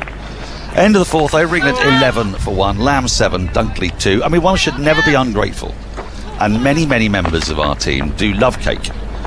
But I would personally be altogether more intrigued by sort of phyllo parcellets. Right, okay. With, do you know what I mean? I do know what you mean. I mean, I really like cake, but I do know what you mean. Yeah. And I'm very luckily I've visited the ice cream truck. I joined the queue, and Chloe Tryon got out, and I left the queue, and South Africa. I had a great stint at the ice cream truck. I got England 5 wickets there. It's magnificent. As T.S. Eliot nearly said, you measured out your life in South African wickets at the ice cream truck, as that's flicked away beautifully for 4 by Emma Lamb.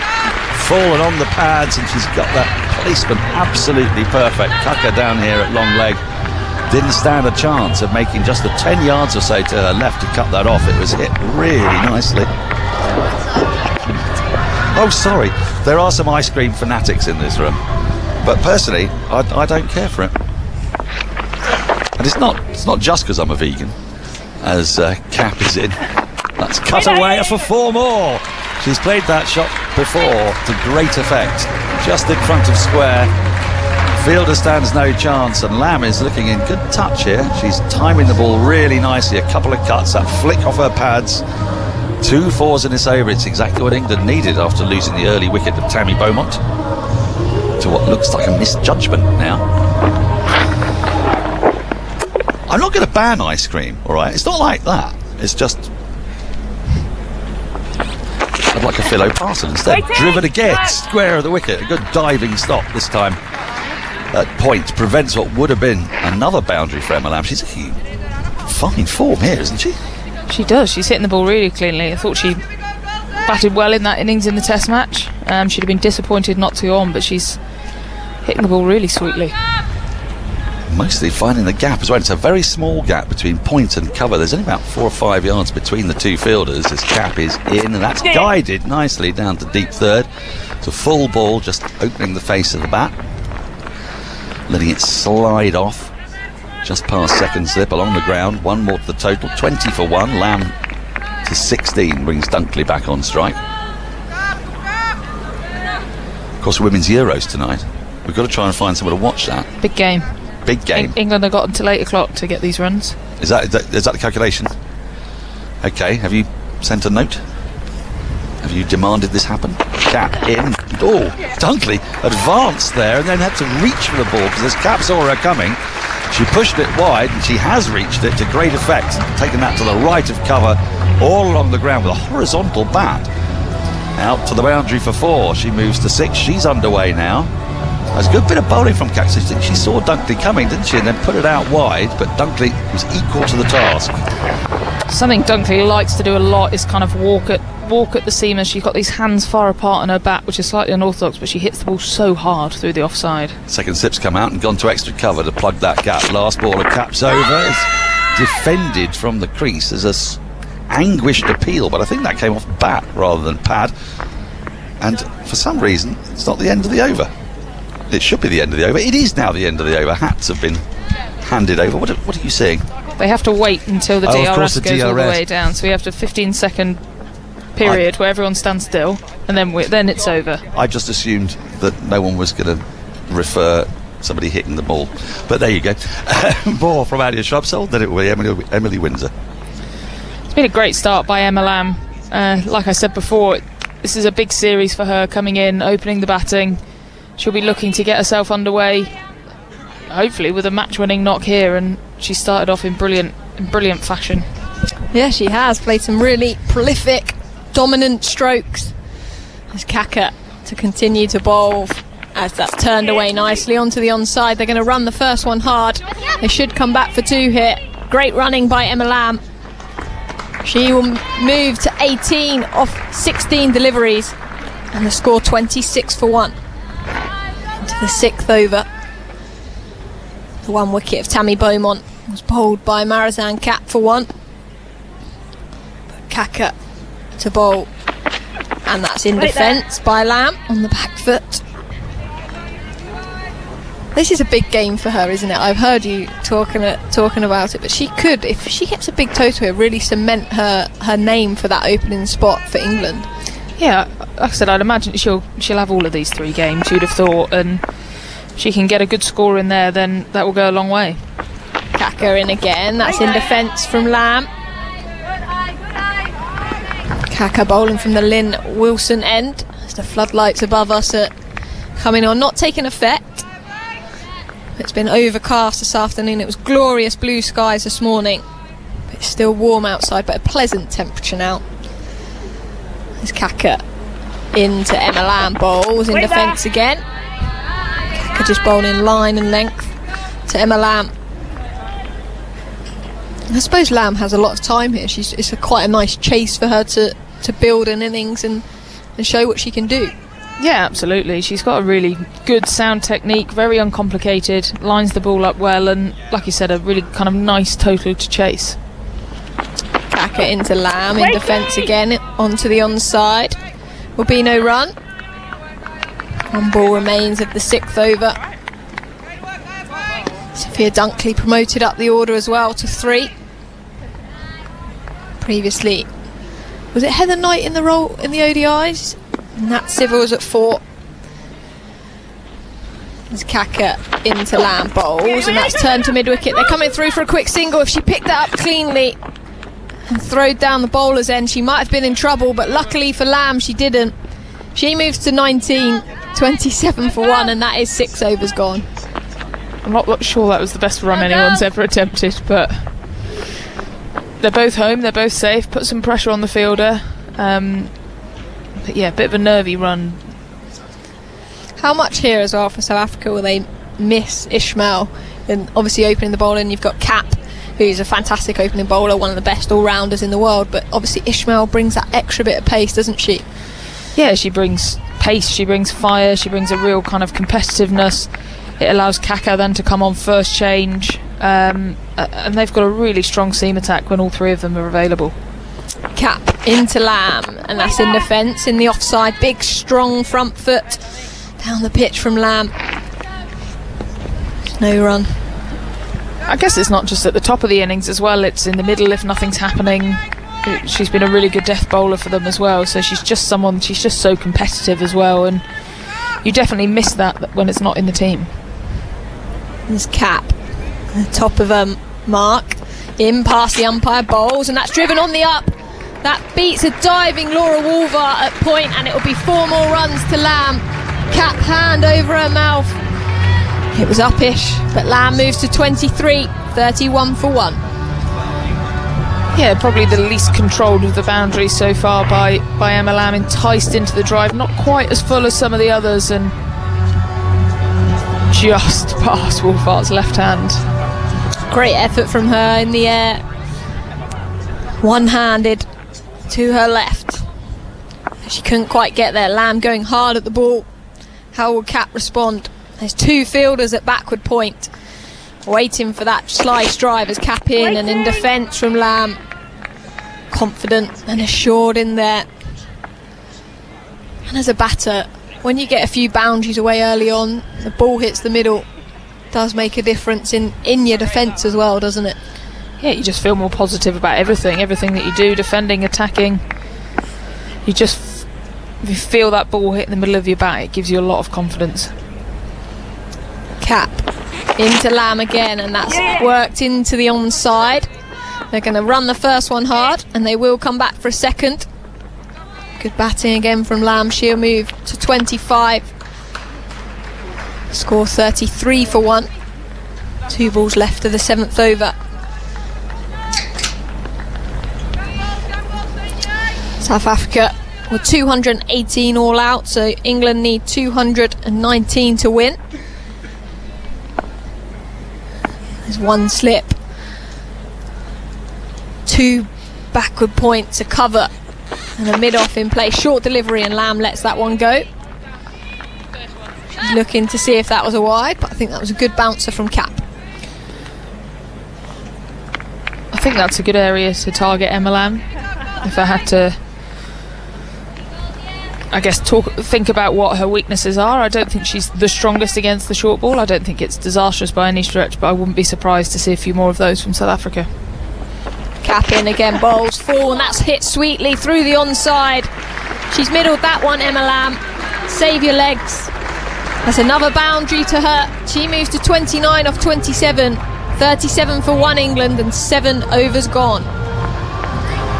Lamb's been really clinical on anything over pitched, anything wide, anything on her legs. She's put them away for 4 and kind of raced along really here. 29 off 27 and looking in a lot of control.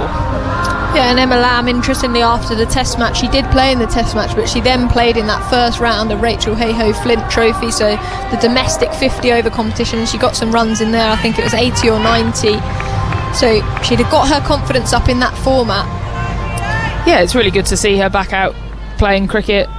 It'd be very easy for her to miss that game, but she's just desperate to play and score some runs and then translate that to England. Kaka into Dunkley, that's worked into the onside. They're running the first one hard, but should just be a single. Sekakune out there keeps it to that, and Dunkley moves to 7, 38 for 1.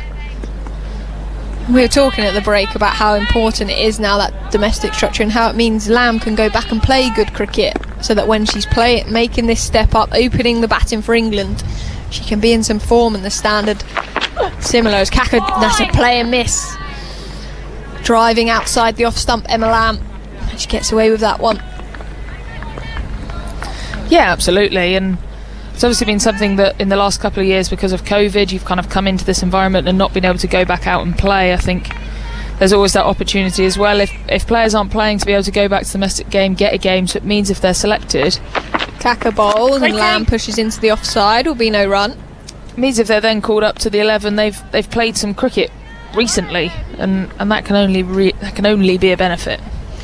And your perspective on the standard, obviously you've been in that England setup for however many years, but you must have really enjoyed seeing it grow. There's Kaka at the top of her mark from the Lynn Wilson end at Northamptonshire. She bowls and that's in defence, will be no run. Yeah, without a shadow of a doubt. I think for me, obviously, a lot of the girls at Southern Brave are the same at Southern Vipers, and having played with them at the back end of last year, been away all winter and kind of joined back up at the start of this summer, the progress in those players who have had a full season of winter training is just phenomenal. Kaka into Lamb, bowls, that's driven, that's on the up, gets through the field again. Wolvar effort to her right this time, but that's 4 more runs to Emma Lamb. She's on to 33, 42 for 1 England. Another slightly streaky boundary. I can see Lammy on the monitor constantly telling herself to wait. Last couple of drives just got out ahead of herself a little bit, but she's found the gap and got 2 boundaries for them. Certainly hit in the middle of her bat. There's Kaka in, bowls, this time cut away. There's a third man out on the boundary. It's just kept to a single. Emma Lamb to 34, 43 for 1. And that's the end of the over. There'll be a change in the commentary box, and his Shrubsole will be swapped by Alex Hartley. And I'm actually really worried about this commentary stint, because I feel like I might have jinxed it earlier and said there was a big queue at the ice cream van and they might run out. And now, what sort of ice cream van runs out of ice cream? You've got one job, to provide ice cream. And I've gone over there and said, oh, I've been waiting all day for this. Can I have a medium flake? She said, no, you can't. We've run out of ice cream. I said, you what? Was there a tear? Did you start to well up? I'm just disappointed. You sound like a mum there, Alex. I'm not angry, just disappointed. And that's almost worse. She had like ones that you can buy, but it's not the same. She did tell me to come back in half an hour. She'll see what she can do. After this stint then, as Nadine Leclerc into Lamb, and that's off the back foot into the offside. Your Lancashire teammate's playing nicely here, Alex. She is indeed. She looked good during the test match as well. She's got a good ball, hit the top of off stump. She's been in unbelievable form throughout the last couple of years in domestic cricket, and had a rocky start to her international career, but she's looking very much at home today. Third man and fine leg outside the circle then as Lamb in, pushed back down the pitch. Fine. And that's no run. She just looks confident out there now, doesn't she? And I guess the backing from the England management to say you're opening the baton for England, that's got to give you a lot of confidence. Yeah, it does, and knowing that she's got these games as well to do that. De Klerk, right arm over in bowls, and that's pushed into the offside. Laura Wolvart does the fielding. Be no run. She came back and played for the Thunder just a couple of days after the test match as well, which we couldn't believe, but she said she wants to get out there and bat as much as she can. That says a lot as well, doesn't it? She wants to play cricket. She wants to spend time in the middle. Nadine Leclerc in bowls, and that's pushed back down the ground. Lovely back foot punch for no run as mid-on comes round. And we've spoken about the Vipers regional setup, and I've spoken to Anya, but for you, Alex, obviously was in the England squad, come back into regional, seeing how that setup has developed must be really, really pleasing. It definitely is, just to see how players have developed. There's De Klerk into Lamb, and that's worked into the onside, and that'll come through for a quick single. Lamb to 35, 44 for one. Somebody like Emma Lamb might never have been given the opportunity to play for England, because you play for the England Academy knowing that you have to perform, or previously knowing that you had to perform to get your spot in the England team, whereas those academy games are a few by far between. There's not very many a year, whereas now you score runs for your domestic team, you know you're within a shout of playing for England. Nadine De Klerk in again, bowls, and that's cut by Sophia Dunkley down to the fielder at third. Keep it to a single. Good bit of work down there. And Dunkley onto 8, 45 for one. That's 9 overs gone. And I guess that's the right thing to do, isn't it? Players are performing. You pick them for England. You pick them for T20s. You pick them for the Commonwealth. You have to pick players who are playing well at that moment in time. But previously, there wasn't that structure, was there, that players could jump in and out as well, and go back from a test match to then go and play a high enough level game before an ODI series. Exactly, and the fact that she's been able to do that to go from test match to ODI cricket is quite difficult. So she's had that innings with the Thunder. I mean, she had a cold as well, and she still managed to get 80 odd. She was brilliant. We were all laughing at her saying, it's just too easy for you these days, mate. But that's good. She's full of confidence, and she also can make a mark on those young players or the players up and coming in the regional structure by being there and being that professional that they can look up to. And she's brilliant with that as well, talking to our younger batters about what the pitch is doing, how to bat on it. I've really seen a difference in Emma Lamb over the last year on how she communicates with everybody else. Sekakune in bowls, and that's pulled away by Dunkley. What a stop by Kaka at mid-wicket to keep it to a single. That hit the middle of Dunkley's bat, and that's one of those as a fielder, don't rub it. Don't show pain. That was an unbelievable stop from Kaka at mid-wicket. It was hit hard by Dunkley off the back foot, a full length dive, and she 100% saved 4 there. Loose delivery from Sekakune to start the spell. She comes in, that's over the offside this time. Too much width. And Emma Lamb comes through for a single. She moves to 36, 47 for one. England are chasing 219 to win. South Africa with 218 all out. Nat Siver, the pick of the bowlers, 4 for 59. Closely followed by her wife, Catherine Brunt, 3 for 18. Sekakune in bowls, and that's in defence by Dunkley. No run. What's your thoughts, Alex, on Dunkley being promoted up the order to 3?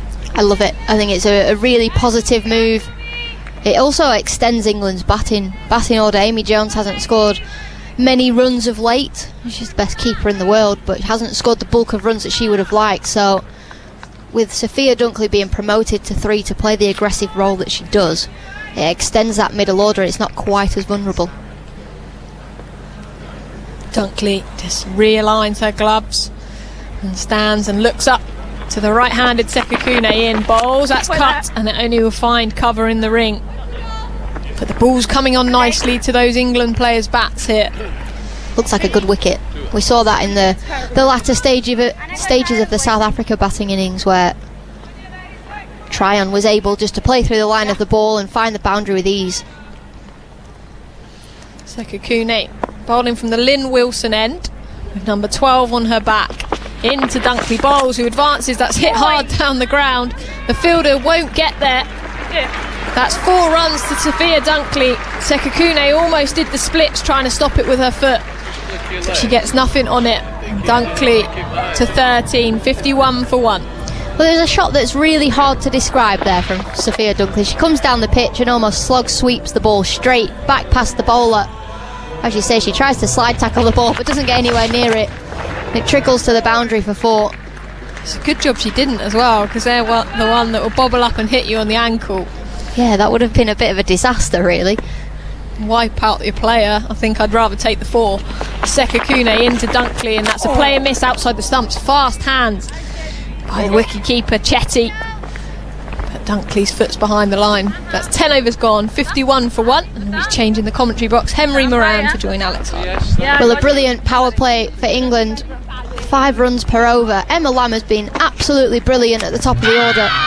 She's 36 not out so far. I think England ticking away very nicely. They'll want to chase this target down as quick as possible, I imagine. Well, they're going about it that way, aren't they? They are indeed. We wouldn't expect anything less. Have we discussed the absolute outrage at the far end of the ground? Yes, we have. You've got my headphones stuck. I did this to Anya. Devastating news. She did say go back in half an hour, so we'll have to go back. After this little stint.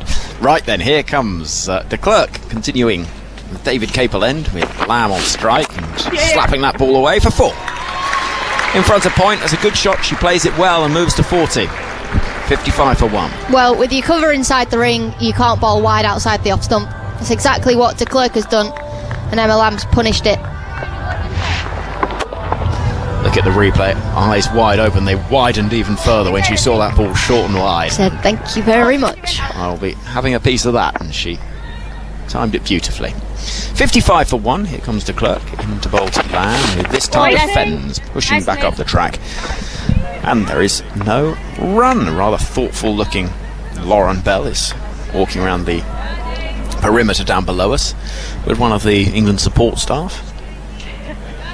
She's got a water bottle in hand. Maybe she's about to do a running session. I don't miss that. When you're not playing, you've got to go and do gym and runs. No thanks. It's the worst. Just to rub salt into the wound. Here's de Klerk. Lamb this time tucks the ball off the hips down towards Kaka, and there is a single taken. Sun comes out, 56 for 1. Now, Emma Lamb, someone that's been a prolific run scorer in domestic cricket and is getting a chance at England. How good is she? Oh, she's brilliant. You know, we play a lot of domestic cricket now, and you know there are certain players that score the bulk of runs in domestic cricket, and you can tell by watching players who's going to make it as an international cricketer and who necessarily isn't. De Klerk bowls, pushes the ball into the offside. There's no run, Dunkley. And Emma Lamb's been one for a couple of years now that we've really said can make it at international level. And she's proving that. You know, she was brilliant in the test match. Yes, she didn't go on and get a big score, but she had a presence at the crease. And today, to tick along at a strike rate of 100 in her, feels like her first game, first ODI. De Klerk bowls to Dunkley, hits that ball out towards deep cover. Sekakune scrambles across and stops that ball well, losing her wide-brimmed hat in the process.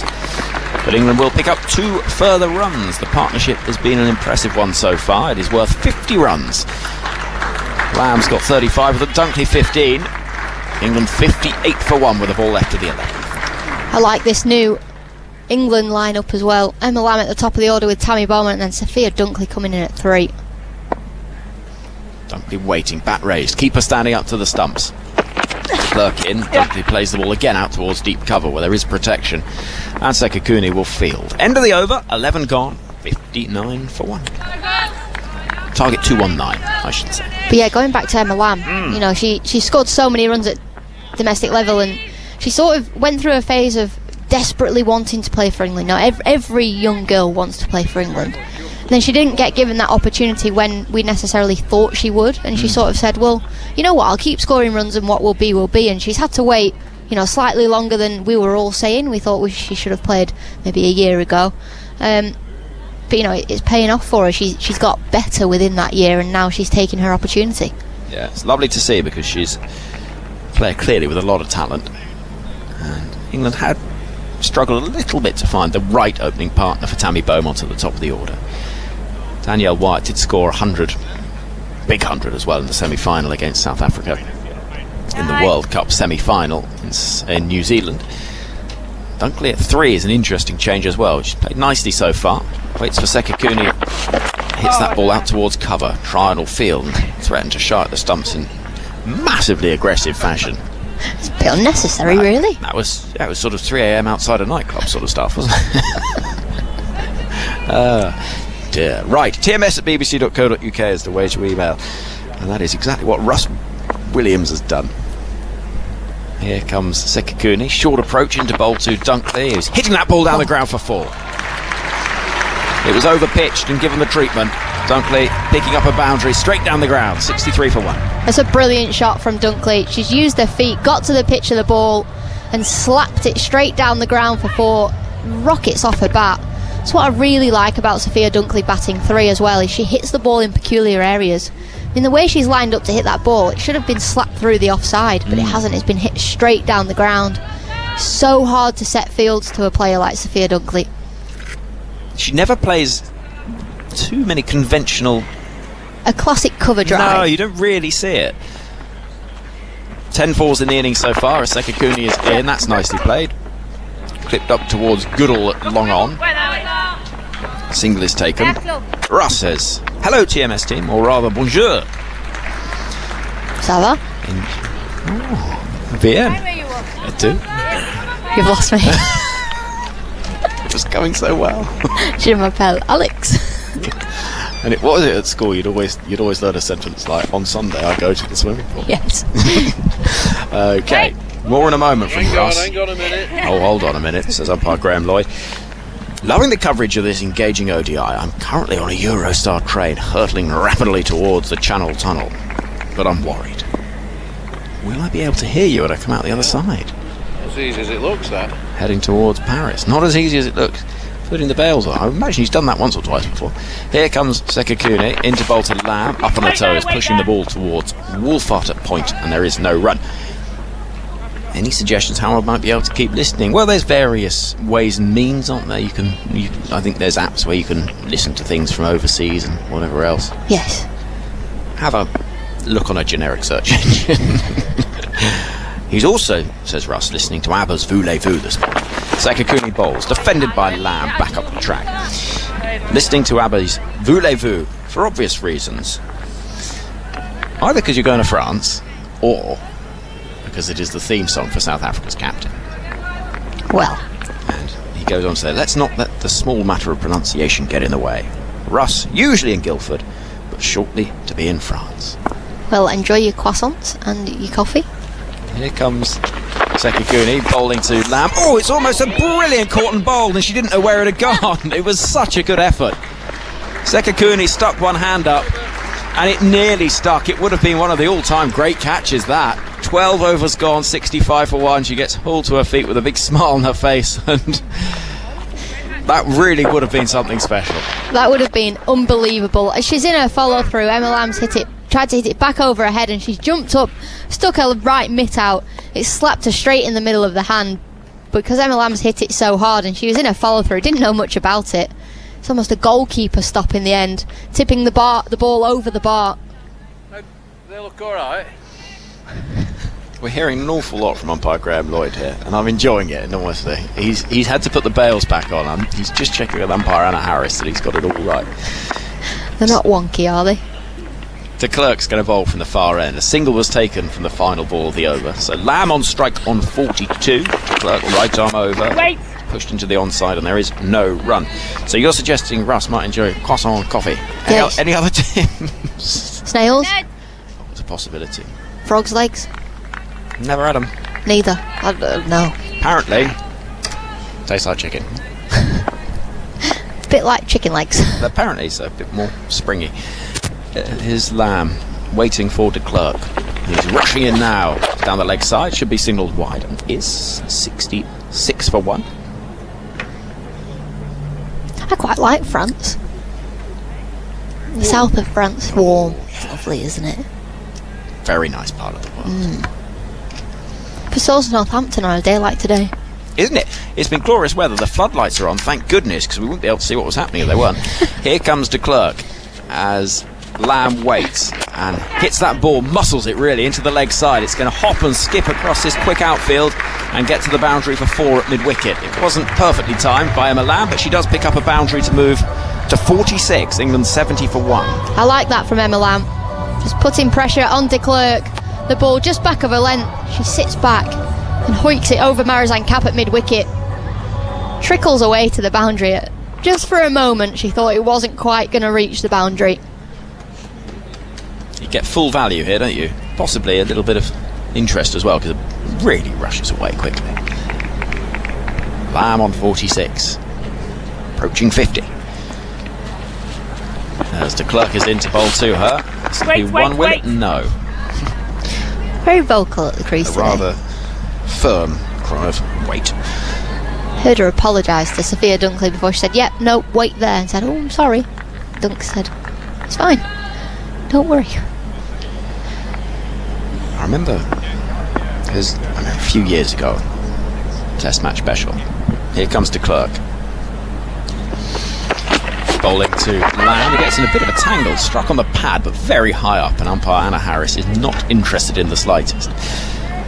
And indeed, neither are South Africa with the review. It was a day, I think it was 2015, we had Sam Mendes, the director of James Bond. Yes. There's a view from the boundary. You can still find it, actually, as part of our 40 from 40 series of our favourite view from the boundaries on BBC Sounds.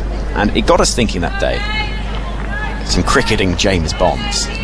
And Geoffrey Boycott was someone that was out quite often involved in run-outs. No, actually, normally he wasn't out, it was the other people, typically. Lamb pushes the ball towards mid-wicket and will not find a run because Marizanne Kapp is waiting under the wide-brimmed hat. And somebody suggested a good name for a James Bond film involving Geoffrey would be Dr. No, Yes, No, Sorry. Which I always remember. Here comes De Klerk bowling to Lamb. It's wide and she swings hard at it and is going to pick up runs. How many? Well, a good piece of fielding by Goodall will prevent the boundary at deep third. De Klerk losing her footing, and Lamb on 47 at the end of the over will keep the strike. 71 for 1. If there's one thing you can guarantee, it's that TMS listeners are some of the funniest people out there. Oh, without a doubt. Do you know why that is? Why? I often have TMS on. So you're often a TMS listener. Right. You are, because sometimes when you're not on with me, you text me, give a running review. But I have noticed I do that. When I'm listening and you're talking about something, I have to give you my opinion, so I'll text you with what's going on, and or what I think's going on. What you think's going on, you'll sometimes say how you think I'm commentating, and occasionally, if I've not read out what you say, within 30 seconds you'll repeat it in capital letters. Look at your phone. Yeah, that's true. Honestly, you're a pest. 71 for 1. England are chasing 219. And we're going to see Makululeko Malaba bowling for the first time today. Played in the Test match. Had a reasonable game. How many wickets did you take in that Test, Phil? She got the wicket of Amy Jones with one that turned past the outer edge and rattled into the stumps. Left arm spin from this end of the ground, the Lynn Wilson end. Round the wicket, bowling to Lamb, who slashes at that. She's going to pick up runs. It's going to head down to the boundary. I think it'll reach it. And with that, 50 runs for Emma Lamb. It is a first 50 in international cricket. She gets a big hug from Sophia Dunkley, and A wide smile as she waves the bat around the ground. That is a special moment for her. The crowd applause rings around a ground that has enjoyed an innings that so far has been full of energy, intent and boundaries. 75 for 1. Lamb waits for Malaba. There's a little shuffling around in the field. We've got Have a slip oh yes, after that false shot from Emma Lamb to bring up her 50. Yeah, very quickly. Emma Lamb, 51 from 51 balls, 9 fours. Malaba dries her hands and begins the approach round the wicket. Lamb waiting and defending into the offside, and there is no run. We've got fielders in the deep mid wicket, deep square, leg long on and deep cover.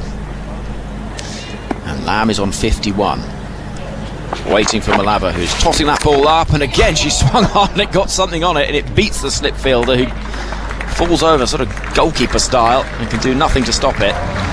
And it's another boundary. And of all the boundaries she scored in this innings, the 2 in this over have been the least convincing. 79 for 1. They have indeed, but although she'll have a slight oopsie on her face there with that one, that she's gone back to hit through the offside and a little outside edge, past the keeper, past the left foot of Chloe Tryon. Still 4 runs. Here comes Malaba into bowl to Lamb, who this time sees the ball down the leg side, so wide is signalled. And the score 80 for 1 now. England making good progress here, Alex. They are indeed. On target 219. Lamb waiting, and that's a lovely shot. Ramp over the keeper. It's going to head down towards the fine leg boundary. Tryon in pursuit is going to get close to it, but I'm not sure she saved it, and the body language at the far end suggests that it is 4 more runs. That's really nicely played from Emma Lamb, just using the pace of the ball, scooping it up and picking up another boundary. 84 for 1. Yeah, lovely shot from Emma Lamb. We've seen her muscle the ball to the boundary. Oh, this one a little bit more delicate from her. No fine leg, no short fine, just a deep backward square, so you get anything on it, it's going to race away for 4, especially on an outfield like we've got here today. Malaba bowling to Emma Lamb, who this time targets fine leg, but there is a fielder that'll run round to pick up in the form of Andre Steyn, the opener.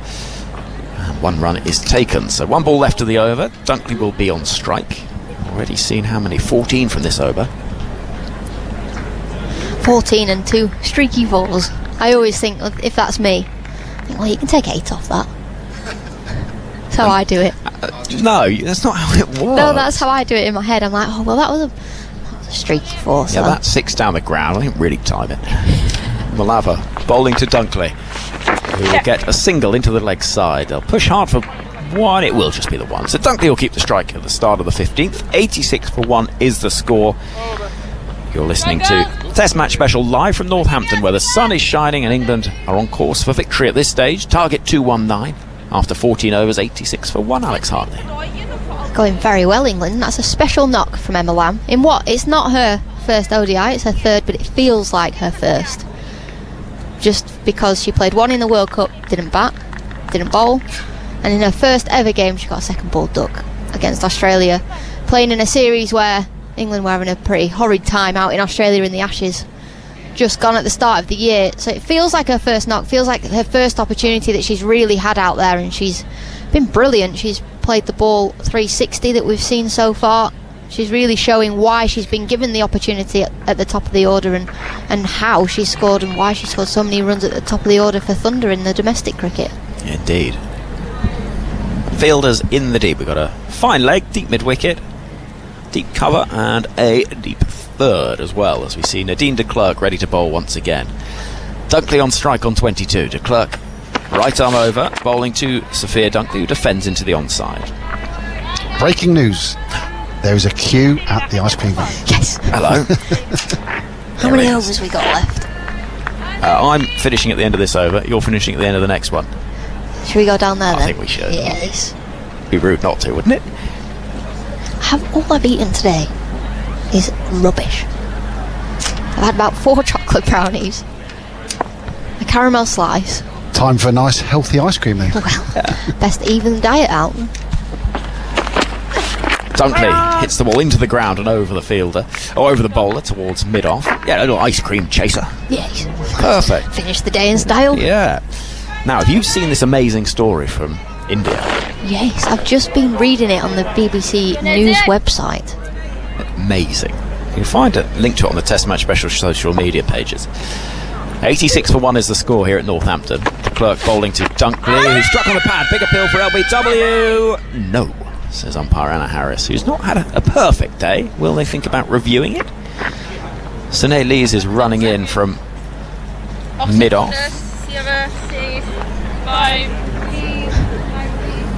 They are reviewing. Just at the last moment, Sunay Lees decides. Director, we have a review for LBW. Have a little look. So Nigel Long It's a called into fair action. delivery. I'll take front on first, thank you. My initial thought is maybe it's quite high. Dunkley's reasonably tall. How big's that stride forward? Not massive. Oh, I think that's out. Doesn't look like there's bat involved, but I'll take Ultra Edge next, thanks. It's hit the pad flap. It has. It's sort of high up on that back leg. I think I could have made my second mistake of the year, having only said I've made one. What was that? I got a decision wrong earlier. Oh, well, amazing that two should come along on the same day. We're in July. I'm having a shocker. Yeah, looking at that ball, that ball's just smacked into the flap and it's not hit the bat, I'm sure of it. Let's have a look at the Ultra Edge. Yeah, might Play even. me back one more time, please. Take Did me it back sort to of- Goes past, thank you. No, it didn't tickle that other Yeah, pad right on its through. way through, straight into that back leg. Yeah, the clearly top of the no flap. bat, ready for ball tracking, thank you. And ready for ball tracking. Here we go. I think she could be in trouble here. Sophia Dunkley. Ball tracking says wickets hitting. Hitting the wickets. Go back on field. And I'm going to ask you to change. You're not out. Thank you. You're on camera. Well, Anna Harris's bad day continues, unfortunately Yes. for her. Sophia Dunkley just looking to hit the ball into the leg side and just falls over ever so slightly. Just misses the ball as it hits her on the back pad. And the ball clattering the middle of leg stump. I like Sophia Dunkley at 3. I think it's been a good addition. It really extends that middle order of England's. It was a good knock. And heading to the middle. Is that Matt Siver? Or is it Heather Knight? Nat Siver. Siver's going to come in and join Emma Lamb. Dunkley gone for 22. England 86 for 2 midway through the 15th. And just to finish that, so police in India arresting a group of conmen who set up a fake version of the IPL, fooling gamblers in Russia.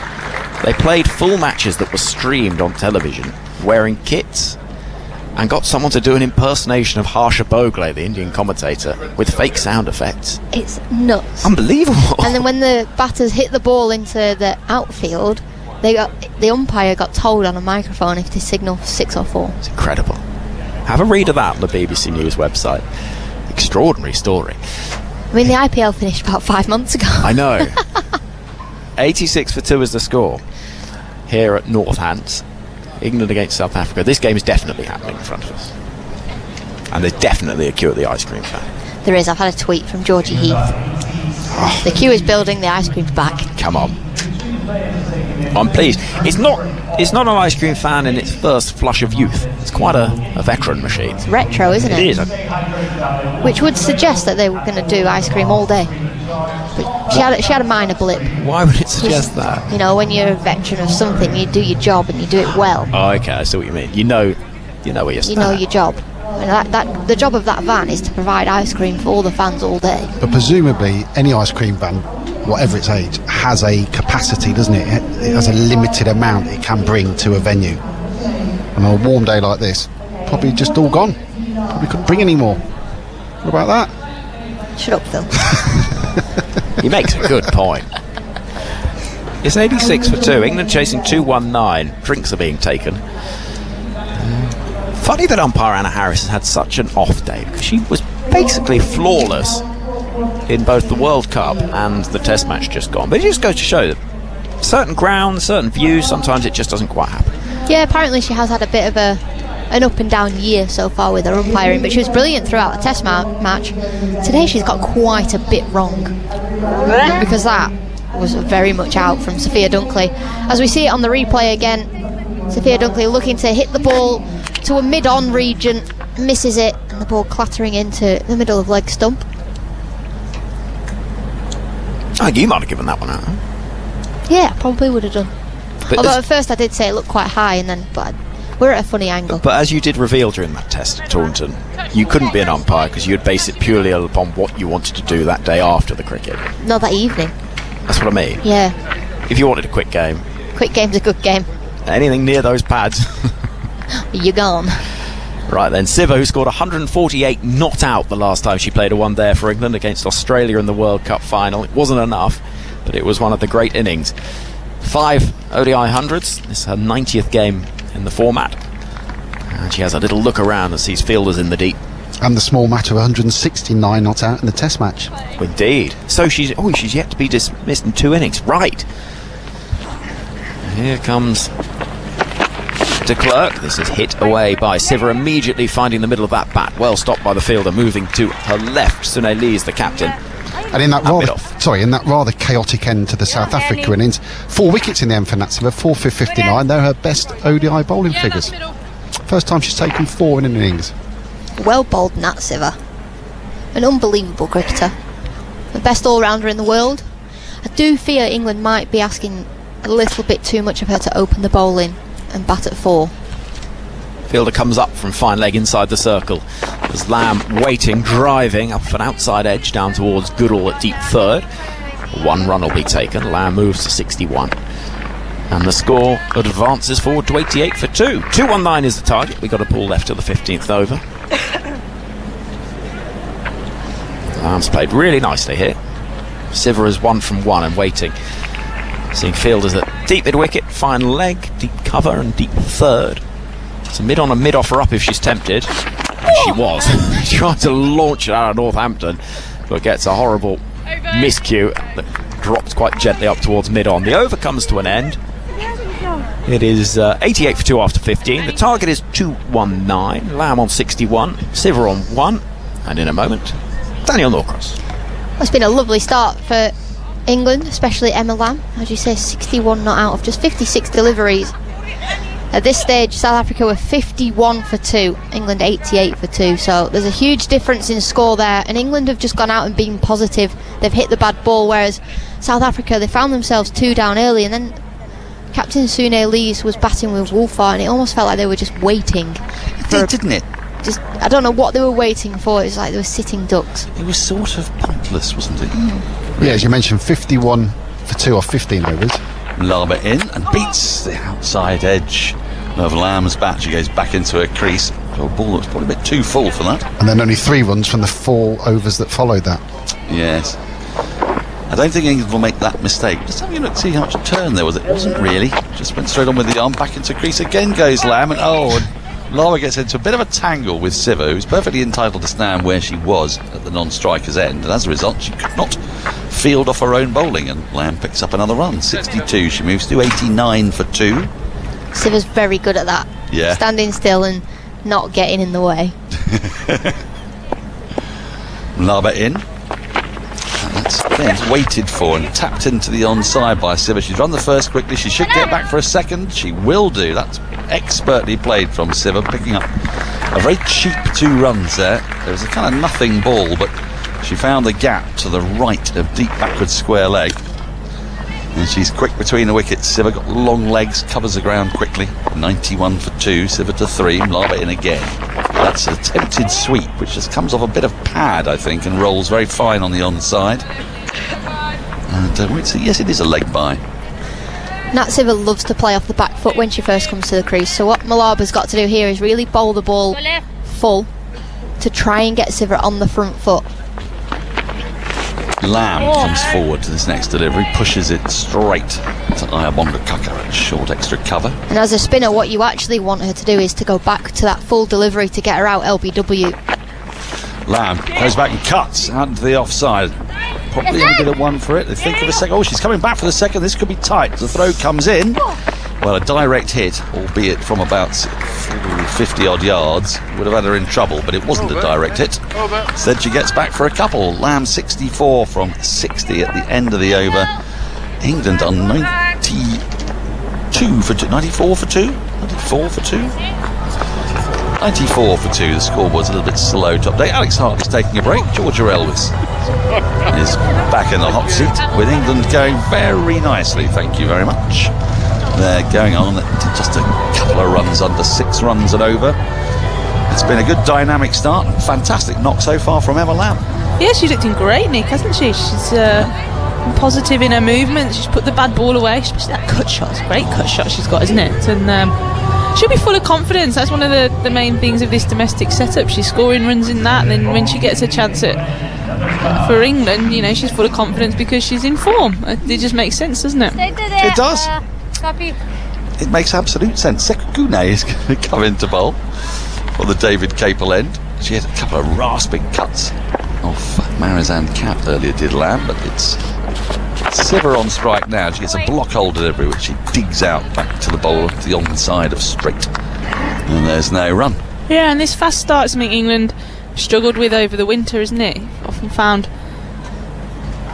a slow start, then lost early wickets, and that really gave them no momentum going into that middle phase of the innings. So this is exactly what they would have wanted. Sekukune is in, and this has been bludgeoned by Siver towards wide long on. They've run the first quickly. They'll get back for a second because the fielding was imperfect. It was a good diving effort, but it all squirted away from under a body, and they were able to get back for 2.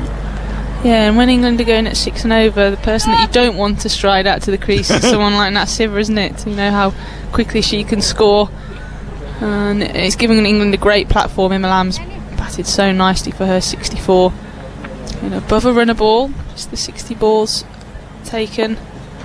Kaka's come up inside the circle at fine leg. Long on's gone back, and Siver plays this perfectly. Fine of the fine leg, who's just come up inside the circle. She'd have been very much aware of that. Wasn't a great bit of bowling from Sekukune because she drifted onto Siver's pads, but she's connected and timed that beautifully right along the ground. It's almost a sweep, really. I mean, it sort of is a sweep, but it's so fine you don't think of it as a sweep. She picks up 4 for it. And with that, 100 comes up. Lovely, very cheeky from Nat Siver there, wasn't it? Knew exactly what she was doing. He'll just come out, just play with them. You don't see that shot too often. And now Kaka's now moved. She's still inside the ring, but she's no, she's not still inside the ring. She's now going back. It's a hokey cokey here. Mid-on's now coming back to where she was. I'd be very frustrated if I was either of those fielders. Can you just decide? Can we up or back? It's quite hot out here. Sekukune is in. That's hit high and hard and straight back over the bowler's head. Over long on for 4. Wonderful shot from Siver. She saw mid-on had come up inside the circle. Now mid-on will probably go back and fine leg will come up.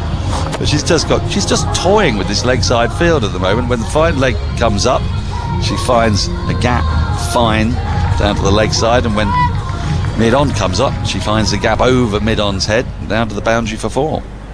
Yeah, she looks in the mood, doesn't she? Lovely shot down the ground. Where's she going to go with this one? Sekukune in. It's driven firmly but square on the offside out towards the point fielder. They'll pick up 1. Oh, now then they're going to get an overthrow as a wild throw came in. It's been pretty well backed up in the end by Ayabonga Kaka down here in front of us. So they'll get 2 more for that. The score advances to 100, and I don't think this scoreboard is right. 106 is just ticked over. Siver to 15 off just 9 balls. Lamb at the other end on 64. Sekukune in. It's a slower ball. It's just full on the pads and dug out. Back to the bowler. There is no run. 106 for 2 from 17. Lamb 64. Siver 15. The side problem with Sekukune's name is it reminds me of an ABBA song. Da-da-da-da, Chickatita, you and I. No, so every time I say Sekukune, I find myself being about to launch into a tuneless song. Forgive me if it happens. Well, we've had that before with... who was it? Sune. That was Sune. It's all ABBA, isn't it? It's all ABBA. South African women's cricket team likened to ABBA songs. We're taking our inspiration from the people at the very top. 106 for 2. Lamb 64. Siver 15. 113 more required for victory from 33 overs. That's certainly not going to be an issue. South Africa have got to find a way of taking wickets. They haven't looked like much of a potent threat, missing Shabnim Ismail, Dane van Niekerk. Mlaba starts a new over. Lamb goes back into a crease, works it into acres of space in the onside, up towards long on, and they trot through for an easy single. Just to give you an idea of how easy this is for England at the moment, the left arm spinner is bowling with a deep mid wicket and long on, and nobody in front of square on the onside, saving one with a short fine leg, and she's bowling so slowly that batters are able to get back in their crease and find that gap, as Siva has done again. Just goes back and pushes it up to long on again. And South Africa can't afford for England just to turn over 6 singles and over. They've got to try and make them make some mistakes. They've got to try and find a way getting wickets. No, I agree. It's all too easy, isn't it? Said that. Well, slips coming out, but that takes away a wicket-taking option. It's very tricky. 3 in the ring on the offside. Marlborough's in. Oh, a swing and a miss from Emma Lamb. It's well taken by Chetty. Whips the bails off. But I wonder if that fielding change brought about that shot. And possibly Emma Lamb is very strong on the sweep, but a false shot from her. 108 for 2. Mlaba into Lamb. She comes down the wicket and drives, but can't beat the dive of mid-wicket. Does well there to prevent the single. It's a key position, that. Here's Mlaba once more. Flatter and swept away by Emma Lamb. That's gone out to the boundary for 4. That's a lovely shot again. That's all about placement. There's a deep square leg and there's a short fine leg, and she's got it fine enough but hit it firmly enough to beat deep backward square. And Emma Lamb is going very well indeed here. She'll be eyeing up. I'm not going to say it. No, don't say it. Don't say it. Don't say it. Just think it. Don't say it. Well, she's playing well enough for it. Mlaba, what's she going to do here? 112 for 2. Lamb on to 69 with that boundary. Zing bails have been put back on. And Mlaba is in just 2 or 3 paces. Back into her crease goes Lamb. Finds a gap in the offside between point and cover. Sweeper has to come in from the boundary to do the fielding. 1 more to the total. End of another pretty expensive over. How many from that? 7 from that. 113 for 2. Lamb keeps strike on 70 off 65. Siva 16 off 11. What is South Africa going to do here? Are they going to bring Cap on, back on? Yeah, they're going to have to do something, aren't they? Cap's their main strike bowler, of course. It's the captain just having a little word with her now, saying, get loose for me. They'll need something special from here. The intent from these England batters is good. They're in, they're playing well. We said the pitch all day, we've said it's an absolute belter of a pitch.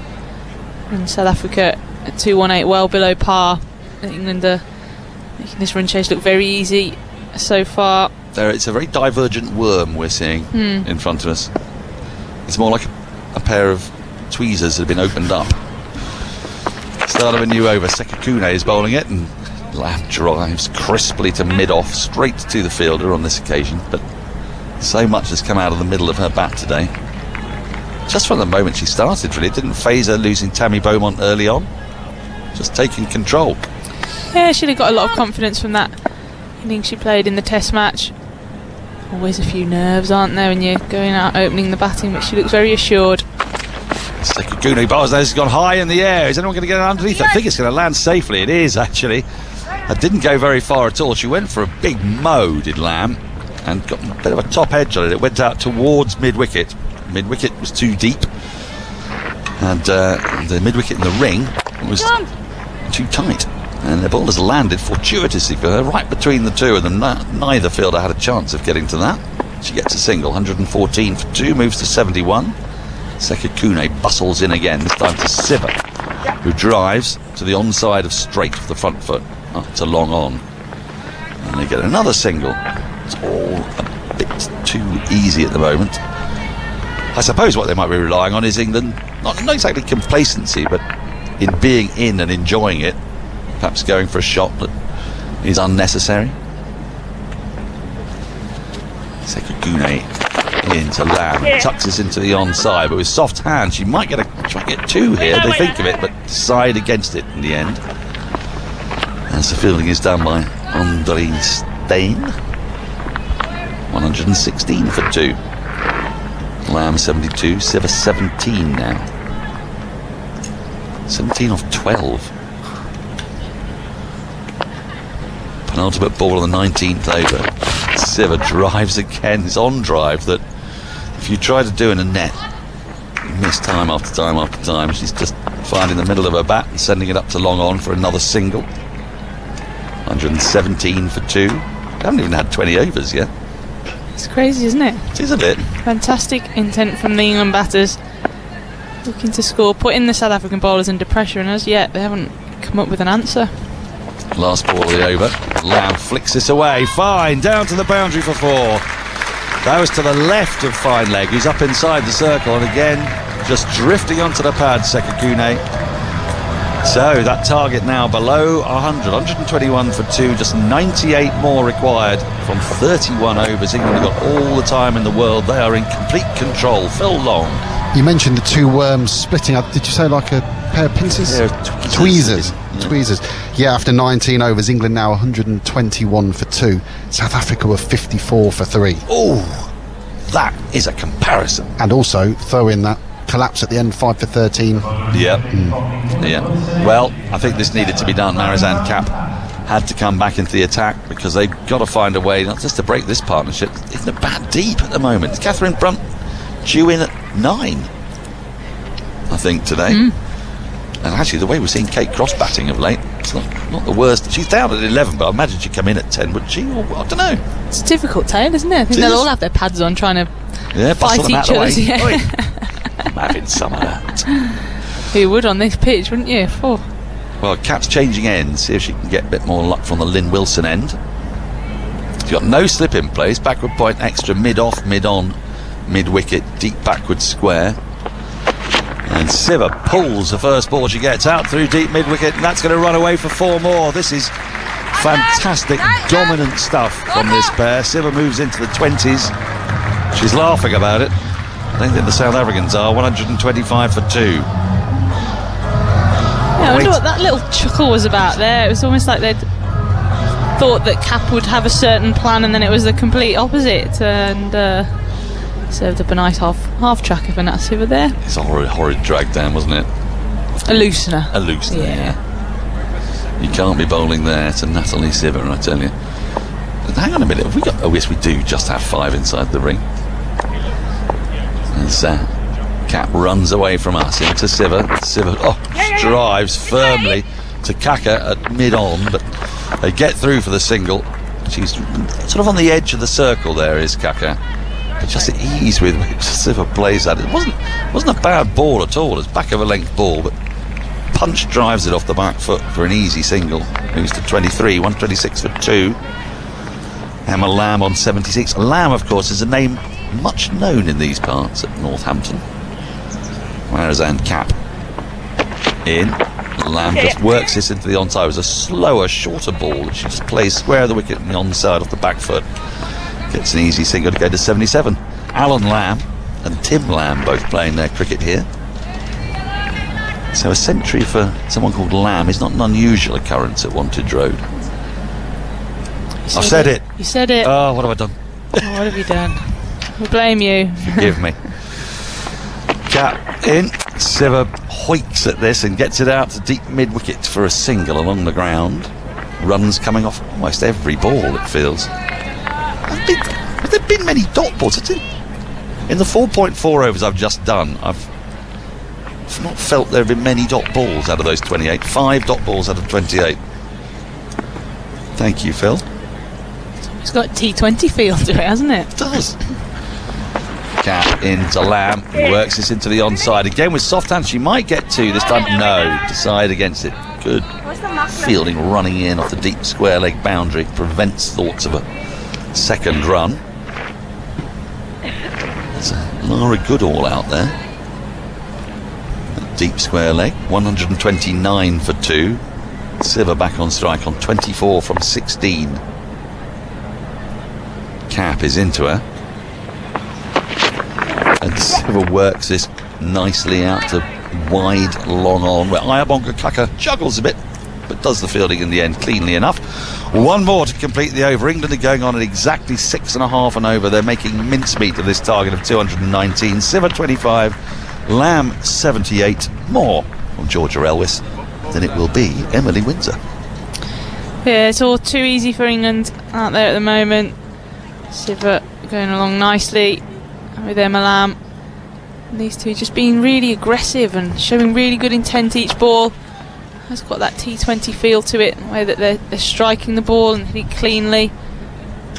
They're scoring plenty of runs out there at a decent rate as well. And South Africa at the moment have got no answers. Look like they're going to turn to Kaka to try and get a breakthrough at the other end as well. I thought Dan was making some kind of meat joke just then. He was saying mincemeat, then he was saying lamb. But we're going through a list of meats, Dan. But yes, England right on top here. 89 needed off 180 balls. Just 2 wickets down. Experience of Siva and Emma Lamb on strike. And Siva drives, that finds Laura Wolvart. At point will be no run. How good's Emma Lamb been here today?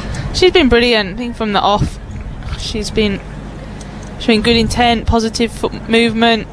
She's got great technique and she's full of confidence. We spoke about her scoring runs in the domestic competition, so she knows she's in good form and she can trust her game coming into this. And I think the England coaches would have just said to her, just go and play your natural game, and that's what she's done today.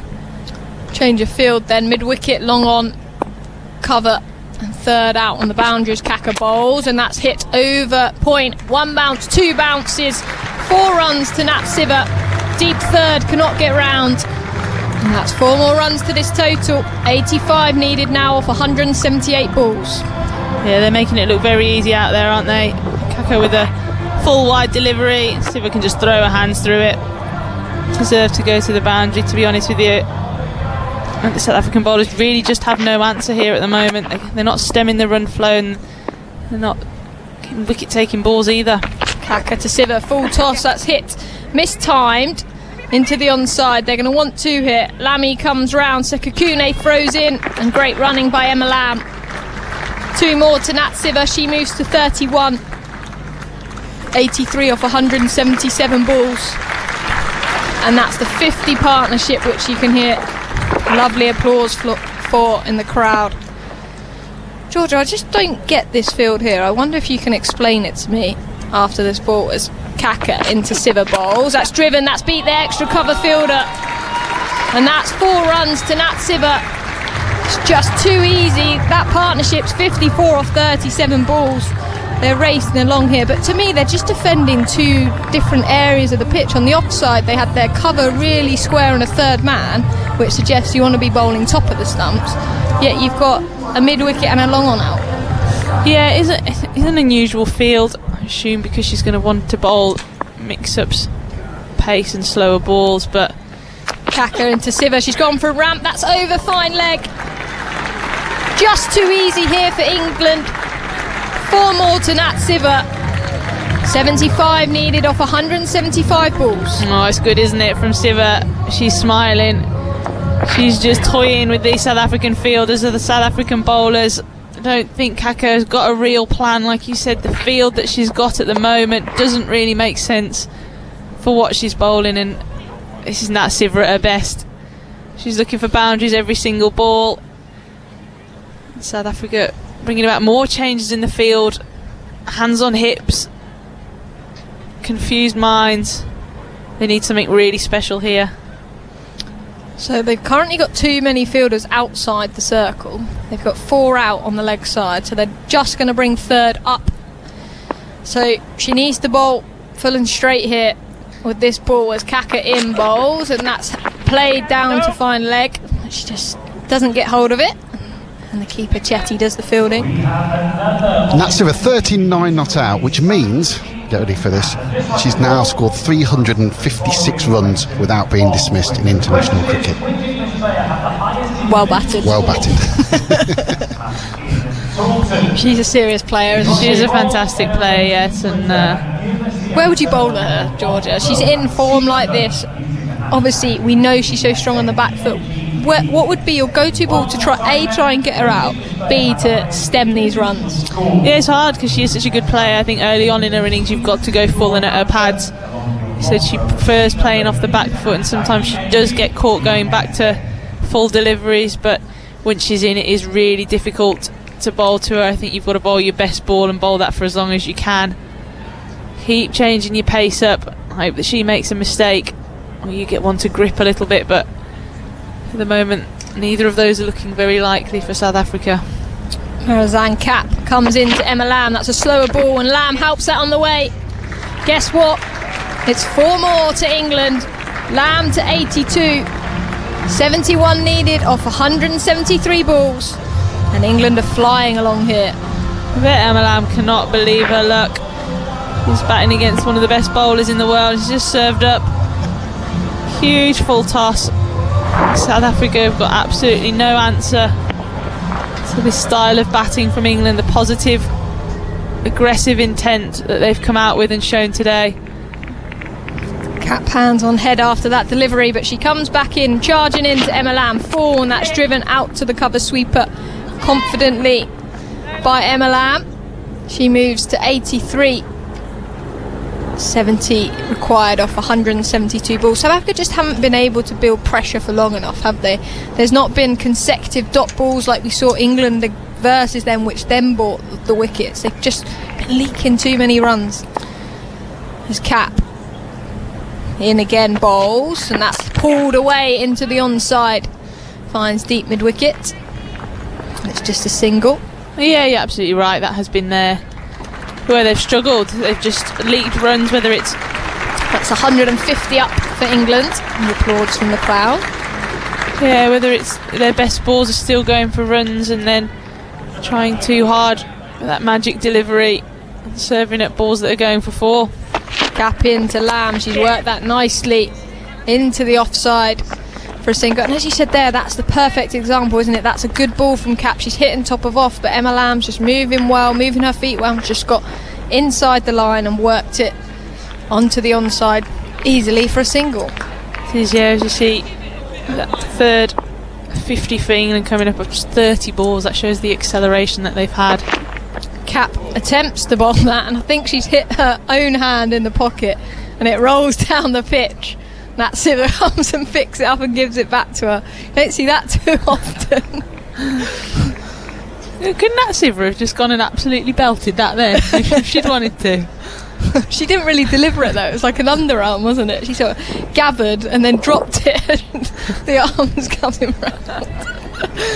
Oh, that was a great bit of cricket we've just watched there. But Marizanne Kapp will have a reply, I'm sure. She's in bowls, and that's an outside edge into the offside. Just a slower ball from Kapp. There's no run. Siver's on 40 off just 25 deliveries. Played some glorious strokes, front foot, back foot, paddles. Yeah, she's great to watch when she's in this form, when she's in this mood. She's looking to try and hit every ball as hard as she can.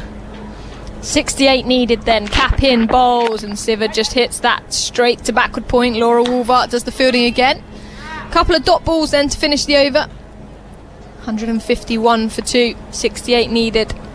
And I guess looking at this South Africa side, we've got to look at the players that aren't in it. Obviously Liz Ali, a big character, she's a run scorer, retired from international cricket. Ishmael with the ball, she'd have been threatening. She's that one that can come and bowl a fiery spell when partnerships are building. But also Danae van Niekerk, both leadership, bowling and her runs.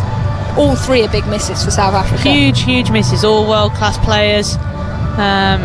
I suppose what you're missing from Ishmael and Danae is those 20 overs, and you know what you're going to get with both of those. As soon as Danae comes on, you expect her to take wickets. She is that magic bowler through the middle, and Ishmael up top provides that fire and that energy that the South Africans feed off. They are really missing both of those.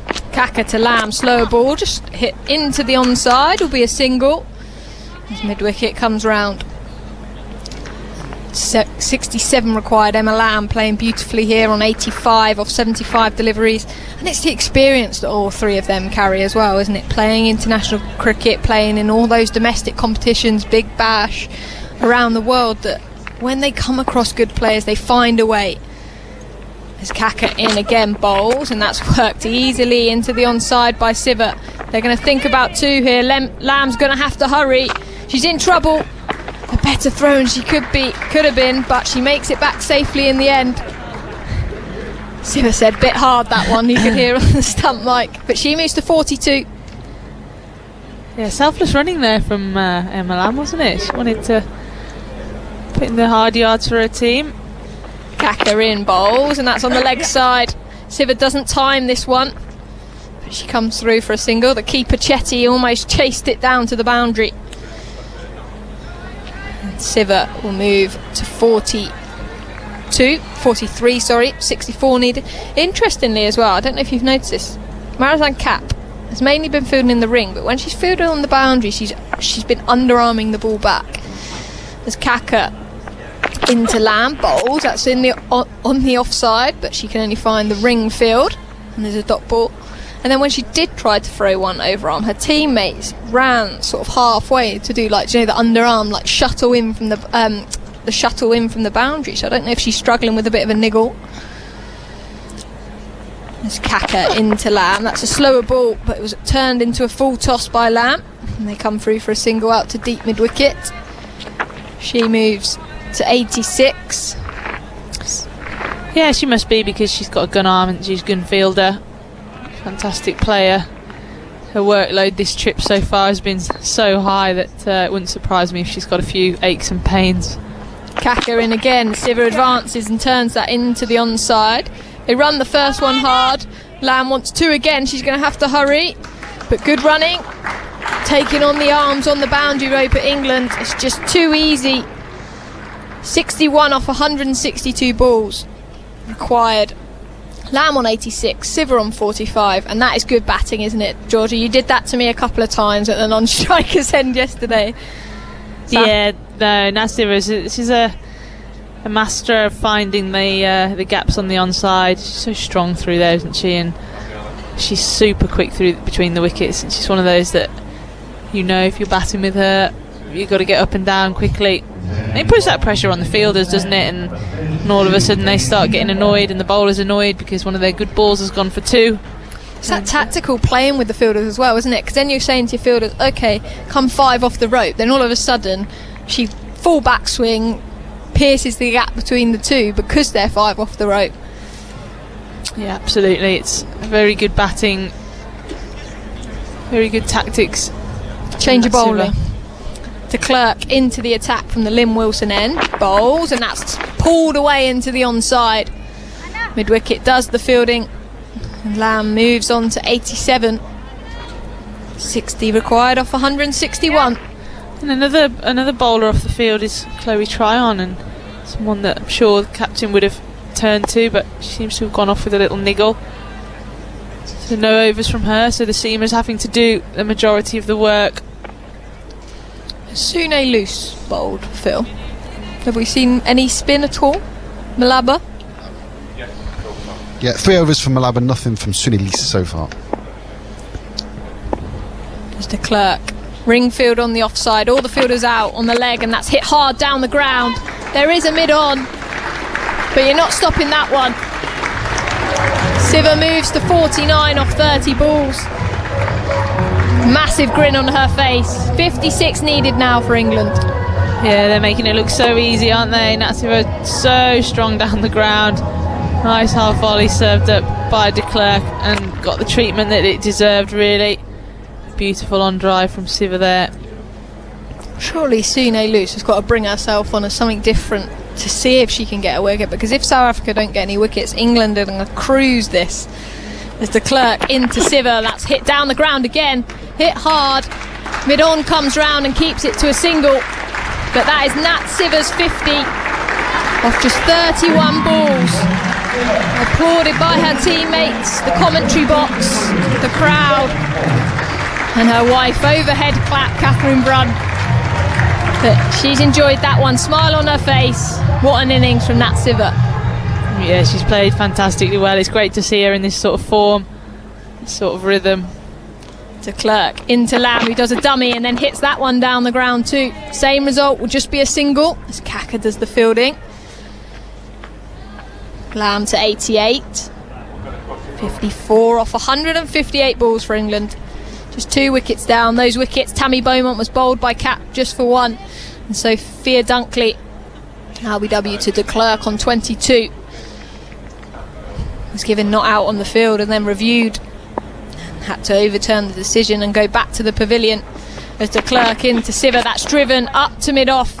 Sune Luce can only half stop it, but it's actually hit so well that it hits her hand and still races away for 4. But that sloppy from South Africa should have been stopped. Another boundary to England.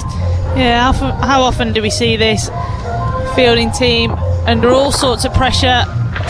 The bowler bowls a delivery she thinks is going to be stopped, and it goes through and the heads drop, hands on hips. It's all going wrong for South Africa out there, and they've got no answer. De Klerk then in bowls, and that's hit down over her head. No, great diving stop off her bowling. She throws it into the turf in frustration back to her keeper. It's good to see the passion from de Klerk. We saw that in the test match as well. We'll have a change in the commentary box. Georgia Elwis will depart, and alongside me will be England legend Anya Shrubsole. Must be enjoying what you're seeing here, Anya. Sorry, just get myself in my seat. Forgotten how seats work. Yeah, this has been brilliant from England. Sometimes can be tricky, those kind of middling totals, but they've batted really positively, shown everyone just how good a track this is, and they're chasing this down with ease at the minute. Yeah, we're going to see spin into the attack, not in the form of loose, but it will be Malaba. That's with a 54 not out. A previous best score before today in 7 innings against South Africa was just 16. That's an interesting stat. A couple of scores of 16, a 15, and then 4 single-figure scores. So Malaba just swatting some flies at the top of her mark. It's like she's got one in the eye. She needs to have those eyes open the way Lamb and Siva are hitting it back at them. There's Malaba in, left arm spinner bowls. That's turned to Cap at 45, will be no run. Again, underarming it back into the keeper. Cap. But England in control. 50 required off 155. Now Anna Harris has the job of removing something from the eye. I think that was one of those that's why Anna Harris's medical degree is coming into umpiring. Malaba in, and that's turned into the onside by Lamb. There's call for 2.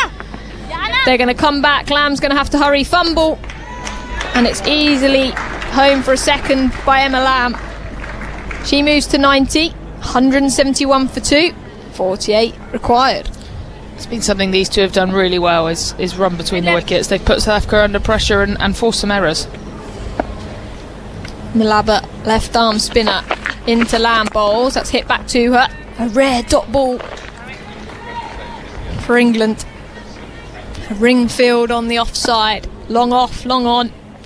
Mid wicket and square out on the boundary as Lamb sweeps into the onside. They're running the first one hard, but should just be a single. Good fielding by Kaka. Lamb to 91. Just feel the apprehension building in the crowd. A lot of school children in as well earlier. Real mix of ages. Malaba in, and Siva works that into the mid-wicket gap. Will just be a single. She moves to 55. Question for you. I asked Georgia, where do you bowl to Nat Siva? A, best chance of getting wickets as Malaba bowls. That's hit into the onside by Emma Lamb again, just for a single. 45 needed off 150 balls. So your best chance of getting her out, and how you stem the run flows. And as you answer that, Henry Moran will come into the commentary box. I think best chance of getting her out early is the good old-fashioned full and straight, as it is for most people, I think, to be honest with you, but quite full, quite straight, bold LBW early in the innings. I think once she's in, you've probably got to look to go full and wide, maybe. I think she hits the ball so well through the leg side, although I've just watched her play a glorious extra cover drive on my monitor, so maybe that's a bad plan also. Yeah, but I think full and wide, she hit quite a strong bottom hand, hits the ball really hard on the leg side, so that's probably how you stem the flow of runs. But yeah, you just maybe don't look at the captain is the best way to go. Oh, I'm feeling a little bit sore here. De Klerk bowling to Lamb on 92, and she's swivelling, pulling that ball into the leg side. Will get one. Her heart will be beating a little faster now. She's in the 90s. England need 44 from 149 balls. They're cruising this. They'll be able to watch the Lionesses at this rate. Clearly they listened when we were talking about it earlier. 8 o'clock, kick-off. Yeah, it's 45 minutes or so away. You watched it on BBC One. Listen to it on 5 Live. Here comes Nadine de Klerk. Red hair running away from us past the umpire. And Siva with an enormous swing. It's a really good take from Trisha Chetty up on her toes, just riding the bounce and having to almost take that up by her shoulder, really. Siva looking to get on with it in every possible way at the moment. Yeah, it was a big swing. She's got quite a pleasingly gargoylean expression as she bowls, Nadine de Klerk. She's running in now. And this is hit meatilely into the leg side. Fielder should take it, and does. The roar of approval as Siva goes out at deep mid-wicket. She was looking to go big into the leg side, looking for 6, but could only find the hands of staying in the deep. Or forgive me, Bosch out there. And Siva goes. It's been a good innings. She's gone for 55 from 36 balls. It's been a brilliant innings from Nat Siva. She hit the ball so cleanly from the moment she walked to the crease, to be honest with you. It showed how destructive she can be. She can hit all around the ground, and I sense a slightly more positive approach from Siva from maybe what she's done in the past. She can be someone who can score so quickly, and we saw that today. So Siva out for the first time since when, Phil Long? Well, that was scores of 148 in the World Cup final, 169 in the Test match, 55 today, which makes 372 runs before she was dismissed. Amy Satterthwaite, in her run of 4 successive ODI hundreds, got to 375 before she was dismissed. So Siva just falls 3 short over that tally. Which presumably will be a record. I think it's the record. I was going to look back through older Test matches, but certainly in modern times that is the record, yeah. There we go. That's some effort from Siva over the last few matches, albeit spread over a little while. Now, Hypercoursed is always good for a stat or two on social media. Fastest ODI 50s for England's women. 22 balls for Siva against Pakistan 2016. 24 balls, Nat Siva versus Sri Lanka 2016. And today 31 balls, 3rd quickest. She's also got number 6 in the list, a couple from Amy Jones in there in that tour to Sri Lanka early in 2019. 175 for 3 is the score. Emma Lamb has an opportunity for 100. She's on 93 as de Klerk runs in. Right arm over. Lamb plays the ball into the ground back towards the bowler, who picks up. 175 for 3. Look at the replay there. It was full delivery. It was in the slot, really, wasn't it, Anya? Yeah, slower ball from de Klerk, and looks like Nat Siva just toe-ended it there. But it was absolutely in the slot. I thought for a minute she'd got hold of it, and I was peering around the corner expecting to see it sail over the boundary. Not to be. Not to be. Here comes de Klerk. Shadows beginning to lengthen at Northampton. And Lamb looking to chop that ball away, and there is space out there. There's no protection at deep third, but she misses. That partnership between Lamb and Siva in the end worth 89 off exactly 11 overs. Just seemed to score so easily. It kind of felt like they didn't play a shot in anger. They were just picking off boundaries, running well, and next news they've gone at 8 and over. De Klerk bowling. Nicely played into the leg side by Lamb, who'll pick up 1. She moves to 94. England require 43 from 144 balls, and Lamb will keep the strike at the start of the next over, which will be the 27th of the innings. How impressed have you been with England all round today, Anya? Yeah, really impressed. I think Catherine Brunt set the tone brilliantly at the top of the bowling innings. I think opening spell was 2 for 5. We can't ask for much more than that. They chipped away all the way through, kept South Africa to what is being shown to be a very, very under par score, and the way they've gone about this chase has been brilliantly. They've batted with positive intent, put the South African bowlers and fielders under pressure, and they'll be very happy with their work so far. Here comes Malaba, start of a new over. Lamb is driving up towards long off for a single. She moves to 95, and Heather Knight will be on strike for the first time in the innings. 42 further runs needed. I think an Emma Lamb 100, if that happens, will just be the icing on the cake. It'll be a very special moment for someone that's been patient waiting for an opportunity in England colours. She's been on the radar for a long time. There have been many who have been calling for her to get an opportunity, and today she really has taken it. She's played brilliantly. Knight is waiting and playing a paddle down towards fine leg, but there is a fielder in the form of Ayabonga Kakara to pick up. Will there be a second run? I don't think there probably will be, no. So just a single to move Knight off the mark. 41 needed from 142 balls. If you want to get in touch, tms@bbc.co.uk, hashtag BBC Cricket on the social media. As Lamb plays with a straight bat, just gently pushing that ball up towards long off, and she's, you sense, going to play this reasonably cautiously. There's plenty of time, there's no need to do anything rash. 40 needed from 141. Lamb on to 96. I really hope she does. There's 4, just knock around 4 runs there. In comes Malaba, bowling to Knight, who's forward in defence. And there is no run. All around the ground there's just a little sense of anticipation. As Knight waiting, coming forward and hitting that ball down the ground for 4. It's a good looking shot from the England captain. Fielder up inside the circle at mid-off, and she was confident enough to advance and play that ball over the head of the fielder and down towards the pavilion for 4. There's been some real intent shown by England in this innings.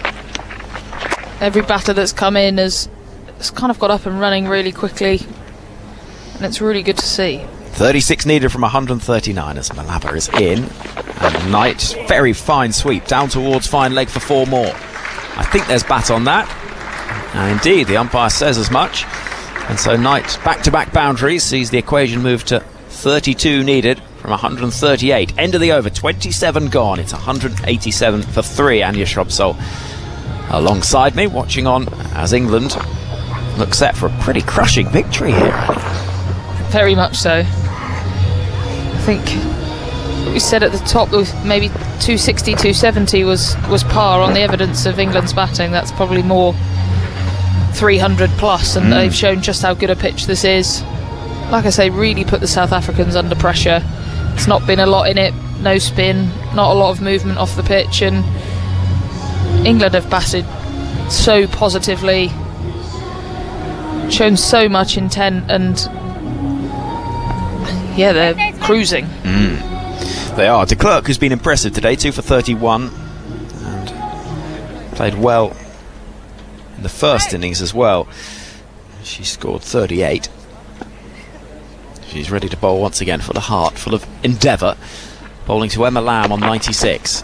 Plays that ball away through the offside. Is this going to be the moment? The ball's rushing away. It's going to reach the ropes. 100 for Emma Lamb. Just listen to the noise around the ground. She plays it away behind square on the offside for 4. Gets an enormous hug from her captain. Applause from Lisa Keightley, the England coach. And cheers from those in the England dressing room. Removes her helmet, waves the bat around the ground. Emma Lamb, 100 from 91 balls. That is an unbelievable knock from Emma Lamb. Just looks a bit emotional there, to be honest with you. She's batted brilliantly. She's had a very interesting kind of stop-starty start to her international career, and she's got a chance here at the top of the order on a good track, and she has really laid down a marker, and that's her at the top of the order for the rest of the summer, you'd think. You'd think so. Lamb waits on 100. 28 needed for victory. She's pushing that ball into the offside. Wants a single, confident to chase and test the arm of Laura Wolfart. And a single is taken.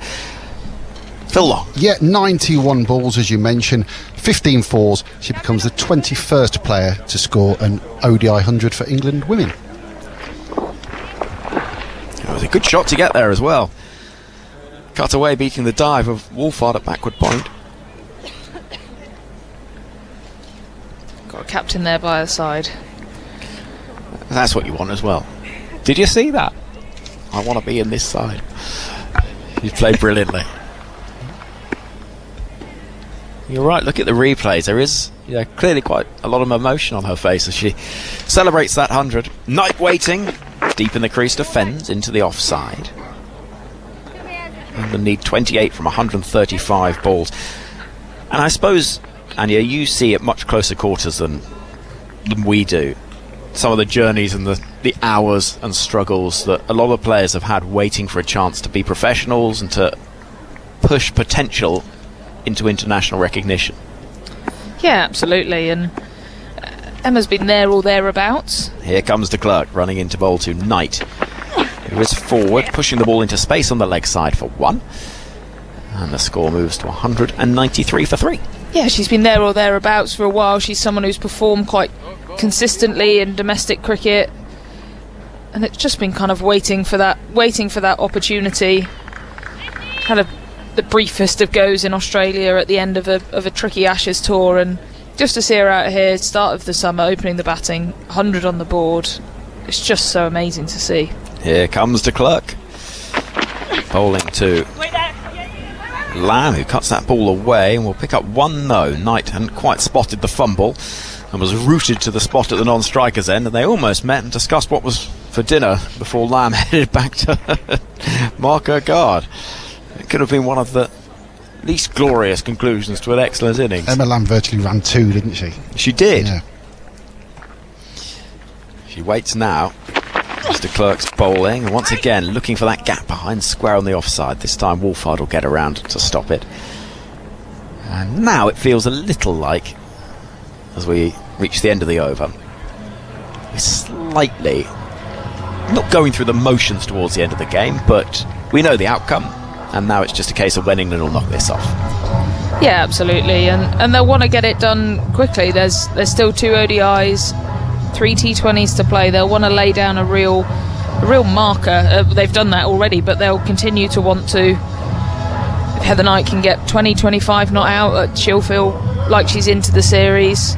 Emma Lamb to finish not out if she can, and it just lays down such a strong marker for the rest of the series. And that's what's been so impressive about England today, is pretty much in all facets. Might be a few things with the fielding. They've been exceptional, and they've are going to come away with a really comprehensive victory. 193 for 3, 26 needed from 132 balls. Such a strong marker for the rest of the series, and that's what's been so impressive about England today, is pretty much in all facets. Might be a few things with the fielding. They've been exceptional, and they've are going to come away with a really comprehensive victory. 193 for 3, 26 needed from 132 balls. The floodlights are shining. There's still a queue at the ice cream van at the far end of the ground. And we suspected the taco kitchen is starting to do a roaring trade as well. We thought it might be this time of day. Things got lively over there. Sekakuni bowling, that's nicely played. A straight bat from Heather Knight, but she won't find a run. Malaba runs across from mid-on. It's tea time, isn't it? Or dinner time, or whatever you want to call it, depending on where you're from. Oh, yeah, what would you say? Tea. From Somerset? Is that sort of... Or Bath. Well, it is Somerset, but posh Somerset. I would say tea. Here comes Sekakuni to bowl to Knight, who jams down the bat as the Yorker arrows towards her toes. Phil, you'd be a tea man, I imagine. Tea, dinner and tea, lunch and tea, yeah. I'd probably go lunch and tea.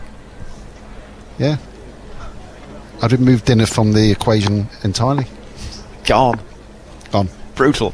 Here comes Sekakuni bowling to Knight, who again sees a full ball that this time she pushes into the offside but won't find a run. Early on in the 29th over, England need 26 further runs to win. Well done. They'll hush around the ground as a pigeon swoops low in front of our commentary box. Here comes Sekikuni running in. Right arm over to bowl to Knight, who is beaten past the outside edge. Skiddy bowler, who's just a nagging line and length, and as Knight looked to try and run that ball away, she didn't get anything on it. See Nat Siver in the distance on the England balcony, who's just having a drink, having a look around, and having a little think about possibly what might have been in the innings. She played nicely for a half century. This is run away fine by Knight down towards Sune Lees, the South African skipper, who's waiting at deep third, which is an unusual spot for a captain. I was not expecting that to be the person who popped up down at third man. Interesting choice of fielding position for captain, but there we go. You normally think cover, mid-on. Anywhere else. Literally anywhere else. Lisa Kitely's got her notebook out, I can see at the far end. She's in the dugout, a smile on her face, twiddling a pen. This notebook is... I'll tell you about this notebook. Here comes Sekikuni, bowling to Lamb, playing the ball back to the bowler. It's a good over from Tumi Sekikuni. The over comes to an end. England need 25 further runs. The notebook it still baffles me to this day, but I'll have to get over it. So it's a pen. It writes in a physical notebook like you would expect, but what she writes with this pen on the notebook automatically transfers onto her iPad. No. Yes.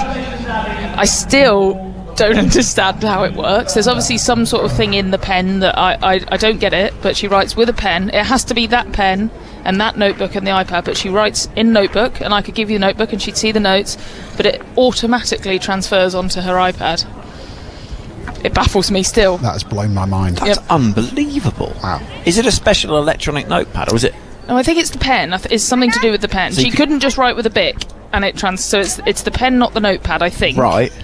But it goes straight from... She writes with a pen on a notepad, and it automatically goes onto her iPad. It's like James Bond. It's madness.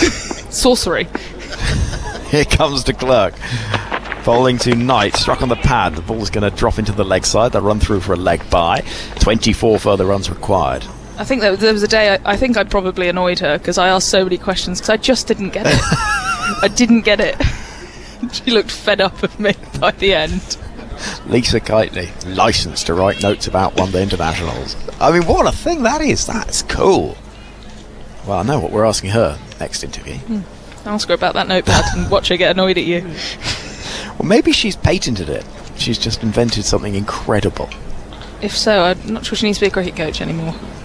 Yeah. What would you call it, her notebook? I'm not the creative person here. We'll have a little think. Here comes de Klerk then. Bowling to Lamb, who's on 101. And playing the ball nicely. Deep in the crease, just working into the space on the leg side. Bosch will run round to pick up. And the score moves to 196 for 3. 23 needed from 124 balls. Sune Lee is fielding in a more conventional position now for a skipper at mid-off.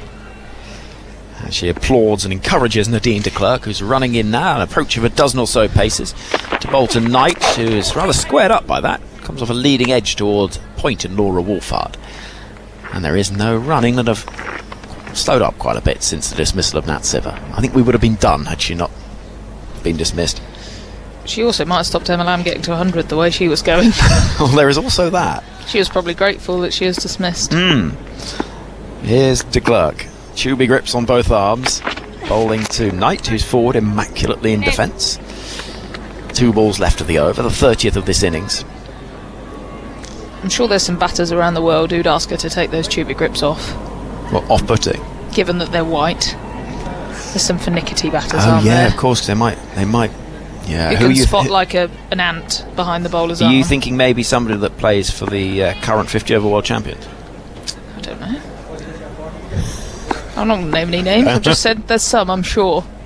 Here comes de Klerk. Bowling to Knight, who launches down the ground. She's got hold of that one. It's going to be 6. Straight back over the bowler's head. 6 of the best from the England captain. 202 for 3. It's a great shot by Heather Knight. At a couple of kind of leading edges, a little shuffle down the pitch and launched it back over the bowler's head for 6. She's looking at her bat as if she hasn't got all of that as well. She's literally got more of that than I have ever got on any shot I've played in my life. Me too. And the first 6 of the England innings. Oh, Better than Nat Siver. that is the second slowest 50 of England's innings. The middle 2 came from 40 and 30 balls. There's real power from that partnership between Lamb and Dunkley, and then Lamb and Siver. 17 needed for England then. Here comes de Klerk. This is drilled up towards Sinead Lees, who fields at mid-off. The end of the over. 30 gone. England require 17 further runs. Daniel Norcross is coming in, I imagine, to see us home after some more thoughts from Anya Shrubson. Heather Knight has just come in and kind of picked up where the others have left off, and this is becoming a bit of a procession for England. They'll want this over and done with as quick as possible. You wonder how many they'd have scored if they'd batted first. Because there's 20 overs left here. It'd have been fun to watch. Really that would. is for sure. And the old rule of thumb is double it after 30, isn't it? 404. With 3 wickets down. Why is England's highest ODI score? I want to say 378 or something. It's very good. Is that right? It's very good, yeah. You've been Googling that at the back. No! How dare you? Sekikune in. That's been pulled high in the air out towards deep square leg and was taken. The catch is taken. And Emma Lamb's fantastic knock of 102 comes to an end. She's looking to finish it in style. What have you seen, Phil Long? The Knights just ran all the way from the other end. They crossed while they were running to go and give Emma Lamb a big pat on the back. Well, she deserves it, because that has been a knock for the ages. 102 from 97 balls. The crowd rises to her. She's been superb from the moment she came to the wicket, actually. Her timing has been immaculate. She got England off to a really good start after Tammy Beaumont was out early on. She didn't miss a beat. She's been given a high five by Danny Wyatt as she goes off. 102 from 97 balls. England have lost their 4th wicket, but they need just 17 from 119. It should still be a cakewalk. She's just trying to finish it in style. It's a big boundary out towards deep square leg. Short, she pulled it up in the air. She didn't quite get all of it. And a good catch was taken. But what do you make of that innings, Anya Shrubsole? That was a brilliant innings from Emma Lamb. I would say given a chance at the top of the order and just laid down such a marker, and I don't think we'll get the smile off her face for a while. I can see her, she hasn't made it to the dressing room yet. I think she's being hugged by every member of the England team and support staff, of which there are plenty. She still hasn't made it in the door. She's still going. They'll be absolutely thrilled for her, and so they should be. And I think, yeah, she'll be smiling for some time to come, I think. Well, it makes a big difference when a side finds another batter. It's been an issue for England over the last 10 years or so, really since Lydia Greenway retired, I think. So incorporating new batters into the side and having that awkward position opening the batting alongside Tammy Beaumont, but she's filled those shoes brilliantly today. So, batters have crossed. Heather Knight's on strike. Sekikune wants a full ball. She's driven back towards the bowler. I don't think she got anything on it because the ball's crashed into the stumps at the non-striker's end, and there's been no appeal. Danny Wyatt is the new batter, with England needing 17. I don't suppose this would change the approach. They're just going to try and get this done, aren't they? I don't think many things change Danny Wyatt's approach to batting. No. See it, thwack it. Pretty much. Generally over the offside. Sekikune runs into Heather Knight, who plays a delicate little back cut out through deep third. She'll get a single for it, no more. One thing I noticed, I was talking out there on the gantry with Natalie Germanos, Sune Luce was fielding at deep third. She still is. She just picked up that ball. Why? I couldn't even begin to tell you. And you got Marizanne Kapp, the next most experienced player. She's down here at fine leg. I don't know. It's most unusual. They've looked a little bit rudderless today, South Africa, both with the bat. When they were rather timorous in their first 25-30 overs, it took Chloe Tryon to get them going. Sekikune into Wyatt, who drives out towards the fielder on the deep cover boundary all along the ground for another single. 15 more needed to win. Wyatt off the mark. And in the field, I mean, they got that early wicket of Beaumont, but there's just been no real sense of threat or urgency. Yeah, the ball didn't swing around too much. Easy pace pitch, and lots of bowlers who bowl very similarly, I would say. Sekikune into Knight, who again just dabs this fine. Just time to short third to get a quick single. 14 needed now. They're just ticking them off in singles here. Knight moves to 19 off 19. It's been hard to see where a wicket would come from, and I think that's where they really miss someone like Shabnam Ismail, who can run in and bowl quick in the middle if they need a wicket. She's a real partnership breaker, and they've just lacked that here, South Africa. Sekikune in to complete the over to Wyatt, who flicks it away in the air through mid-wicket for 4. A wonderful shot. Mid-wicket would have been moderately interested in that for a brief amount of time, but really there was nothing to it, and it was just flicked with power and timing and placement, and England now need just 10 more to win as Anya Shrubsole takes her leave. Alex Hartley joins us for the final knockings of this match. Come for the party. Yeah. Yeah. It's been a bit party atmosphere, hasn't it, when England have been batting? Yeah, so. it's been brilliant. It's been so good to watch. Almost even the way Nat Siver went about her batting innings was just different. You know, she went and hit boundaries from the off rather than... We've seen her in the past nerdle the ball around a little bit, but over the past 3 or 4 games she's played, she's been brilliant. I mean, her average in the last 3 games is 375, I think. Well, the brilliant Hypercourse on Twitter informed us that she now has the 3 fastest 50s for England in women's ODIs.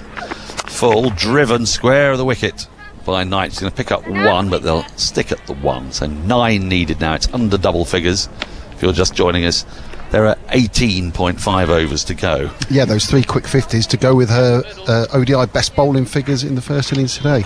Not bad, is it? Not a bad day out. Great day for Nat Siver. Well, those 2 faster 50s against Pakistan in 2016. Pakistan were a pretty limited side, and we mentioned how the boundaries have been brought in for one of those 50s quite like significantly. 55 yards or something, weren't they? They were tiny. It's really short. Kaka in short, cut away. This is running away towards the boundary. That'll be 4 more. 4 more to Wyatt. England need just 5 now. 2 short, 2 wide, and Wyatt just had to pick her spot to the left of point out towards the boundary. Easy pickings for Danny Wyatt. What I've really liked about this England batting innings is they could quite easily have taken their time to chase this down, but they've gone out there and really put their foot down, shown what they're about as a team. This new batting order that England have got, they've been brilliant. Well, they want to see the Lionesses as well, perhaps, as Kake is in. Pushed into the offside. Quick single taken. 4 more needed to win. Wyatt to double figures. That match starts at 8. Yes. We're desperately trying to find somewhere to watch it. We are. We said, can you finish the match by 8? Thinking, okay, you know, it's all right if we missed most of the first half. It's 7:45. Well, we'll The cut-off time is 10 to 9. It's preposterous. Right, 1 meaty blow away from victory here. Knight on 20 off 20. 4 needed to win. Kaka in tonight. She hoiks at this. It's an appeal for LBW. A somewhat fruitless one. The ball bobbles out to the offside. There's no run. Anya Shrubsole's just shown me a video that England Cricket put out on Twitter of Danny Wyatt saying, sadly we can't watch the Lionesses tonight, but a huge good luck to you all. Oh, right. Well, turns out, You can. 4 runs time, you can, girls. Henry just... Oh, hang on. Now they've decided, wait a minute, they've gone to have a look at this. They've gone upstairs, and why not? Review for LBW, the decision is not out. It is a fair delivery. I'll take front on first, thank you. So, you get this. They've got a DRS up their sleeve, so they're having a look at this to see if they can actually match the wicket of Heather Knight here. It's a muted appeal.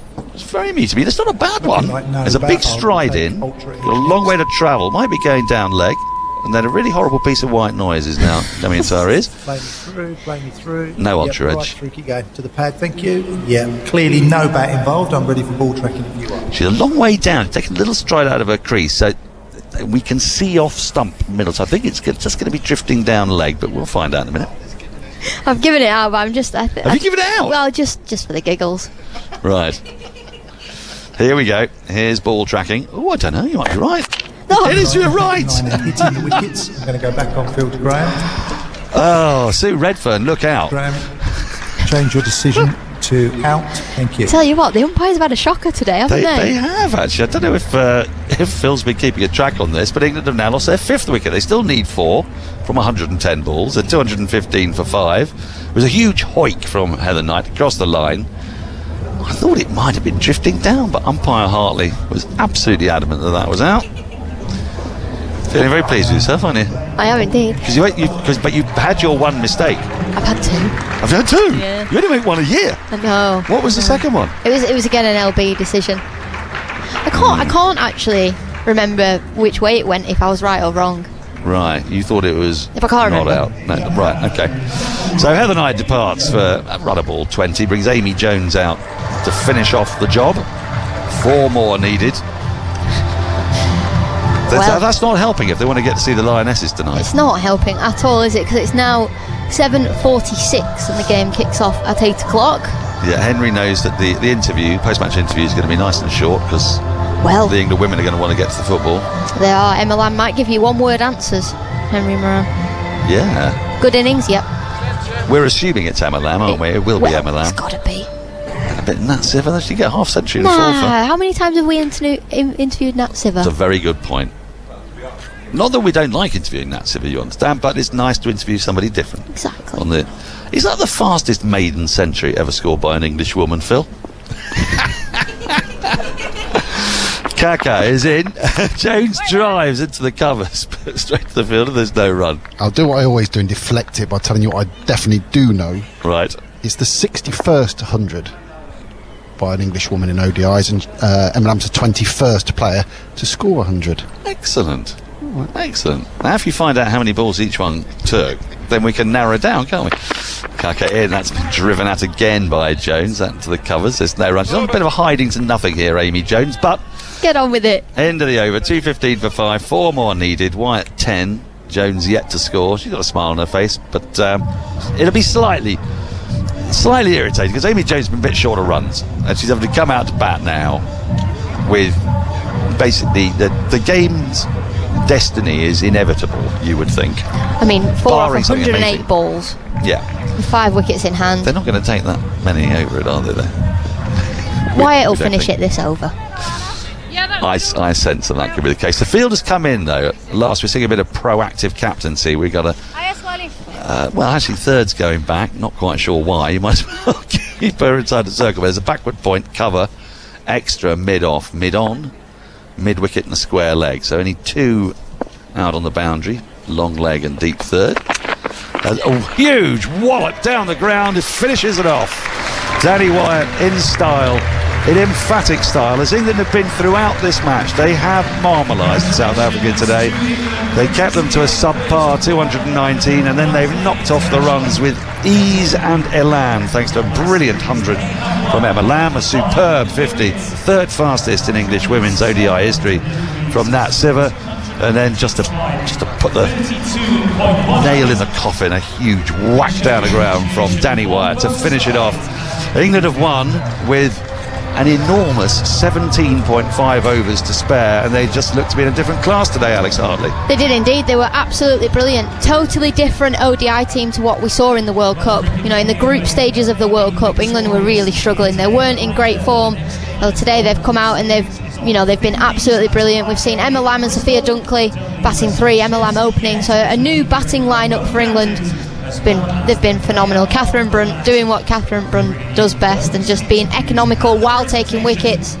Nat Siver, her best ODI bowling figures, and Emma Lamb, her maiden 100 in what feels like her first game, but it is her third. She'll be very, very happy, and I'll be surprised if she doesn't stop smiling all night. Well, it was quite a brilliant innings, and having lost Tabby Beaumont early on to Marizanne Gap, there might have been just a little bit of jitters, especially as you've pointed out. England's batting wasn't the most fluent during the World Cup, far from it, but Lamb and Dunkley, just that partnership for the second wicket just got England right back on track after the loss of the early wicket. And then when Dunkley got out, Nat Siver was peeled off a 31 ball half century. It was preposterous stuff on a good wicket. It was a lovely wicket for batting on. South Africa certainly didn't make the best of it. They got off to a slow, claggy start, and Suna Elise, the captain, has to take a look at herself a bit there. 28 balls for her 7 runs. There was just no real urgency at all after the power play.